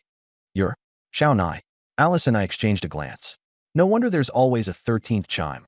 This old man's dementia is so bad that he probably loses track of the count. Old Tom welcomed us inside. It's chilly out there. Come in and have some wine. Jimmy, Joseph, Jackson. The 3 of us. After some conversation, we learned that the names he mentioned were all his sons and grandsons. John was the head of the Paladin department. Mark was the director of general affairs, and the others were former professors. What shocked us more was that this senile old man was actually the academy's headmaster. Name, Tom Claude. Class, Mage, level 51. Recent circumstances. Aware that his time is running out, he's chosen to stay at the clock tower to honor the memory of his late wife. Xiao Nai mentioned that old Tom was deeply devoted to his wife. Ever since she passed away 50 years ago, he had never remarried. Since the clock tower was where he proposed to her, he rejected a luxurious mansion and insisted on living in this dilapidated place. The richest man in the empire and the academy's headmaster, living like this. Here, drink. It's eternal, a wine my wife brewed decades ago, still plenty of barrels left, old Tom said, handing us a glass. The liquid looked like clear water, utterly colorless and tasteless. Xiao Nai downed hers in one gulp and immediately exclaimed how good it was. I urged old Tom to pour me another glass. Alice appeared a bit skeptical, just taking a small sip. My berserker talents, toxin resistance, and immunity to disease were both at a perfect level, allowing me to resist 80% of all toxins and immunity to all illnesses and plagues. Yet, as the wine entered my mouth, I froze. Velvety smooth, rich in flavor, and within seconds, a refreshing clarity washed over me. My thoughts became sharp, and my senses heightened. This wasn't ordinary wine. Suddenly, I noticed a system notification. Wine connoisseur. Taste 5 premium wines, 2/5. I was stunned. Old Tom's wine turned out to be a premium brew. Is your wife a master brewer? I asked after downing the glass completely. Such fine wine could only be crafted by a professional brewer who infused magic into their work, creating beverages not only delicious but also imbued with remarkable effects. Ina indeed has an extraordinary talent, old Tom said proudly. Her eternity is the best in the world. Just as he was about to take a drink himself, I stopped him. Grandpa Tom, the bell needs ringing soon. Don't let the wine affect your duties. Old Tom nodded. You're right. I'll drink after the bell. Little Nai wanted to comment, but I gave her a quick glare. This wine could cure dementia, but for the task, the 13th chime of the midnight clock tower, old Tom had to remain befuddled. Midnight arrived. Old Tom cast body enhancement magic and struck the bell. Dong dong. He stopped at the 11th chime. Ah, that was invigorating, he remarked. I twitched at the corner of my mouth. He was 1 chime short. The task progress didn't update. Grandpa Tom, you're still short 2 chimes. I quickly shouted, using my wits. Oh, I miscounted. Dong dong. Finally, the task progress updated to completed April 7th. Little Nai frowned. Why did you trick Grandpa Tom? I just wanted to recreate the urban legends. I replied, feeling quite accomplished. 7 supernatural tales, and I had already completed 4 of them. After a few more drinks, old Tom seemed rejuvenated. His dementia vanished, and his speech and logic became impeccable. Good thing I had stopped him earlier. Before leaving, old Tom insisted on giving gifts. Alice politely declined, Little Nye hesitated but accepted reluctantly, whereas I welcomed the gesture and even made additional requests. In the end, I left carrying dozens of jugs of premium wine, high-grade mana stones, and enchanted accessories. My bags were bursting. By the time I returned to the dormitory, it was late into the night. Mina was lying on my bed, hugging a pillow, wearing nothing but a pair of panties. She had moved all her belongings here, clearly intending to stay long-term. Her skin was fair, her sleeping face sweet, and without even covering herself with a blanket, it was obvious she was tempting me. Alice, with a slight pout, pulled a blanket over her. "Dick, you were so rude just now. The dean was just being polite. How could you accept everything without a second thought?" "The dean has his eye on me. His intentions speak for themselves. It's a small matter for him to give me these gifts. Refusing them would just seem ungrateful." Mina stirred awake from the noise and asked groggily, "What are you guys talking about?" I dismissed it. "It's not dawn yet. Let's go check out the corpse keeper of the Academy's back mountain." This tale was among the 7 supernatural stories, the scariest, with the most eyewitnesses. Some say the keeper escorts lost souls. Others believe he's a caged monster. "I want to go too." Mina clung to my arm, pouting. "You're too timid for this. Why put yourself through the anxiety?" "I'm not scared. Dick will protect me." After thinking for a moment, I relented. "Fine, get changed quickly." Mina's temperament was too gentle. Whenever I acted tough, she'd cave in. Yet, she showed immense talent as a paladin and had the potential to become a fearsome dark sorceress in the future. I knew it was Mina's various life experiences that transformed her from a soft-spoken girl into a fiercely formidable woman. Now, I decided I'd accelerate that transformation. She was simply too soft, a result of me sheltering her too much, which in the end only hurt her. Outside the dormitory, little Nye was casually munching on sunflower seeds, waiting for us. She had to remain my guide until I deciphered all these ghost stories. Alice and I stepped out, with Mina following close behind in light armor, carrying the sacred Sisimia shield, her small face tightened with determination. "Wow. Dick, you're not particularly good-looking, but you sure are popular with the ladies. I even heard that Beyoncé from the Swordsman Division likes you." I ignored her quip. "Let's move. Take us to the back mountain to find the corpse keeper." All right. Little Nye dusted off her clothes and bounced ahead. "I'm beginning to worry that you might sweep me off my feet too." It was clearly a joke, but both Alice and Mina turned to glance at me. "I have no interest in children," I said, exasperated. The 2 girls exhaled in relief. True, with little Nye's petite figure, shorter by a head even compared to Mina, she barely looked her age. Anyone would mistake her for a child. Offended, little Nye protested. "I'm 19, same age as you. I'm not a child." Sure. Just lead the way. I'm very mature. I could even be a mother of several kids already." She muttered under her breath. I chuckled silently. In this world, women did marry and have children young, but it also depended on what kind of 19-year-old they were. Both Alice and Mina were well-developed, which made sense. As for little Nye, it was obvious at a glance she was an innocent, inexperienced girl. We soon arrived at the back mountain forest. The view here was stunning with pristine greenery and flowers in full bloom. The plants were neatly maintained, clearly trimmed by someone regularly. It looked nothing like the site of eerie happenings, more like a fairy tale garden. "Is this really where the corpse keeper appears?" I questioned. "Of course." Little Nye planted her hands on her hips. "Walk a few more minutes, and you'll run into him. He carries a blood-stained scythe, lets out eerie screams, and drives all the students away." Dubious, I continued forward.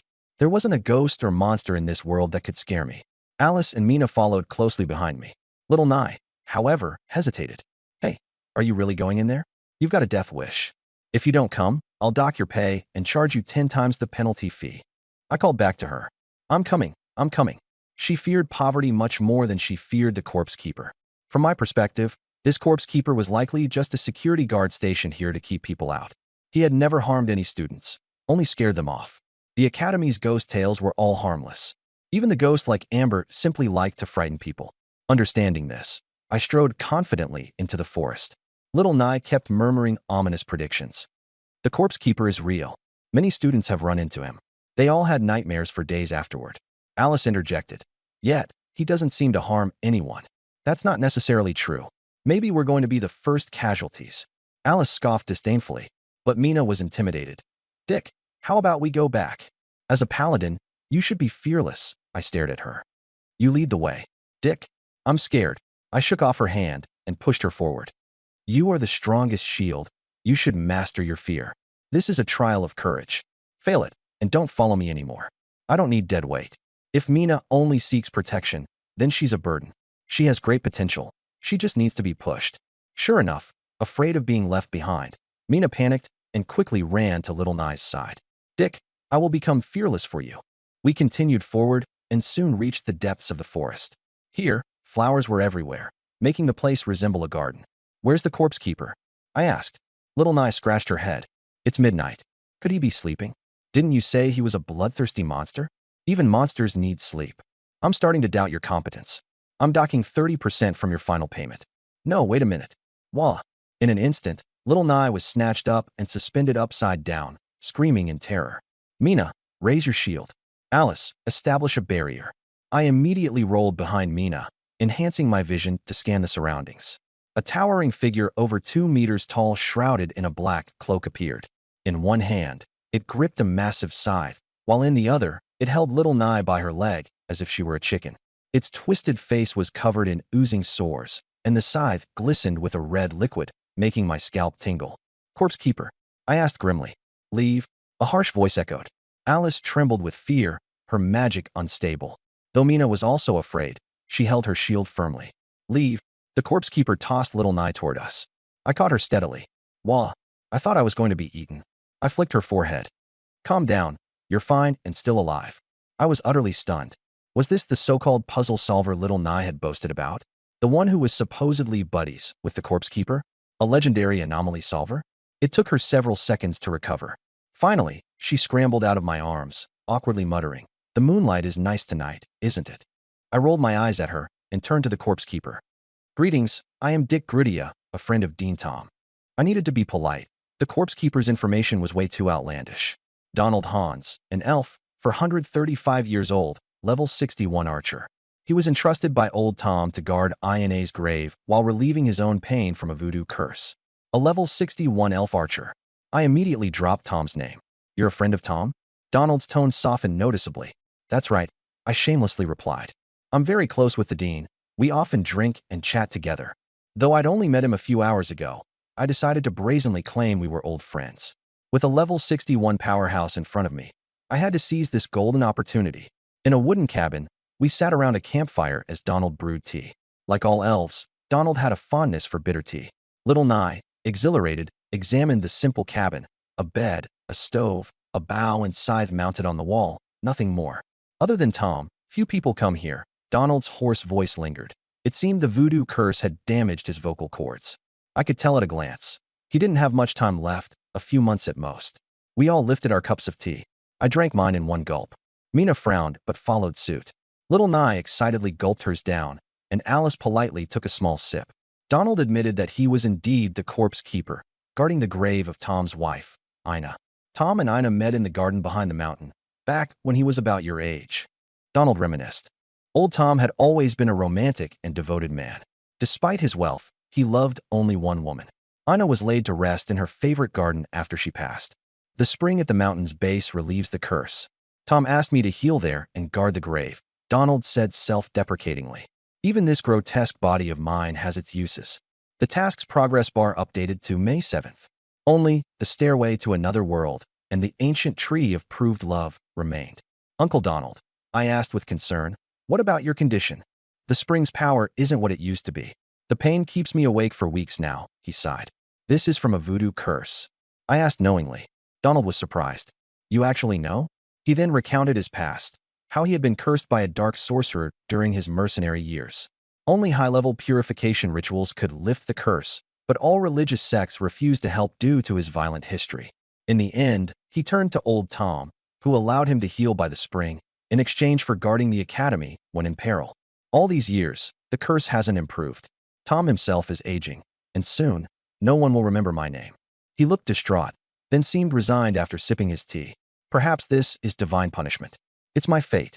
Uncle Donald, I said firmly. I might be able to cure your curse. Boy, don't joke.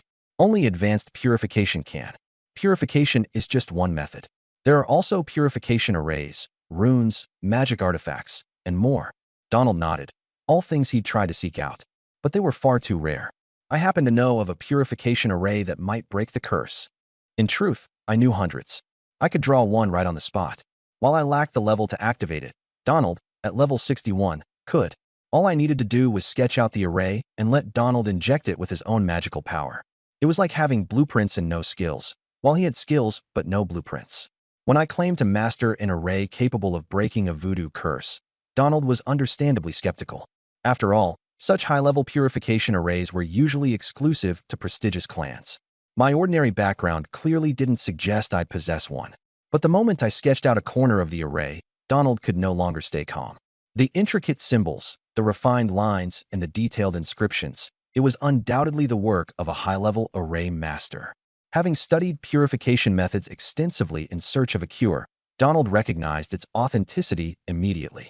It's real, absolutely genuine. Donald dropped to his knees on the spot, pleading for me to provide the complete array. I neither refused nor asked for money. Instead, I directly proposed forming a magical contract to have him protect me for 3 years. Donald agreed without a second thought, even though the terms were oppressive, even if it meant becoming my slave. Both parties were satisfied with the deal. I gained a level 61 elven archer slave. He gained a chance to survive. After signing the contract, I handed over the complete magic array diagram on the spot. As for the high-grade materials, I left him to sort it out on his own. Dick, this array is practically the antidote to a voodoo curse. Where did you get it? He asked. Family heirloom, I replied casually. An ancestor of mine, an adventurer, once found it in a dungeon's treasure room. I couldn't very well say I had improvised it just now. Donald nodded, marveling at my ancestor's good fortune. We left the wooden hut before dawn. I instructed Little Nye to lead the way to the abandoned teaching building to verify the tale of the stairway to another world.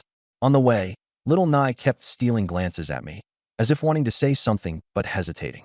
If you've got something to say, spit it out already. Stop staring, it's creepy. How can the gaze of a beautiful maiden be described as creepy? Little Nye edged closer to me. I want to be your apprentice. And what's in it for me? I can serve tea, run errands, be at your beck and call, and offer all my services for free. That's it. I cut her off. I can hire someone for a few gold coins to do all that. Little Nye faltered for a moment. You need to offer something money can't buy. For instance, warming my bed. What kind of joke is that? I'd never sell my body. I was only giving an example. I chuckled lightly. Honestly, I can't think of anything else you bring to the table. Can't you consider making me your apprentice just for being the cutest in the Berserker division? She complained. I value usefulness more than appearance, I said, deliberately emphasizing the word usefulness. Little Nye's face turned red as she looked away, no longer mentioning the apprenticeship. Before dawn, we reached the southwest corner of the academy, where the abandoned teaching building stood. It used to belong to the illusion magic department, but had been deserted for over a century due to a magical accident. Little Nye confidently took the lead, clearly familiar with the place. She must have been here many times before. Nearly 100 students were gathered at the building's entrance, most of them freshmen brought by upperclassmen. The crowd made the atmosphere lively, significantly reducing any sense of terror, and the sky was already lightening. Even Mina seemed relaxed, curiously scanning the surroundings beside me. It's Senior Alice. She's just as beautiful as the rumors say. What luck to run into her here today. Could it be fate? A few bold students approached Alice, attempting to strike up a conversation and inviting her to explore the mystery together. Indeed, more people lead to more trouble. With Alice's devastatingly beautiful face, she'd better consider wearing a mask in the future. I decisively stepped in front of Alice, rejecting all the attempts to chat her up in a cold voice. Those students recognized me. After all, my outstanding performance during the special admission test had made an impression. They retreated reluctantly. The academy operated under a duel system, where any conflict could be resolved via dueling. Everyone knew how strong I was. No one wanted to bring trouble upon themselves. Alice gazed at me, feeling pleased as I shielded her. Though it was merely an act for the onlookers, she thoroughly enjoyed the feeling of being protected by me. A few minutes later, we arrived at a secluded staircase, ready to perform the stairway to another world ritual. Little Nye adeptly arranged brightly colored magical candles on each step. The setup looked incredibly eerie. I frowned. This layout resembled an illusion magic array. Using my talent, discern the false, I observed the flow of magical energy along the staircase, which formed a pattern using the candles. Let me guess, we'll need to hold magical stones in both hands, chant incantations, and ascend the stairs step by step, right? I asked. I didn't expect you to know this ritual too. Little Nye exclaimed in surprise. I understood immediately. The The so-called tail was nothing more than an illusion array. Alice had mentioned that the building was once used by the illusion department and was full of illusion ruins. After years of disrepair, only the staircase from the first to the second floor remained functional, which likely gave rise to the tail. Seeing Little Nye's flawed execution, I shook my head and pointed out, "You've never reached this so-called other world, have you? This was a false tail to begin with." Little Nye protested anxiously. "You're not going to dock my pay because we can't go there, are you?" I pulled out some magical stones from my backpack and handed one to her. "Use this." Gripping Little Nye's hand, I stealthily infused her with my magic. "Follow my chant later and match my steps exactly." Little Nye blushed and instinctively tightened her grip on my hand. "To the divine ruler of the dream realm, I am the will of the illusion fallen ones." I quickened my pace, stepping up and occasionally pausing, sometimes accelerating. It took less than 10 seconds to reach the final step. Descend into the dream. The magic stone shattered, and the candles extinguished simultaneously. In an instant, our surroundings transformed. The dilapidated staircase became pristine and bright. The walls were adorned with portraits, and students bustled about. "I've heard the cafeteria has a new dish, chilled slime. Professor Billy's making me redo my assignments. My dear, meet me at the garden behind the hill this evening." Little Nye was stunned. These students' faces were blurry, and their conversations were strange. Chilled slime dishes had been around for over a century. Professor Billy had been dead for decades, and the garden behind the hill had closed 50 years ago. So the tale was real. "You're the true master of spooky tales."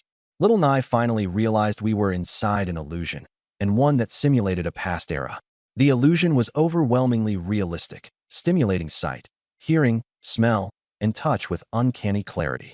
It was Little Nye's first time experiencing this kind of illusion realm, and she was brimming with excitement. I, on the other hand, stared at the upper left corner of my vision, frowning deeply. What was going on? Hadn't I already personally experienced this tale? Why wasn't the system settling the task?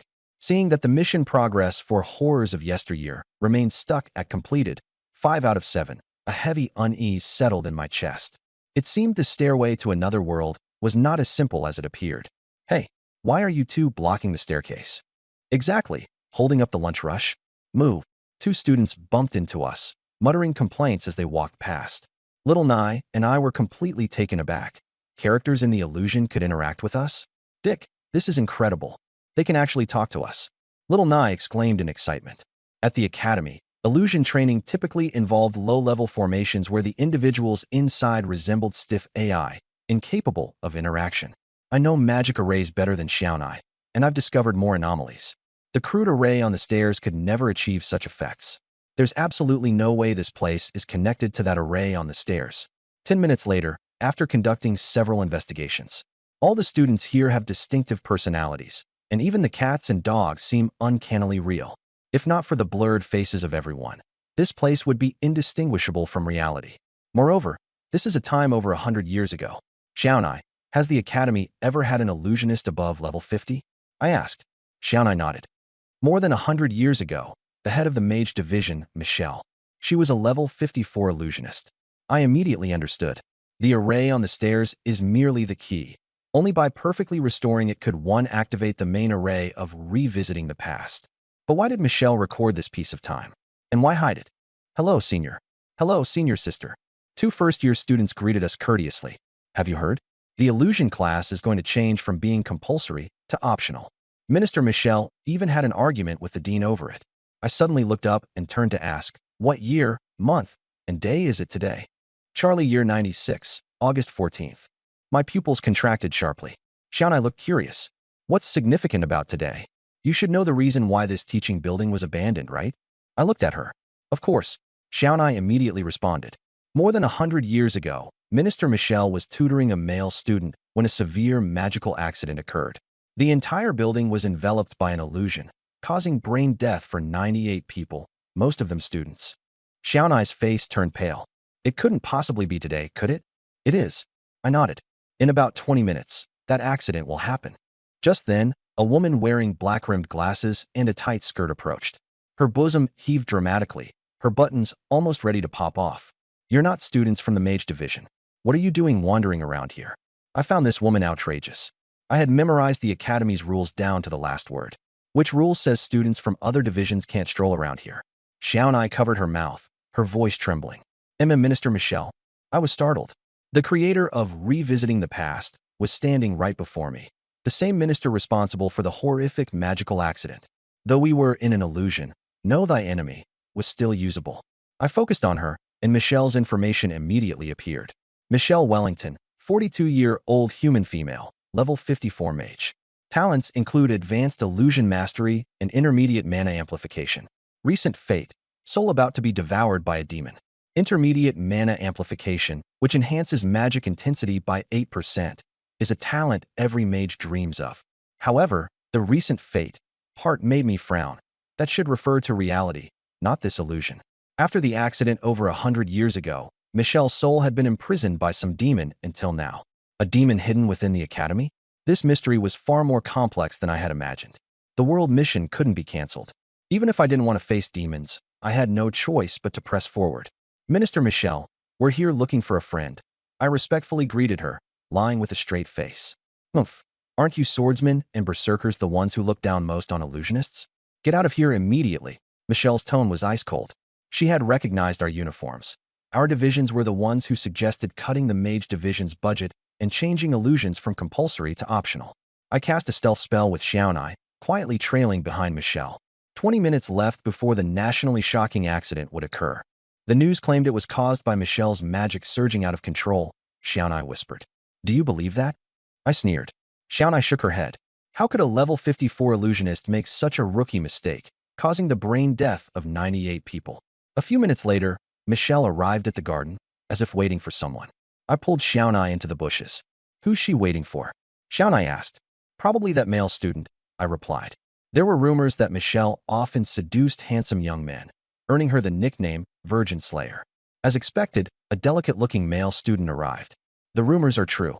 She's married yet. Xiaonai gossiped. Shoo, I silenced her. Suddenly, Michelle frowned and started walking toward us. Oh, we've been discovered. Xiaonai panicked. Relax and don't resist me. Any slip-up will cost us.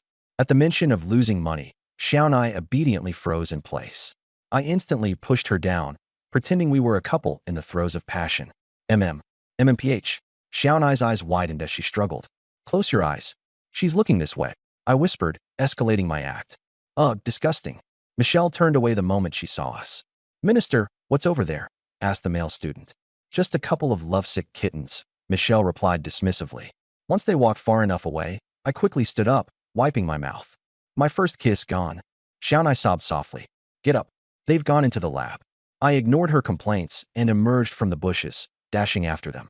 After I left, Xiaonai hurried to catch up, wiping her tears as she yelled, You big jerk. Not only did you kiss me, but you also touched me. You have to take responsibility. Rubbing my ears, I turned back and said, This is an illusion. Could you exercise some common sense? Xiaonai froze, suddenly remembering we were still in the illusion. In reality, we were both standing in the stairwell. Haha, I was just kidding. Great acting, wasn't it? She said with an awkward laugh. I couldn't be bothered to reply. Go find somewhere else to play, and don't make trouble. Once the time's up, the illusion will end on its own. But I want to see the truth about the magical accident. She murmured. Fine, I'll let you kiss me again since it's just an illusion. Ignoring her, I climbed to the window to observe Michelle in the lab. Xiaonai leaned over as well, occasionally sneaking glances at my lips. There were 5 minutes left before the accident, and everything in the lab seemed normal. Contrary to the rumors of her being licentious, Michelle was seriously mentoring a student named Jimmy. Jimmy, you're my most outstanding student. You must take first place in next month's competition. Minister, but I was admitted as a swordsmanship student. Why waste time waving swords around? Michelle lost her temper. The illusion division needs this championship. With illusions about to become optional, only your victory can convince the dean. Jimmy hesitated, blushing. But my father told me to focus on swordsmanship. Jimmy, no matter what difficulties you're facing, I can help you. Minister Michelle, I want you. Jimmy finally confessed what was in his heart. Are you insane? Michelle rose in anger. I am your mentor, and my daughter is your fiancée. I just love you. Getting close to your daughter was only a means to approach you. Shut up. You're an immoral pervert, the kind I despise the most. Michelle began packing her things to leave, but discovered the door wouldn't open. Jimmy, what are you trying to do? Jimmy grinned wickedly. I never had a talent for illusions, but to win you over, I made a bet with a demon. My heart clenched. A bet with a demon? The boy has lost his mind. Everyone knows that wagering with demons always ends in loss. What did you bet on? Michelle asked cautiously. I bet that you would fall in love with me, accept me, and be with me. It was obvious he had lost. The demon gave me the talent for illusions, helped me get close to you. But in the end, Jimmy's voice suddenly changed into a strange, menacing tone. 30 seconds until the incident occurs. Watching my wristwatch, I kept my eyes fixed on the lab. The truth from over a century ago was about to be revealed. Gee, Jimmy, Michelle called out tremblingly. Her words were met with a sharp, ear-piercing scream. Oh, young Jimmy, you fool, believing in love like that. Jimmy's skin started to rot, his blonde hair fell away, and two twisted horns emerged from his forehead. Hairless, grotesque wings burst through his uniform from his back. This was the demon's true form. Dick, it's a demon. They really exist. Little Nye clung to my arm, shaking. Women are easy conquests if you have enough power, the demon, now controlling Jimmy's body, stated coldly. Witnessing this, Michelle blasted the wall open and used her escape magic to flee. I love virtuous souls like yours the most. The demon laughed sinisterly, grabbing Michelle and slamming her through several walls. I watched from a safe distance, keeping an eye on my watch. Just 10 seconds left before the magical disaster would occur. Crack!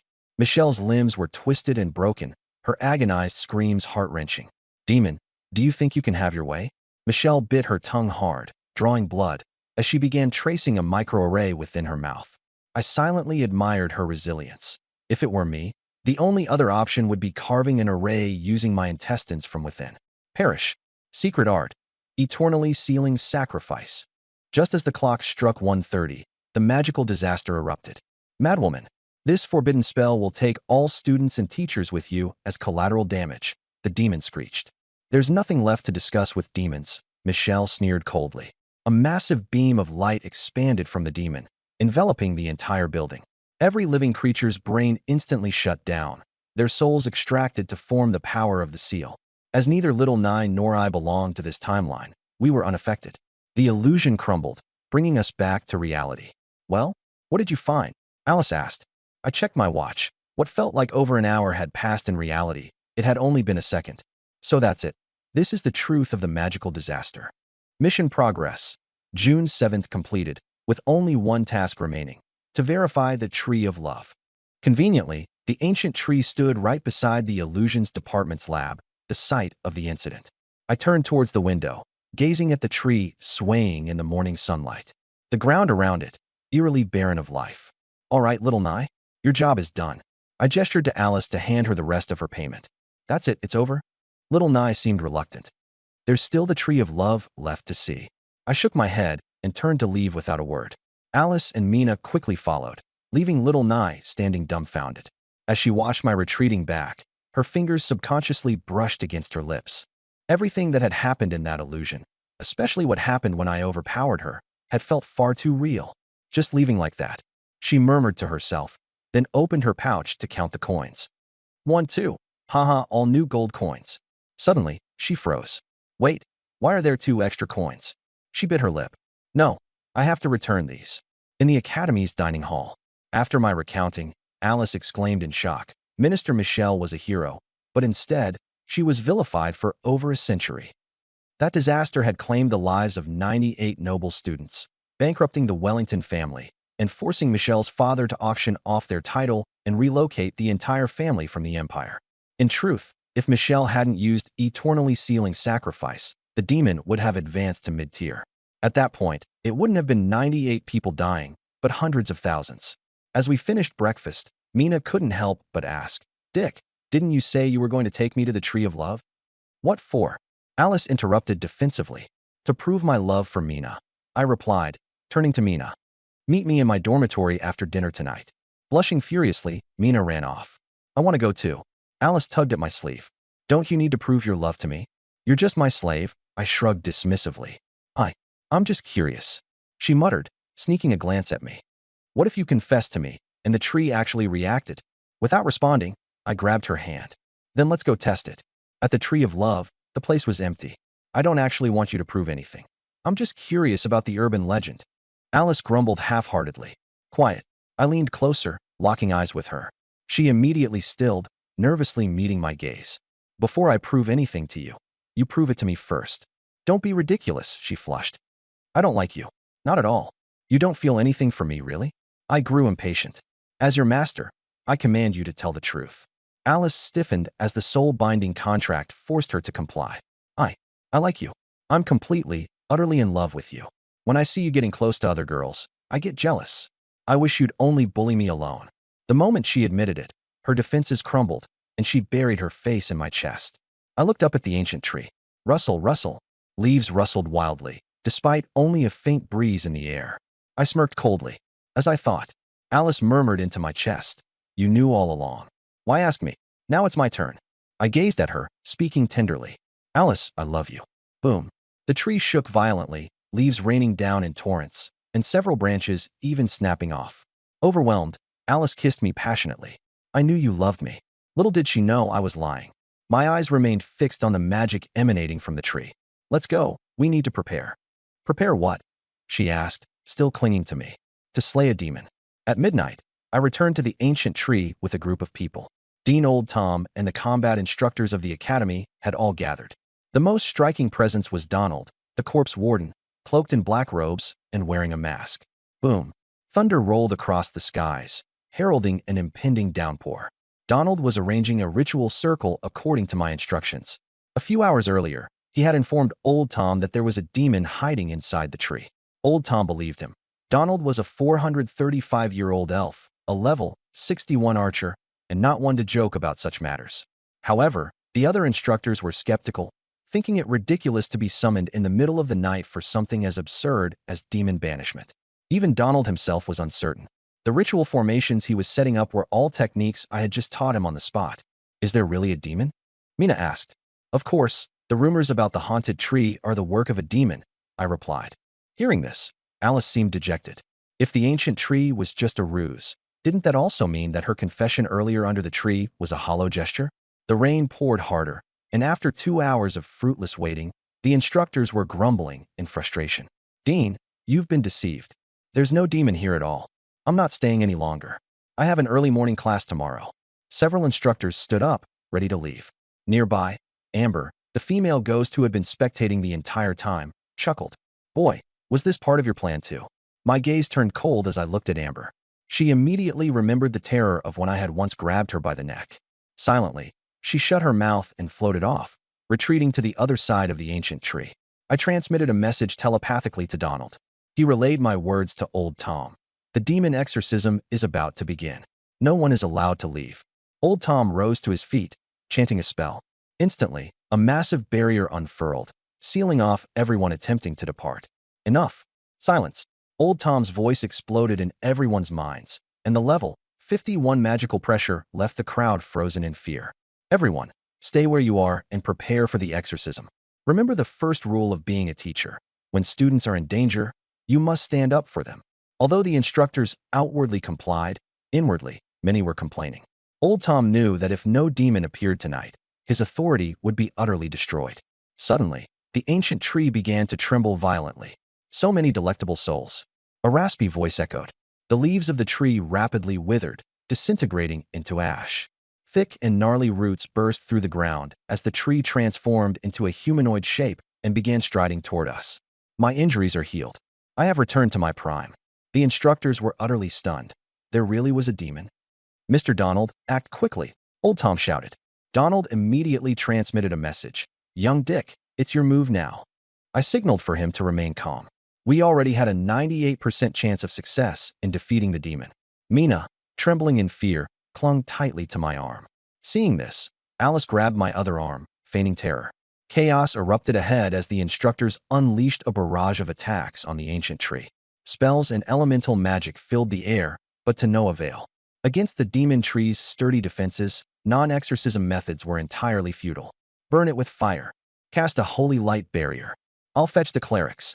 Old Tom let loose an enraged roar. His frail body surged with power, transforming into a muscular hulk as he charged directly at the tree. As the sole battle mage tank, he was the only one capable of fighting up close. Meanwhile, I calmly remained outside the barrier, drawing runes. Information about the demon tree appeared before me. Name, Kuin. Race, triprimordial demon of original sin. Sins, wrath, lust, deception. Rank, intermediate. Status, on the verge of devouring Michelle's soul, injuries fully healed. As expected, the ancient tree was the demon's true form. A smirk tugged at the corner of my lips. I knew it. Michelle's soul-sealing ritual had failed and had not succeeded in taking the demon down alongside her. Through the ability revisitation of the past, I vividly witnessed how Jimmy underwent his monstrous transformation, though the skill Know Thy Enemy continued to display Jimmy's details rather than the demon Kuin's. Clearly, the horned, black-winged Jimmy was merely the demon's spirit projection, not its physical body. Even though Michelle had sacrificed nearly 100 students in her soul-sealing ritual, she had only managed to gravely injure Kuin's spirit. Over the past century, the wounded spirit of Kuin had been disguising itself as an ancient tree to recover. The truth behind the Tree of Love's legend was laughably straightforward. As a tri-primordial demon, Kuin's true form is an embodiment of wrath, lust, and deception. To recover, it needed to absorb emotions tied to these three sins. Disguising itself as a mystical, romantic tree was the perfect ploy. Couples yearning for each other's bodies. Lust. Love often accompanied by deceit, deception. Cheating lovers countless in number. Fake love exposed at the tree. People flying into rages, wrath. All Kuin had to do was impersonate a spiritual tree, and an endless stream of couples would unknowingly deliver it nourishment. The more intense the sins, the more violently the tree would tremble, having nothing to do with passion-filled love. The higher one's professional rank, the more potent their sins. Without doubt, Kuin was the one who had spread the urban legend about the tree. Armed with this intel, I could easily manipulate the tree's reactions. Using perfect synergy to control my emotions, I could amplify lust to its peak, or become overwhelmingly wrathful. As for deception, my casual "I love you" to each girl was already the biggest lie imaginable. The lust, wrath, and deception I offered were of the highest quality. Naturally, the tree trembled violently in response. Through revisitation of the past, I thoroughly understood Kuin's sinful nature.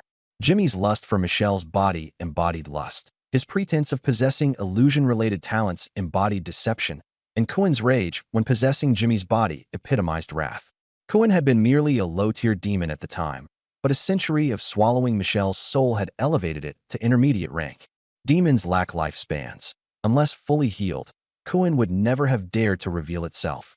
To the naked eye, the tree appeared ordinary, revealing nothing about its true demonic nature. Thus, I employed a fishing tactic to lure Kuin into manifesting itself. Donald pretending he could exorcise it was a lie, deception. The grumbling, irate instructors provided wrath. And lust? I took full responsibility for that one.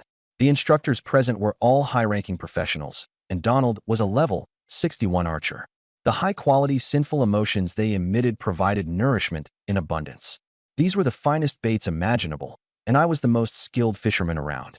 Within 2 hours that evening, Kuin absorbed more potent emotions of sin than it had in years. Its almost healed injuries were completely mended. Drawn by the alluring souls of everyone present, Kuin revealed its true form and leapt out. "You'd better have a way to deal with this demon, young man," Donald said tensely. "Relax. Knowing a demon's true name is its ultimate weakness." I finished the rune and blew lightly across the ink to dry it. Now it's over for Kuin. For demons below the level of the 6 sins, or high-ranking demons, their true names represent their fatal weakness. Demon banishing through sin sigils is one of the most common and practical methods. It does not require a professional rank, magical power, or spellcasting materials. All that's needed is to inscribe the correct sigil onto the talisman. However, knowing the demon's true name is the foundational prerequisite. I had already etched the sin sigil and inscribed the true name of the demon Kuin upon it. Now, it was time to banish the demon. Sensing the imminent threat of destruction, Kuin turned to look at me, its ancient tree-like body trembling as it let out a shrill scream of terror. The teachers instinctively covered their ears. Even old Tom, who had entered his tough guy mode, was unable to withstand it. Kuin's screech directly affected the mind, provoking surging emotions of wrath, lust, deceit, and other cardinal sins. I sneered. Kuin's fear was unmistakable to my ears. But it was too late. The effect of the sin sigil banishment took less than a second to activate. "Damn it! How do you know my true name? Who the hell are you?" Kuin roared in fury, charging at me with reckless abandon. It ignored all attacks directed at it, its gaze locked solely onto the sin sigil. Its powers had not yet fully awakened, meaning it could not kill me instantly from a distance, and had to rely on physical means to stop me. Everyone else was terrified by Cohen's ferocious rampage. Everyone but me, holding the sin sigil firmly in my grasp. Goodbye, Cohen. I, Dick, and the calamity fated to end you. With that, I channeled magic into the sin sigil. Just 1 second more, and Cohen would be utterly annihilated in both body and soul. This was an irresistible obliteration, bypassing any defense, as the demon's true name was bound to the essence of its sin. No, Cohen was utterly caught off guard. Having barely recovered from its injuries and just preparing to taste life as a mid-tier demon, it now faced its demise. The sigil's runic patterns began to shine as primal forces from the depths of the world surged forth, tearing at Cohen's very essence. But suddenly, time froze. 3 colorful text frames appeared before my eyes. Why did the blessing drop in at such a precise moment? I glanced at the upper left corner, noticing the updated progress of the world mission. World mission. Whispers of the foreboding past. Head to the Royal Capital's Magic Academy to investigate the truth behind the campus's 7 strange legends. Completed. Demon Lord level increased by 3. 1 colorful blessing awarded. I felt slightly exasperated. Cohen was literally half a second away from dying. Couldn't this blessing wait just a bit more? I disliked interruptions, but truthfully, it didn't matter. I viewed it as some added entertainment. After all, everything was under my control. There was no way Cohen could overturn the situation in half a second. Just as I was about to check what the so-called colorful blessing might entail, the 3 text frames suddenly vanished. Yep, gone, without revealing a single word. What the hell? The system just swallowed my colorful blessing. As I stood there speechless, a blood-red text frame appeared before me. Timed mission. Tidings of the dreadful past. Seal the demon Cohen born within the Royal Capital's Magic Academy. Upon completion, for one time only, the blessing will upgrade to a 2 out of 3 choice. This was my first time seeing a timed mission. Unlike the directive to kill Cohen, the task now was to seal him, a considerably more challenging endeavor. However, the reward was absolutely enticing. A 2 out of 3 colorful blessing. Though it was only a one-time chance, colorful blessings themselves were immensely valuable, making this essentially a double reward. 2 colorful blessings were worth the gamble. Besides, with the key advantage of knowing Cohen's true name, sealing him was not impossible. It would just be slightly tougher than killing him. The success rate for killing Cohen? 98%. For sealing Cohen? 97%. I needed to brave a negligible 0.1% risk. I scrutinized the mission again. The slight difference between Whispers of the Foreboding Past and Tidings of the Dreadful Past, only 1 character, definitely seemed to hold some hidden significance. The system countdown began. I accepted the mission. As time resumed, I immediately withdrew the magic I had poured into the Sin Sigil, narrowly saving Cohen's life. Though the Sin Sigil banishment was cancelled, the force of the world had already begun ravaging Cohen's essence, leaving it heavily wounded. No, Cohen screamed in agony. A century's efforts had been undone in half a second, and its condition was even worse than I'd anticipated. Recovering fully would take no less than another 300 or 400 years. I ignored the collapsing Cohen and swiftly prepared a new incantation. With both hands, I inscribed the sealing spell, finishing it in 10 seconds. Mina, blow. I handed the spell to Mina, indicating for her to breathe onto it. Oh, Mina puffed up her cheeks and blew. Looking at the now feeble Cohen, I frowned. Too fragile. In this state, it couldn't withstand the sealing ritual and might die during the process. If Cohen died, the mission could no longer be completed. This is such a hassle, I muttered, glaring at Cohen. I need something gentle as a buffer. Maybe something to help Cohen recover a bit. Meanwhile, Little Nye led a group of freshmen to investigate one of the supernatural legends on campus. Senior sister, is the stairway to another world real? Or is it just like the whispers in the girls' bathroom, which turned out to be old, broken pipes? Brimming with confidence, Little Nye had secretly memorized all of my previous steps and incantations. While she couldn't recreate yesterday's authentic illusion, she was ready to initiate a simpler one. Rest assured, Little Nye said, straightening her posture. When it comes to knowledge of campus legends, I'm second in the academy. Second? Then who's first?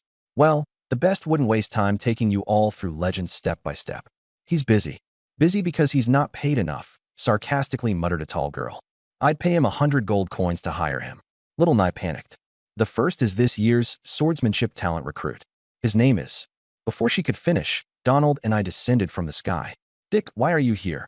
Little Nye asked in surprise. I need a favor, I stated bluntly.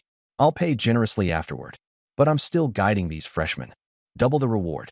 Abandoning them halfway will ruin my reputation. 4 times the reward. Couldn't you wait until I'm done? 10 times. Money aside, I'm someone who'd go through hell for friends. Little Nye brightened up, cheerfully jumping onto my magic carpet without hesitation. Soon, we reached the abandoned teaching building, where Kuin was being surrounded and assaulted by the faculty. The demon, now extremely weak, was riddled with wounds across its tree-like body. Taking advantage of its weakened state, the teachers were going all out. If things kept up, Kuin would actually die. I grabbed little Nye by the shoulders and cast a lie-detecting spell. You're still an innocent maiden, right? Little Nye's face turned beet red. What do you mean by that? I mean, have you ever been with a man? Of course not. A proper woman saves that for her wedding night, she mumbled, looking down. The lie detection spell confirmed she was telling the truth. Excellent. I nodded in excitement. What I urgently needed now was a pure, inexperienced maiden to help me obtain the buffering material required to seal Kuin. Just now Donald took me up in the sky to look for someone, and I immediately took a liking to Xiao Nai. Based on her performance in the past reappears, she was definitely a rookie. What exactly do you want me to help with? Asking a girl such a question is too rude. I smiled to myself, thinking that what I was about to do might be even more excessive. It's simple. I need the saliva of a pure maiden when she's extremely shy. Xiao Nai understood every word, but put together, it made no sense at all. MMPH? I suddenly kissed her, and Xiao Nai didn't react in time at all. After more than 10 seconds, Xiao Nai's face was as red as a ripe apple, and I had already collected enough material. I took out the demon sealing talisman, wrote Kuin's name on it, and spat the saliva from just now onto it. Kuin's sin nature was lust, so this material happened to ease the talisman's lethality. The talisman gave off a black glow, and Kuin in the distance suddenly looked up. Demon sealing talisman. You're going to seal me. Kuin didn't resist. Being sealed was better than being killed. The black light grew brighter and brighter, and before the teachers could look over, I stuffed the talisman into Donald's hands and let him be the hero. Buzz, buzz, buzz. A massive vortex appeared, and trees dozens of meters tall were sucked into the palm-sized talisman. The teachers cheered, looking at Donald with reverence. I stared at the upper left corner. The limited-time mission was completed, and 3 options appeared. Payday 3. You can actively obtain a random treasure within 1 kilometer every day. Mage's Soul 3. Permanently increases magic power by 15%. Magic Artifact Collector. Get an artifact of the corresponding level upon leveling up. Magic Artifact Collector was far too late game. An artifact only at level 90? Refresh. No hesitation. A new option appeared. Holy Judgment. Greatly increases damage dealt to and reduces damage taken from demons in battle. This was too narrow. The world wasn't full of demons. In the end, I chose Payday 3 and Mage's Soul 3. Now, my magic power has become terrifying when stacked together. Red Lotus Magic Refinement 30%, Magic Energy Amplification 15%, Empowered Resonance 10%, plus this 15%. Time and space thawed, and Donald took all the credit as planned. A 435-year-old elf sealing a demon. Everyone thought it made perfect sense. Dawn arrived, and sunlight spilled over the battlefield. At the center of the tree pit stood a residual soul, visible only to Amber. For so many years, this is the first time I've seen another ghost. Amber floated over. The residual soul was so faint it was almost transparent. What about that demon? It's been sealed. Last night was amazing. Amber excitedly described what happened. I walked to the edge of the tree pit. Minister Michel, I watched your The Past reappears, and it was truly shocking. Xiao Nai also said excitedly, you're truly a model teacher. The residual soul trembled slightly, and its features became clearer, as it should be. The first rule of the teacher's code is that if students are in danger, you must step forward. By the way, the residual soul asked urgently, how is the illusion department doing? What about my Wellington family? I smiled at Michelle's lingering soul and said, after you died, you became a hero of the Amia Empire. Illusion magic is now a required course, and the teaching building was moved to the center of the academy. The royal family even erected a statue of you in the city square. The Wellington family is honored because of you. Your deeds were written into the textbooks. Everyone remembers the name Michelle Wellington. As she listened to me, Michelle's soul gradually dissipated. Tortured by Cohen for 100 years, her soul had long been shattered. In the morning sun, there seemed to be delicate makeup on her face. That's good. She turned into dust and drifted into the sky. Why did you lie? Alice asked in confusion. That's not like you. I shook my head and looked at the battered teaching building. I just don't like being betrayed by the people I protect. That feeling is disgusting. Let's go. We'll have breakfast and then sleep. We haven't slept for 2 nights. I regained my indifferent expression. On the way, I kept staring at the World Quest panel. After the quest was completed, it had remained empty. Could it be that I finished too quickly and the system wasn't ready? I looked at my identity information. Name, Dick Grudia. Profession, Demon Lord. Level 10. Recent fortune. Under the wise guidance of this system, advancing toward the path of invincibility. Wise guidance? This is clearly my own strength. But thinking carefully, the system quests did seem purposeful. The first made me take in Alice. The second made me meet Old Tom, get Donald, and seal Cohen. Maybe the system is laying out a plan, but I don't want to be a pawn. When we got to the restaurant, Xiaonai was actually sitting beside me, having taken Mina's spot. Do you need something? I asked in confusion. We're a couple, so eating together is normal.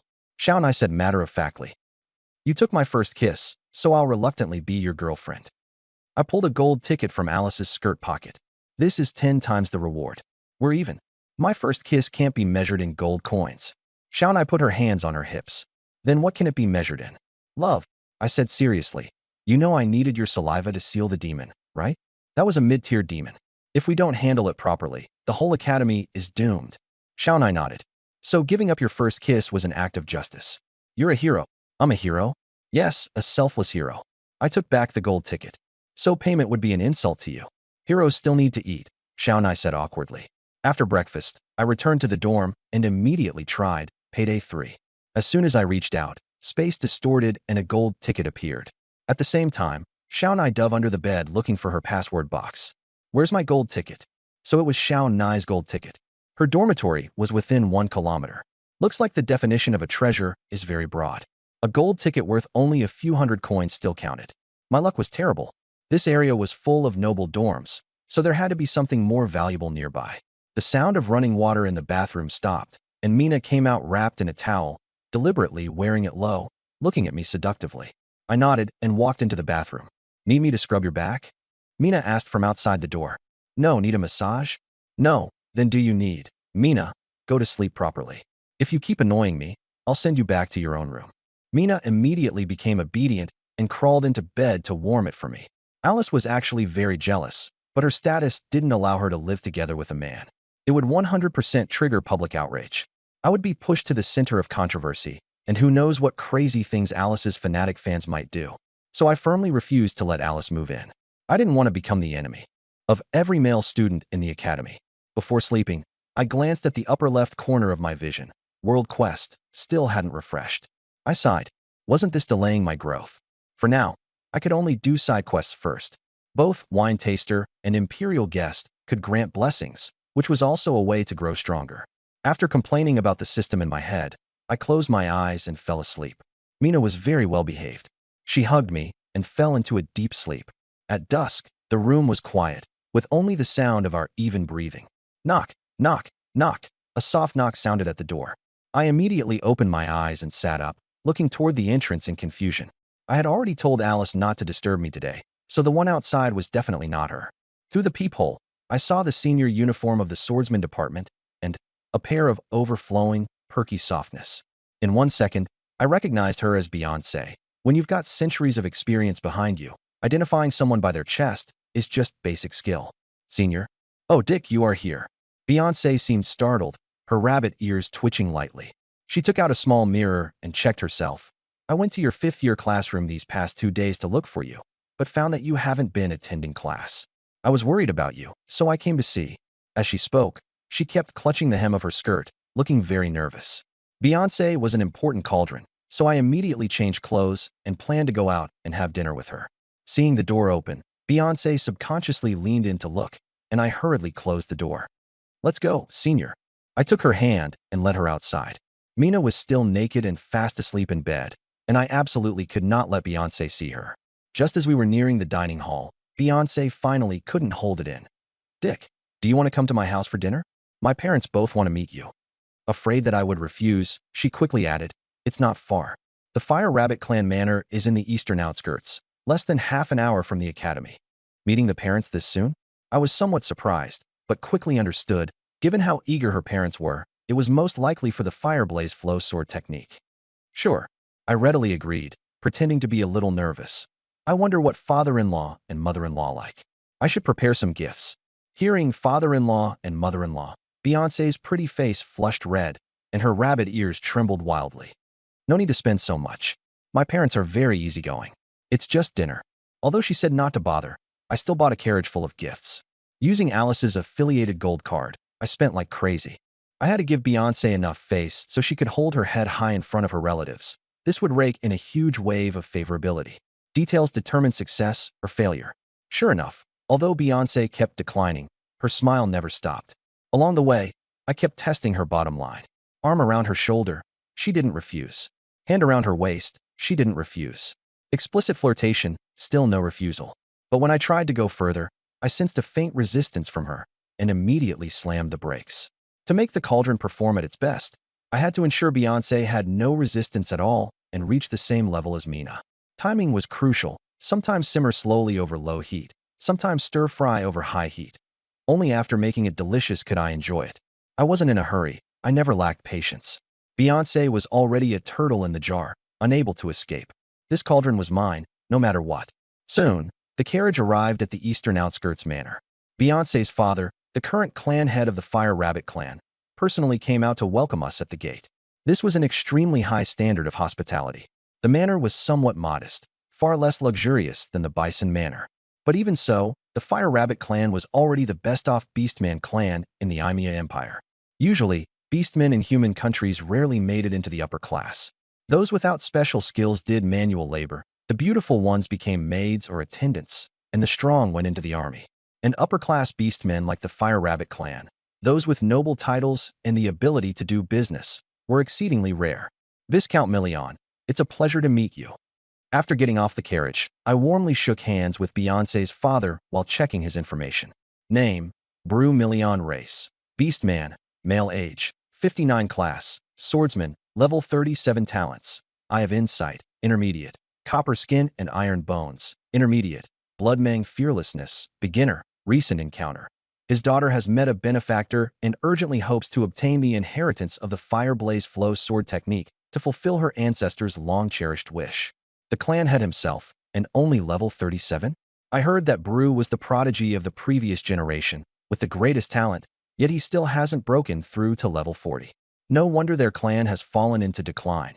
Average strength is low, and without strong individuals, it's hard to hold on to ancestral holdings, let alone expand. Thousands of years ago, the ancestors of the Lihua Rabbit clan were level 59 berserk swordsmen, and the average strength of the clan members was above level 40. They earned military merits and were exceptionally granted nobility and territory, enjoying boundless glory. But times have changed, and the Lihua Rabbit clan's aptitude has become worse and worse. Every clan leader has been deeply anxious. It wasn't until this generation produced a sword master department chief, Beyoncé, along with the Lihua-style swordsmanship inheritance I brought, that things began to change. Bru attached great importance to my arrival, believing it was the clan's chance to rise again. The evening banquet was grand, and all the Lihua Rabbit clan's senior members were present. I was the sole star of the night. Bru spared no expense. The table was full of mountains and seas delicacies, all kinds of high-grade demonic beast meat. But to me, the most delicious thing was still the Lihua Rabbit clan's long ears. The texture was far better than the beast meat on the table. I knew what these rabbits wanted, so I didn't hide anything. From time to time, I would share bits of knowledge about Lihua-style swordsmanship, and everyone listened with longing. After a few cups of wine, I pretended to be drunk and demonstrated several classic Lihua-style sword techniques, earning thunderous applause. After all, on the day of the special recruitment assessment, these people weren't there in person. All they knew about my mastery of Lihua-style swordsmanship was hearsay. To increase my value and charisma, I didn't mind showing a few moves and giving the rabbits an eye-opener. I deliberately chose several of the flashiest sword moves, smooth, elegant motions, each strike carrying scorching flames. The final move, Blooming Fire Lotus, perfectly recreated the scene of defeating Beyoncé on the arena platform back then. Bru was stunned, and the other Lihua Rabbit beastmen all looked equally shaken, as if they had witnessed their ancestor descend. My performance was exactly the same as the scene in their clan's legends, especially that Fire Lotus. Lihua style, absolutely Lihua style. Everyone thought so. This move directly pushed the banquet atmosphere to its peak.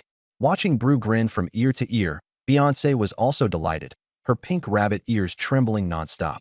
After the banquet ended, Brew invited me to stay the night. Seeing Beyoncé's shy expression, I secretly chuckled and agreed after a few polite words. Late at night, in the luxurious guest room, I had just finished showering and was lying on the bed, waiting. Sleep? Impossible. There would definitely be more to come tonight. Knock, knock, knock. Here she comes. I got up and opened the door. Senior, do you need something from me? As expected, it was Beyoncé. She was wearing a lace nightgown, her long hair loose over her shoulders, her face as red as an apple. She was also holding a bottle of wine. Dick, sorry to bother you so late. Can I come in and sit for a while? Of course. After entering the room, she became even more nervous. This is our clan's special enchanting wine, she said as she poured me a glass. It's been passed down for 10,000 years and can unleash desire. After all, human men generally have a thing for beast women. So for things to go smoothly, I understood what she meant and drank it in one gulp. Actually, I don't need this kind of. Before I could finish, my whole body was burning hot, and that certain part was about to explode. I was shocked, not because the effect was strong, but because the system prompt appeared. Gourmet wine appraiser. Taste 5 kinds of top-grade wines, 3/5. This enchanting wine actually counted as a top-grade wine. I have the Berserker talent debuff resistance and status correction, making me nearly immune to all negative effects. Yet this wine still set me ablaze with desire. Take a deep breath and force down the urge. The first harvest is incredibly important. It affects the results every time after that. It would be easy to push her down now, but the cauldron effect wouldn't be optimal. A constitution like the water god sword body is far too rare. If I'm going to do it, I'll do it perfectly. Senior, I looked at her. I said I wouldn't force you, even if I drank the enchanting wine. Beyoncé was deeply moved and said softly, "It's okay, Dick. I'm ready." Ready? I could tell at a glance that Beyoncé was forcing herself. She wasn't ready. Even though she was hiding it well, she couldn't fool me. Start now, and the cauldron's effect will be at most 90%.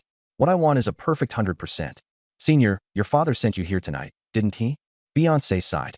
Yes. She recalled the conversation between father and daughter from the night before. Daughter, you need to take the initiative. If you keep waiting, it'll go cold. Father, Dick truly likes me. He won't give up so easily. Naive. A man's heart changes most easily. There are so many beauties at the academy. What can you use to guarantee he won't change his heart? He said he likes my ears. You believe that kind of sweet talk? Today he likes your ears. Tomorrow he can like someone else's beautiful legs. Then what should I do? Tomorrow, bring him to the manor. I'll personally vet him. If there's no problem, then at night you can just, Father? Too fast. Mother said purity should be saved for the wedding night. Now is the crucial moment for the clan's resurgence. Not only must you give yourself to him, you'd better get pregnant and bind him to us for good. Beyoncé understood her father. The Liuhua sword technique was the lifelong wish of several generations of the clan. As the future clan head, she was willing to sacrifice everything for the family. It's just, she already liked me. This was her first love. She didn't want to mix it with any transaction. She wanted a normal relationship, something that would happen naturally. Dick, Beyoncé said as she lay back on the bed. Tonight, do whatever you want. I shook my head, picked up the charm wine, and downed the entire bottle. Beyoncé was stunned. 1 cup of charm wine could turn a noble into a degenerate. A whole bottle. Wouldn't that turn him into a beast? She closed her eyes, clutching the bedsheets, and waited in fear. Yet I merely lay down beside her and gently covered her with the blanket. Dick, let's just sleep like this tonight, so you can explain it to your father. But I said it. My face flushed red as I forcefully restrained myself. My love for you is absolutely not a transaction. No matter how strong the charm wine is, it can't make me lay a hand on you. The woman I like, I'll only treat gently. Beyoncé froze. Then love surged into her heart, and even her eyes turned into heart shapes.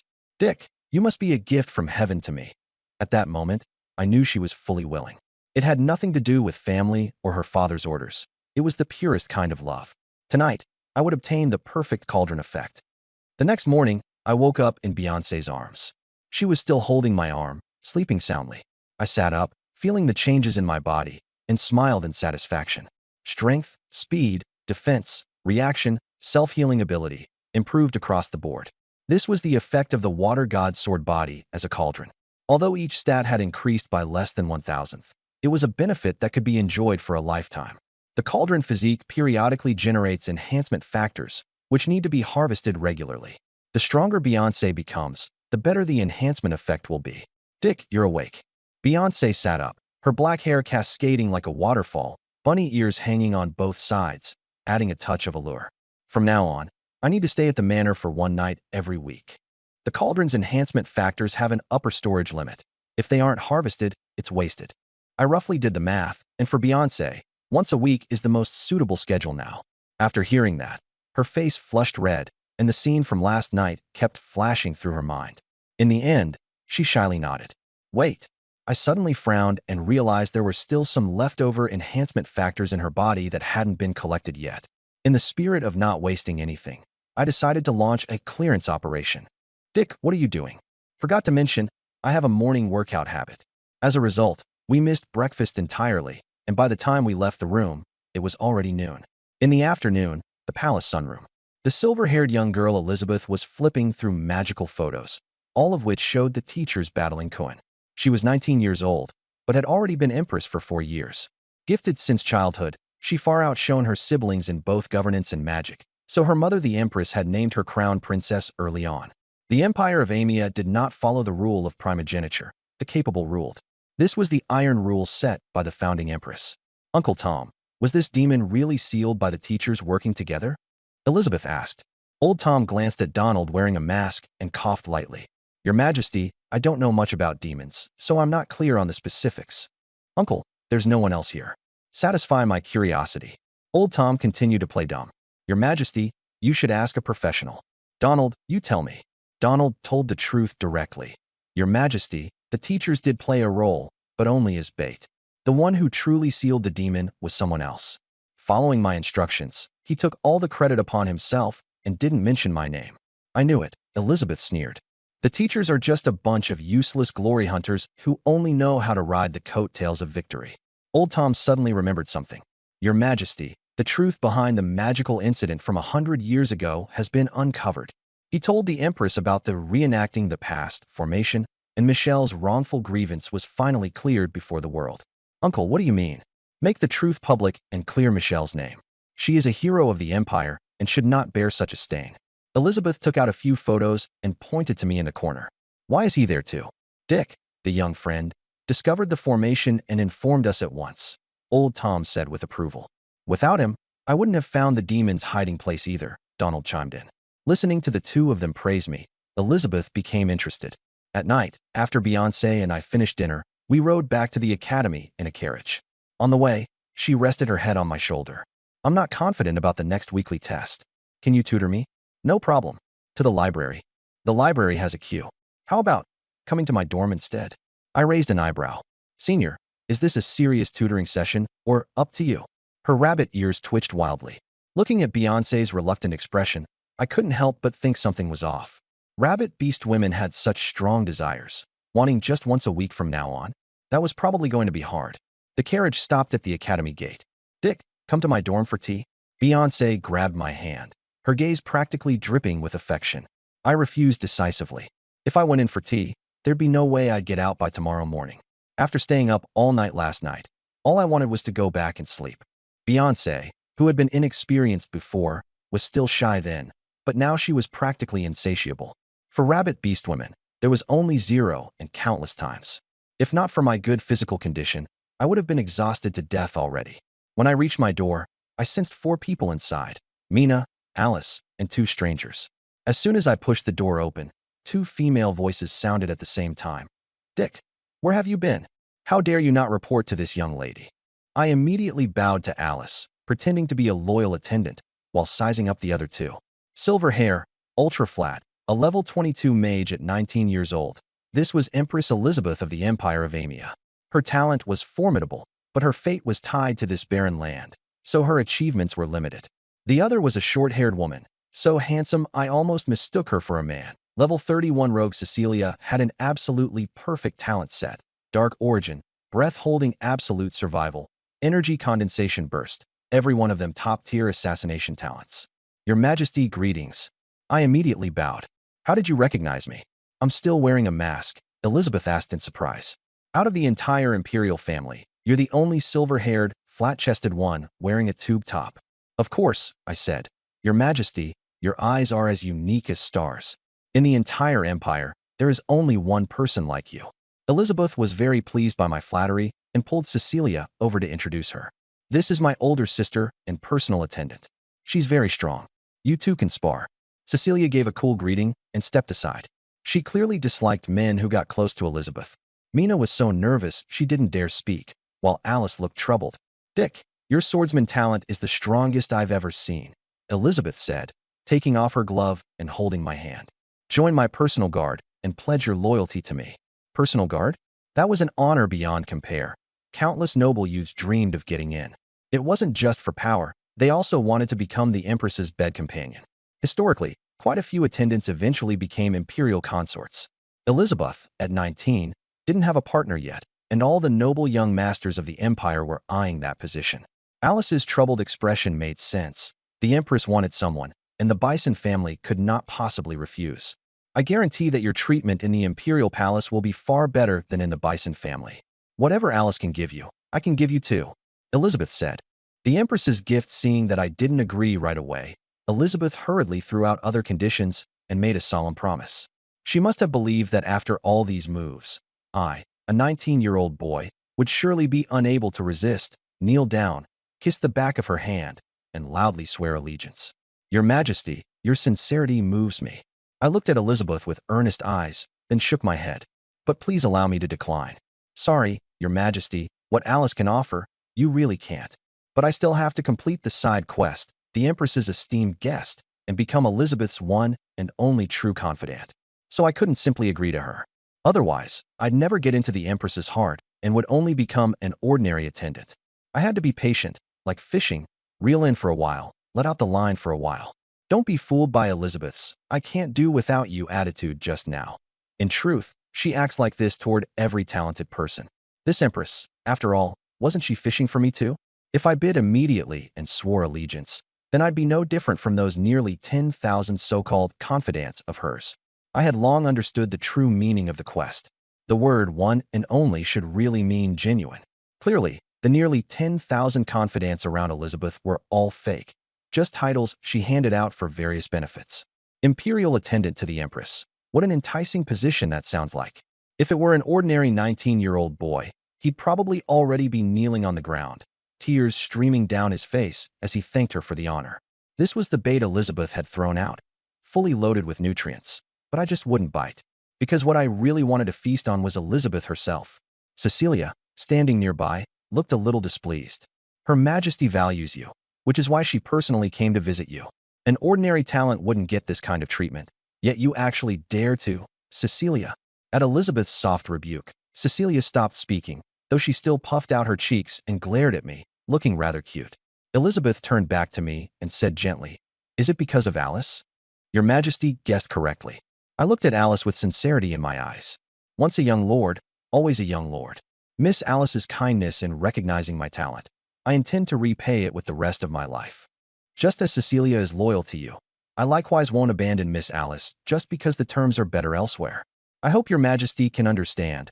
My answer didn't surprise Elizabeth, and using Cecilia as an example made it even harder for her to keep poaching me. Cecilia was somewhat moved. She truly would not swear allegiance to anyone else, no matter what they offered.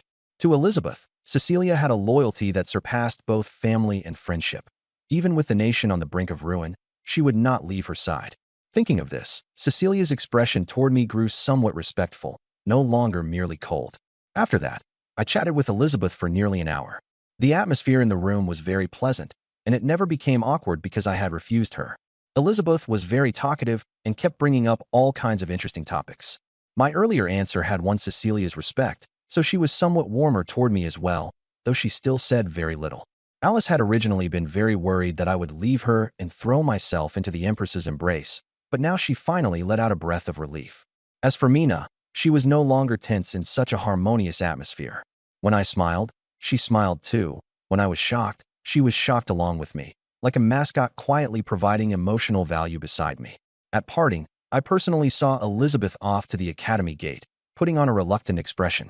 "Dick," Elizabeth leaned out of the car window and said seriously, "although you did not accept my invitation, tonight's conversation pleased me. You have already become my confidant." I looked at the quest progress for the Empress's esteemed guest in the upper left corner of my vision. It still showed as incomplete. Without a doubt, I had not become Elizabeth's true confidant, but merely one of her 10,000 backup confidants. After seeing Elizabeth off, the smile on my face gradually faded. I twisted my slightly sore neck and planned to head back to sleep. Dick, I'm very satisfied with your answer earlier. Tonight, I can give you. Before Alice could finish, I waved her off. Go back to your own dorm. Don't be like Mina, lusting after it every day. Lust? What are you talking about? I just think you did well and want to reward you. Alice hurried after me, anxiously trying to explain. Mina followed behind, smiling silently. She remembered that during the day, Alice had hugged my pillow and rolled around on the bed for several hours. In the carriage, Elizabeth loosened the stiff corset, kicked off her 2 long boots, then pulled off her stockings, sitting with her legs crossed without restraint. Your Majesty, you haven't returned to the palace bedroom yet. You should put them back on. Hearing Cecilia's admonition, Elizabeth rubbed her ears. Being able to relax for a while is enough. This outfit is so hot, I really want to take it all off. Your Majesty. Cecilia looked alarmed. You are the empress of a nation. If you dare to go fully naked in the carriage, I will have no choice but to commit suicide to atone for my sins. No, Cecilia, I'm the one making a mistake. What are you atoning for?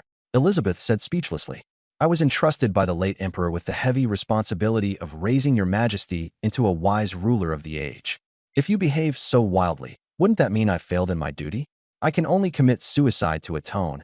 Enough, enough. I was just joking. Do you really have to act like life and death depend on it? Elizabeth waved her hand, quickly stopping Cecilia from drawing her sword. She knew all too well that this retainer, who had taken care of her since childhood, truly could not take a joke. If she said she would commit suicide to atone, the next second she might really slit her own throat. Inside the carriage, the forcibly dressed Elizabeth was sulking. You're always so rigid, like a stubborn rock. Can't you be a close friend with me? Cecilia kept a straight face. There is a distinction between ruler and subject. I would not dare to overstep. There you go again. Elizabeth pouted, then smiled. By the way, Cecilia, do you have any friends? Cecilia lowered her head and thought for a moment before saying somewhat uncertainly, I often greet maids and guards when entering and leaving the palace. By that count, I should have thousands of friends. No, that's just normal etiquette. It doesn't count as friendship. At the very least, it has to be like how I was just chatting with Dick. Cecilia frowned. After a moment, she finally confirmed. Then, I have no friends. Not even one. Not even one. Don't you feel empty? As long as I can take care of your Majesty, I feel very fulfilled. Looking at the serious-faced Cecilia, Elizabeth sighed, then stretched her jade-like feet onto Cecilia's thighs. Help me put on my stockings. We're almost at the palace. Yes, your Majesty. Before long, Elizabeth had put on her shoes and stockings. While yawning, she looked out the carriage window at the bright moon. Dick Gridia, what do you think of him? Faced with Elizabeth's sudden question, Cecilia didn't think much and said, I think he's a very good person. Oh, such a haifigja. The last time you praised a man like that was when… Well, actually, you've never praised any man. Cecilia paid no mind to Elizabeth's teasing and instead began seriously analyzing me. From speech and behavior to innate abilities, from character and morals to facial features and build. I had just turned down the Empress for Alice's sake, which left Cecilia with a very favorable impression of me. In front of the Empress, she said, if Dick can stand out in next month's dungeon tournament, he'll be the best talent of all. The dungeon tournament is held once every 4 years and is co-hosted by more than a dozen countries. Both adventurers and students can form teams to participate. Elizabeth said casually, but he doesn't seem like the type to join in the fun. No, there's a light of unwillingness to remain ordinary in his eyes. He will definitely participate. Cecilia said firmly. Oh, you're quite observant, aren't you? Elizabeth teased. It's my duty to tell from someone's eyes whether they have killing intent, Cecilia replied calmly. Then will he be loyal to me? No, he is very resolute in his determination to protect Alice. Elizabeth smiled slyly. Actually, I have a way to make him loyal to the royal family. I'll marry him. Your Majesty, please reconsider. It doesn't have to be me. Any princess will do. But she has to be strong-willed, powerful, and exceptionally beautiful. After listing a whole string of conditions, Elizabeth showed her hand. How about you marry him instead? Me? Cecilia pointed at herself, completely unprepared for that. You grow your hair long and dress yourself up properly. No less beautiful than Alice. But if I leave, who will protect you? Simple. You and your husband can protect me together. Only then did Cecilia suddenly realize she had no way to refuse.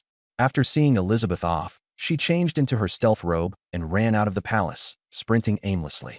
Suddenly, having a fiancé had thrown her heart into chaos. At a pond, in the moonlight, she looked at her reflection in the water and imagined what she would look like with long hair, imagined the wedding, imagined being pregnant, and choosing a name. The more she thought about it, the faster her heart beat. In the end, as if possessed, she ran all the way to the academy and came to the window of my dormitory. She wanted to see her future husband. At that moment, I was lying in bed, troubled by the blank spot in the world quest. Right? I haven't used today's payday 3 yet. I reached out with my right hand, and space warped. A few seconds later, a piece of soft fabric floated over. Then there was a noise from outside the window. I immediately rolled sideways, raised the holy shield, and in an instant more than a dozen spells were activated. Boom! The wall was blown apart outright, and I saw a blurry figure flash past. That was absolutely a stealth rogue above level 30. I immediately thought of one person, Cecilia. But how could a stealth rogue at that level make a noise? That was an absurdly rookie mistake. I stood where I was and didn't chase after her. Dick, what's wrong? Mina came out of the bathroom, barely holding a towel around her body. When she saw the wall blasted apart, she was stunned. I frowned and thought for a moment. Her Majesty sent someone to keep watch on me. That was the most reasonable explanation. With Cecilia's aloof personality, she wouldn't come see me in the middle of the night. I suddenly remembered the treasured item I had just obtained from Payday 3 and opened it to take a look. It was a triangular piece of fabric, smooth and soft, with exquisite gold trim and a faint warmth. The talent artifact identification didn't react, which meant this wasn't an artifact. Judging from the shape, it should be high-end women's underwear, with tiny auxiliary stealth magic arrays inside. So this is... Meanwhile, on the rooftop of the Academy's teaching building, Cecilia leaned against the wall, panting, her face flushed red. What kind of magic was that? Actually able to snatch someone's underwear from afar. Shame surged over her like a tide. That pair of underwear she had been wearing all day. Should I go ask him for it back? But how do I even bring it up? After struggling for a few minutes, Cecilia decided to give up and turned to run back toward the palace. Dick was her future husband anyway. Sooner or later, they would do even more outrageous things.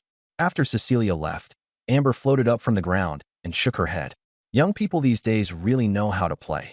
Running around at night without anything on underneath. I figured everything out and looked at the underwear in my hand before putting it into my pocket. Dick, where are you going? I'll go too. Mina hurriedly got dressed. I'm going to make do at Alice's for one night. You go back to your own room. After saying that, I left. Sleeping 3 together would be fine too, Mina muttered softly. I went familiar with the route to the top floor of the mage dormitory and stopped in front of Alice's door.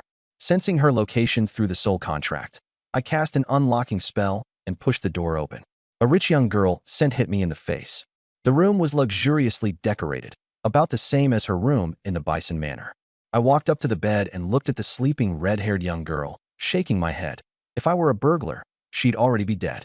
Suddenly, Alice sprang up. Flame. I seized her wrist and injected mana to cancel her spell. She threw a punch at me, but I was already behind her, holding her in my arms. It's me. Seeing my face, Alice let out a sigh of relief. So you still know to come find me. Your performance just now barely passed. Well then, if I passed, do I get a reward?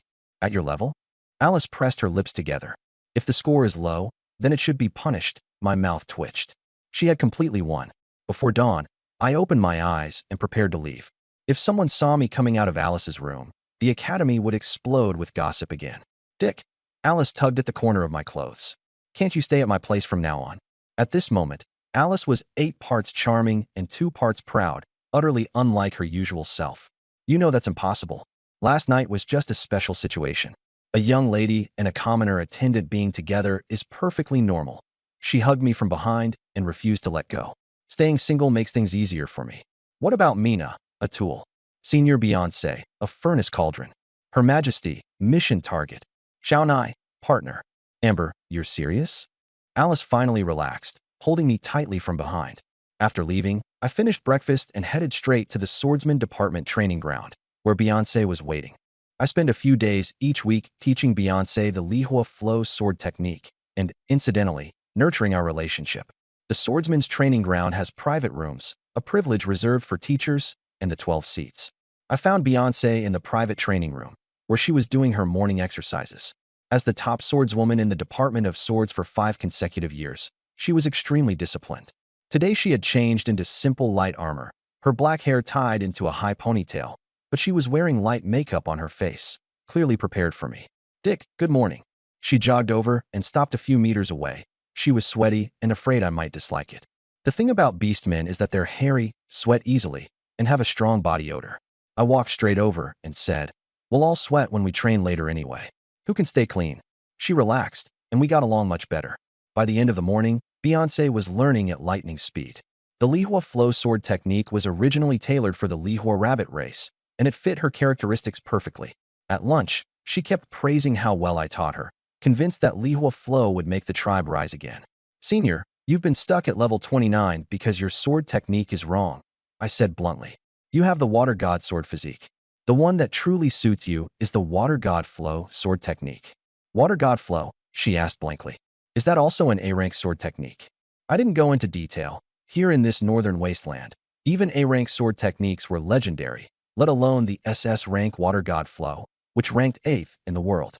In the afternoon, I took her to the academy's lake. "We're going to practice at the bottom of the lake." "At the bottom of the lake?" She was visibly afraid. Wouldn't it be enough to just have water nearby? When the water rose past her shoulders, she refused to move any farther. Holding hands with her, I could feel her breathing quicken and her heartbeat pounding. "I drowned when I was little. I nearly died," she said, trembling. How ironic. She possessed the water god sword physique, yet feared water. If this went on, her cauldron-bearer constitution would never rise beyond the lower level, and I'd be losing out big time. "I like your strong, confident aura," I said, tightening my grip on her hand. "Water is the gentlest element. Just one step forward can break the nightmare." "But the current you is utterly cowardly. I misjudged you." "I'm not." She tried to step forward, but the fear from her childhood drowning surged back, and instead she retreated. It looked like words alone wouldn't work. I'd have to use a stronger medicine. Deliberately, I slipped and fell into the lake water. Water splashed everywhere as I struggled frantically in the lake. "Senpai, help me. I've got a cramp in my leg." Beyoncé's face changed drastically as she rushed over, but I deliberately drifted farther and farther away, straight to the center of the lake. "Dick, use water oxygen magic." "I can't." "Help." Glug glug. I pretended to choke on water. She no longer hesitated and immediately dove into the water to look for me. In fact, I had long since turned into a stream of water with the water god-style sword technique and stayed right beside her. What if she really got into trouble? More than 10 minutes later, she had searched the entire lake bed. After coming ashore, Beyoncé was drenched from head to toe, staring blankly at the surface of the lake. "Dick, I'm here." She suddenly turned her head and cooed into my arms. "Where did you go?" "I've been right beside you, merged with the lake water using my sword technique." After learning the truth, she crossed her arms and sulked. I almost jumped into the lake myself. I held her from behind and used a warm wind to dry her body. "You swam around the lake bed for more than 10 minutes. Your fear of water is completely cured. Are your legs okay?" Even if both my legs were completely broken, I still wouldn't drown. This was a magical world, after all. "You clearly could have used a gentler method." "I prefer the most efficient one." It only took a few seconds to get her to willingly enter the water. How convenient. I blew gently into her ear, because I knew that Senpai is already hopelessly in love with me. Her face turned red, and her rabbit ears drooped limply. "At night, we'll see how your water god-style sword technique training is going." The whole afternoon, we practiced at the bottom of the lake. The basic requirement of water god style was turning water into a sword, which was extremely difficult. By nightfall, she could only barely form a rough outline. Can this really be learned by a human? Other than the world's top 5 SSS rank sword techniques, everything else is pretty easy. Beyoncé refused to accept that. "You can't demonstrate turning water into a sword either, can you?" I chuckled. "I don't have a water god sword body, so it's extremely difficult to use." "So you can't do it either." I was obviously making excuses to dodge it, and Beyoncé was a little angry. After all, I had spent the whole afternoon emphasizing that turning water into a sword was very simple. She put her hands on her hips, puffing up in annoyance. "Do you think I'm incompetent? I'm the rising star of the Lihua Rabbit clan, and I've held the top spot in the swordsmanship division for 5 years. Let me finish," I said slowly. "The difficulty I have in using water to sword is 100 times yours." That was the gap in talent. Beyoncé, who possessed the water god sword body, was naturally suited to the water god style. "But you can still use it so easily. Doesn't that prove it's very simple?" Beyoncé frowned. "Dick, if you can't pull it off, Then for the next month, you have to come to my dormitory for tea every night. And if I succeed, then I'll go to your dormitory for tea. I rolled my eyes at her. Either way, she was the one who benefited. How about this, senior? If I succeed, then you'll spend all your free time training at the bottom of the lake until you master water to sword. Deal. Beyoncé smiled cunningly. Let's go to the lake now. What for? Before she even finished speaking, a water sword several meters tall had already appeared in my hand. Huh, where did you get the water? There's moisture in the air. I casually swung the water sword. This isn't some kind of illusion, is it? Boom. I raised the sword and cleaved at a massive rock. The stone, weighing several dozen tons, split cleanly in two. Real enough. Beyoncé lost. After dinner, she went straight to the bottom of the lake to train. Refusing to accept defeat, she wanted to prove herself. If even I, 6 years younger than her, could do it, why couldn't she? I had estimated a month for her, but she didn't believe me and thought a week would be enough. Watching her retreating, aggressive back, I smiled. With the experience of countless lifetimes, I wouldn't misjudge. 1 month was 1 month. Back at the dormitory building, the wall I had blasted apart last night had already been repaired. My room window was open. It wasn't Mina and Alice, it was Xiaonai. After entering, Xiaonai greeted me familiarly. Dick, long time no see. I frowned. Her makeup was way too bizarre. Her eyebrows were thick and black, her blush was an alarming purplish red, and her pink short hair was stuffed full of accessories. Wah! Amber, frightened, hid behind me. When did you die? Bah! You're the one who died. Amber is already a ghost, though. I shook my head and asked Amber, what are you here for? To hang out. It's too boring at night. Then I looked at Xiaonai. And you? Aren't we friends? Coming by to keep in touch is perfectly normal, isn't it? I sighed and told Mina, from now on, if I don't agree, don't let strange things in. Oh, Mina nodded obediently. Xiaonai looked unhappy. I have serious business. You gave me 2 extra gold coins when we analyzed the strange tale last time, so I came to return the money. She pulled out the gold coins and stuffed them into my hand, then looked at me expectantly. Well, you're mesmerized by my makeup, right? My mouth twitched. I immediately used magic to gather clear water and forcibly removed her makeup with a handkerchief. MMPH. The makeup looks nice, but don't wear it anymore. You're best suited to natural beauty. 10 seconds later, Xiaonai had returned to her original naturally cute appearance. All right, if there's nothing else, hurry up and leave. I wasted no words and went straight to the eviction notice. Hey, wait a sec. Xiaonai grabbed my hand and wouldn't let go. She cleared her throat lightly. Actually, there's another serious reason I came to see you today. Seeing how solemn she looked, I urged, spit it out. Next month, the dungeon tournament will be held in the western suburbs of Amaya. It's jointly hosted by more than a dozen countries, with a generous prize pool and extremely high prestige. Not interested. I cut her off at once and pushed Xiaonai toward the door. This is an international event held once every 4 years. The top 100 teams each get at least 10,000 gold coins in prize money, and they can also register with the Adventurer Guild. Seeing her clutching the chair and refusing to leave, I simply scooped her up and kept walking toward the door. Dick, if we team up, we'll be unbeatable. Think about it some more. I've even come up with a name for the party. It'll be the Dick Squad. At the same time, in the inner district of the imperial capital, the Stew Manor, Jack was steaming all over, sweat running down his muscles as he did one-handed push-ups on the ground. 39.98, 3,999. For 1,000. He let out a soft breath and switched to his other hand to continue. 1, 2, 3, 4. The ancient god heart flow emphasized the fusion of body and soul, requiring massive physical training to develop the body to its limit. Jack had not been discouraged by his failure in the last special recruitment assessment, and was now preparing for next month's dungeon tournament. Duke Stew doted on Jack and had already spent a fortune assembling an adventuring party, with the goal of winning the Youth Division Championship. This time, I'm going to let everyone know how powerful the ancient god heart flow really is. Jack, I've put on my face mask. Come to bed already. Jack sighed and stood up helplessly. At your command, your grace. I'll wipe off my sweat and be right there. At the same time, as I carried Xiaonai to the dormitory door, I suddenly froze, staring blankly at the upper left corner of my vision. World Quest 1. Dungeon Tournament. Team up with Xiaonai Quonin and compete under the name Dick Squad, winning the Youth Division Championship. Upon completion, gain 3 levels and 1 color blessing. 2. The horrific secret of the past. Investigate the terrifying truth hidden within the Imperial Capital Magic Academy. Upon completion, gain 3 levels and 1 color blessing. Looking at the quest description, I narrowed my eyes, my heart shaken. It was far too targeted. Less than a minute after Xiao Nai had just proposed teaming up, this quest popped up. If this wasn't a coincidence, I wouldn't believe it. It even felt like Xiao Nai was controlling my system, or that the system was helping Xiao Nai.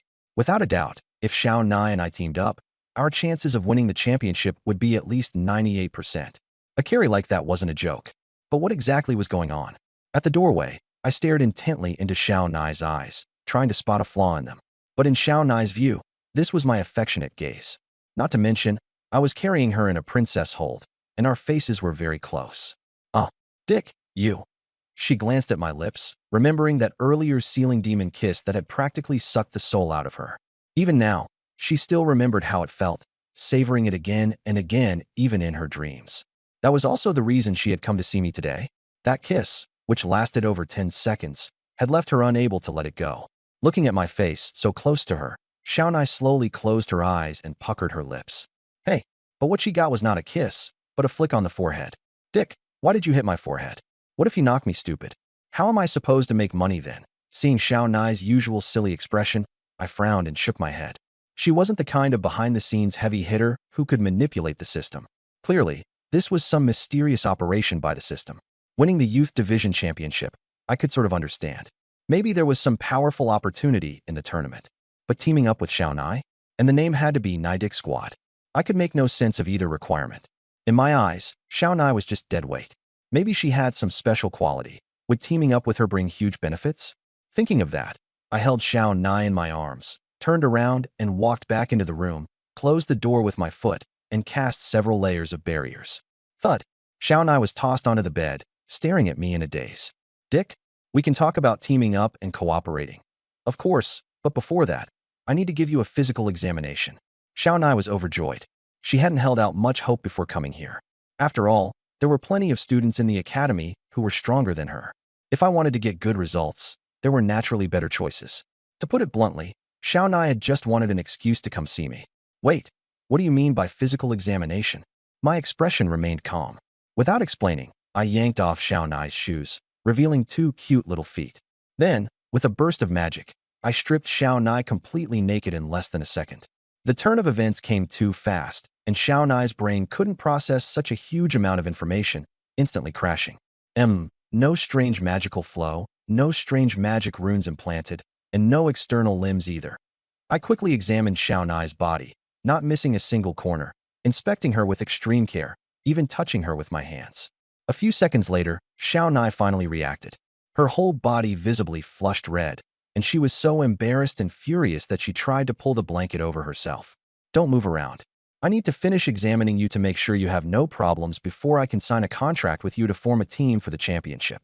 Xiaonai froze. Desire flickered in her eyes, but she quickly came to her senses and said rationally, "What a joke. I've never heard of such a ridiculous procedure. You're obviously just being indecent. Look into my eyes." I met Xiaonai's gaze at close range. Can you see any sort of desire in them? As she stared, Xiaonai fell into a daze, because my eyes were like black whirlpools, drawing her will into them. Seeing that Xiaonai had fallen into confusion and turned into an obedient doll, I lifted the hypnotic gaze and continued seriously examining her body. What is that triangular pattern on the inside of your thigh? It's my birthmark. I've had it since birth. What about the few moles on your right butt cheek? Is there some special meaning? I think. No, I'm not really sure. Have you had any special encounters or fortuitous opportunities in the past? No, I haven't had anything like that. The person and the ghost beside me both looked amazed at this, and Amber even bluntly called me a pervert. After more than 10 minutes of questioning, I let out a soft breath and sat by the bed, my confusion deepening. Xiaonai? Without a doubt, she was an ordinary, plain person. Aside from being cute, she didn't seem to have anything special. But the system had specifically singled Xiaonai out. What exactly was it trying to do? Very soon, I looked at Xiaonai's status information again, trying to find a clue. Name, Xiaonai Kironin race, human, female, age, 19 class, berserker, level 19 talents, vigorous energy, beginner, bull-like strength, beginner, swift wind, beginner, awakening, recent encounter. With the help of this system, she is about to soar to great heights and become the most famous adventurer in the Imea Empire. Her class level has increased by 1, and her recent encounter has changed too. With me, this cheat-like carry, She really can take off.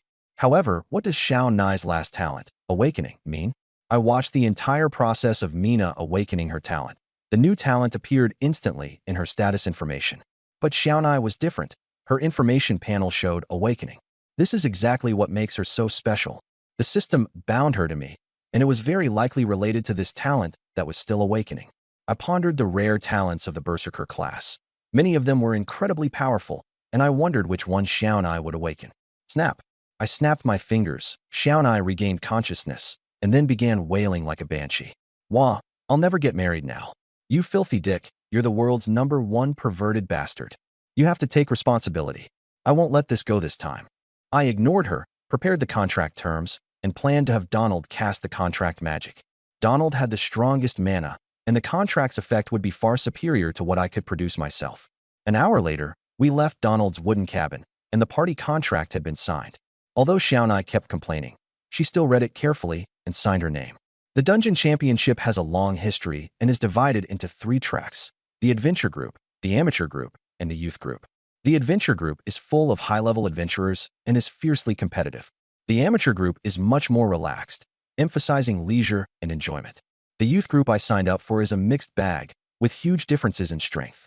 You can see civilian kids who just leveled up to 10 playing around and competing, and you can also see luxurious lineups made up of top-ranked students from the academy, all in their dozens of levels. Every year, there are super teams, high-level teams with an average level of 30. Teams made up entirely of top students, and professionally built teams that cost a fortune. Participation requires a 5-person team, and I immediately thought of Mina, Alice, and Beyoncé. When choosing teammates, I didn't care about strength. I only cared whether they would follow instructions. The tournament rules are similar to a marathon.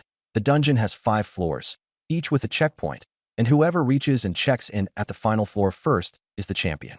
But each floor is filled with a large number of magical beasts and traps, and the terrain is complex. 80% of the deaths are not caused by magical beasts, but by people. Violent fights, malicious team-ups, and deliberate traps are everywhere. Once I entered the dungeon, I was on home turf at last and could finally let loose. On the way back to the dormitory, I thought about another world quest, the terrifying secret of the past. The system's introduction was far too simple, offering no clues at all. Take Amber, for example, the one trapped in the academy. She had already come to terms with it, so what grievance could possibly keep her bound there for 10 years? And then there was old Tom's wife, who died of illness 50 years ago. A high-level brewmaster dying so young was highly unreasonable. Most bizarre of all was the mid-tier demon Kuan. Its very birth from the academy itself was the greatest anomaly. I had long since noticed these irrationalities, but now I had to investigate them. After all, it could raise me by 3 levels and also grant a rainbow blessing. Near the dormitory, Xiaonai looked like she wanted to say something but held back. She clenched her fist and walked in front of me. Hey, I want to examine your body too. I raised an eyebrow. Sure, let's go to my room. I'm about to take a shower anyway. 10 minutes later, Xiaonai was kneeling on the bed, her face red as a beet. Hey, done checking? I'm going to shower now. She didn't dare look at me and nodded rapidly like a chick pecking at rice. Done. Your body is very healthy. I pursed my lips and headed for the bathroom. All bark and no bite. She had been so aggressive just now, and then she covered her eyes at the very first step. This academy veteran was actually so pure-hearted. But Mina had completely let go now. Experience really could make someone grow. Still, I had to be wary of the tragic ending in the 7th life. She absolutely could not become a traitor. At that moment, I frowned at the blue-haired girl in the bathroom. Haven't you already showered? I plan to wash again. My mouth twitched. Mina's little scheme was too obvious. You go out first. Come back in after I'm done. Dick, when we were little, we used to bathe together. That excuse was far too flimsy. Mina had ulterior motives for me. I sank into the bathtub, closed my eyes, and said, do whatever you want. I'm too lazy to move. Mina excitedly jumped into the bathtub. In the room, Xiaonai was still trying hard to calm herself down.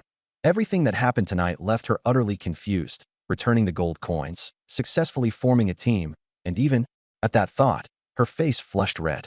She fled through the door and all the way back to the dormitory, burying her burning face in her pillow. 19-year-old Xiaonai had grown up tonight. In the bathroom, Mina looked at me. You deliberately teased Xiaonai tonight. That's right. I admitted frankly. Xiaonai is too innocent. For an adventurer, that's a taboo. I have to teach her a lesson. The Dungeon Championship was full of all kinds of sin. Xiaonai's innocence would sooner or later ruin her and drag me down with her. For next month's competition, I had to eliminate this weakness of hers. A few hours later, I came out wearing a bathrobe, and Amber was still floating around the room. Had this ghost made my dormitory her home? Wow, Dick, your combat power is really fierce. I ignored her and walked straight to the desk, pricked my finger, and drew a spell. What are you doing? Amber watched curiously, yet for some reason she felt panic. In less than 10 seconds, the spell was complete. I blew gently, and the blood-red inscription gradually turned dark red. This is the soul exterminating curse, specially made for dealing with evil ghosts. I turned to look at her. The soul exterminating curse is extremely powerful. A weak ghost like you will be obliterated with the slightest touch. Amber tried to run, but I caught her hand. Dick, there aren't any evil ghosts in the academy. Just because you can't see them doesn't mean they don't exist. I shook my head. Just like the other students can't discover you. The soul exterminating curse rose into the air, the blood-red inscription flashing over and over, and Amber's soul body began to darken. Dick, let me go? I won't dare show myself again. I've never harmed anyone. She pleaded loudly. If you don't want to die, open your mouth.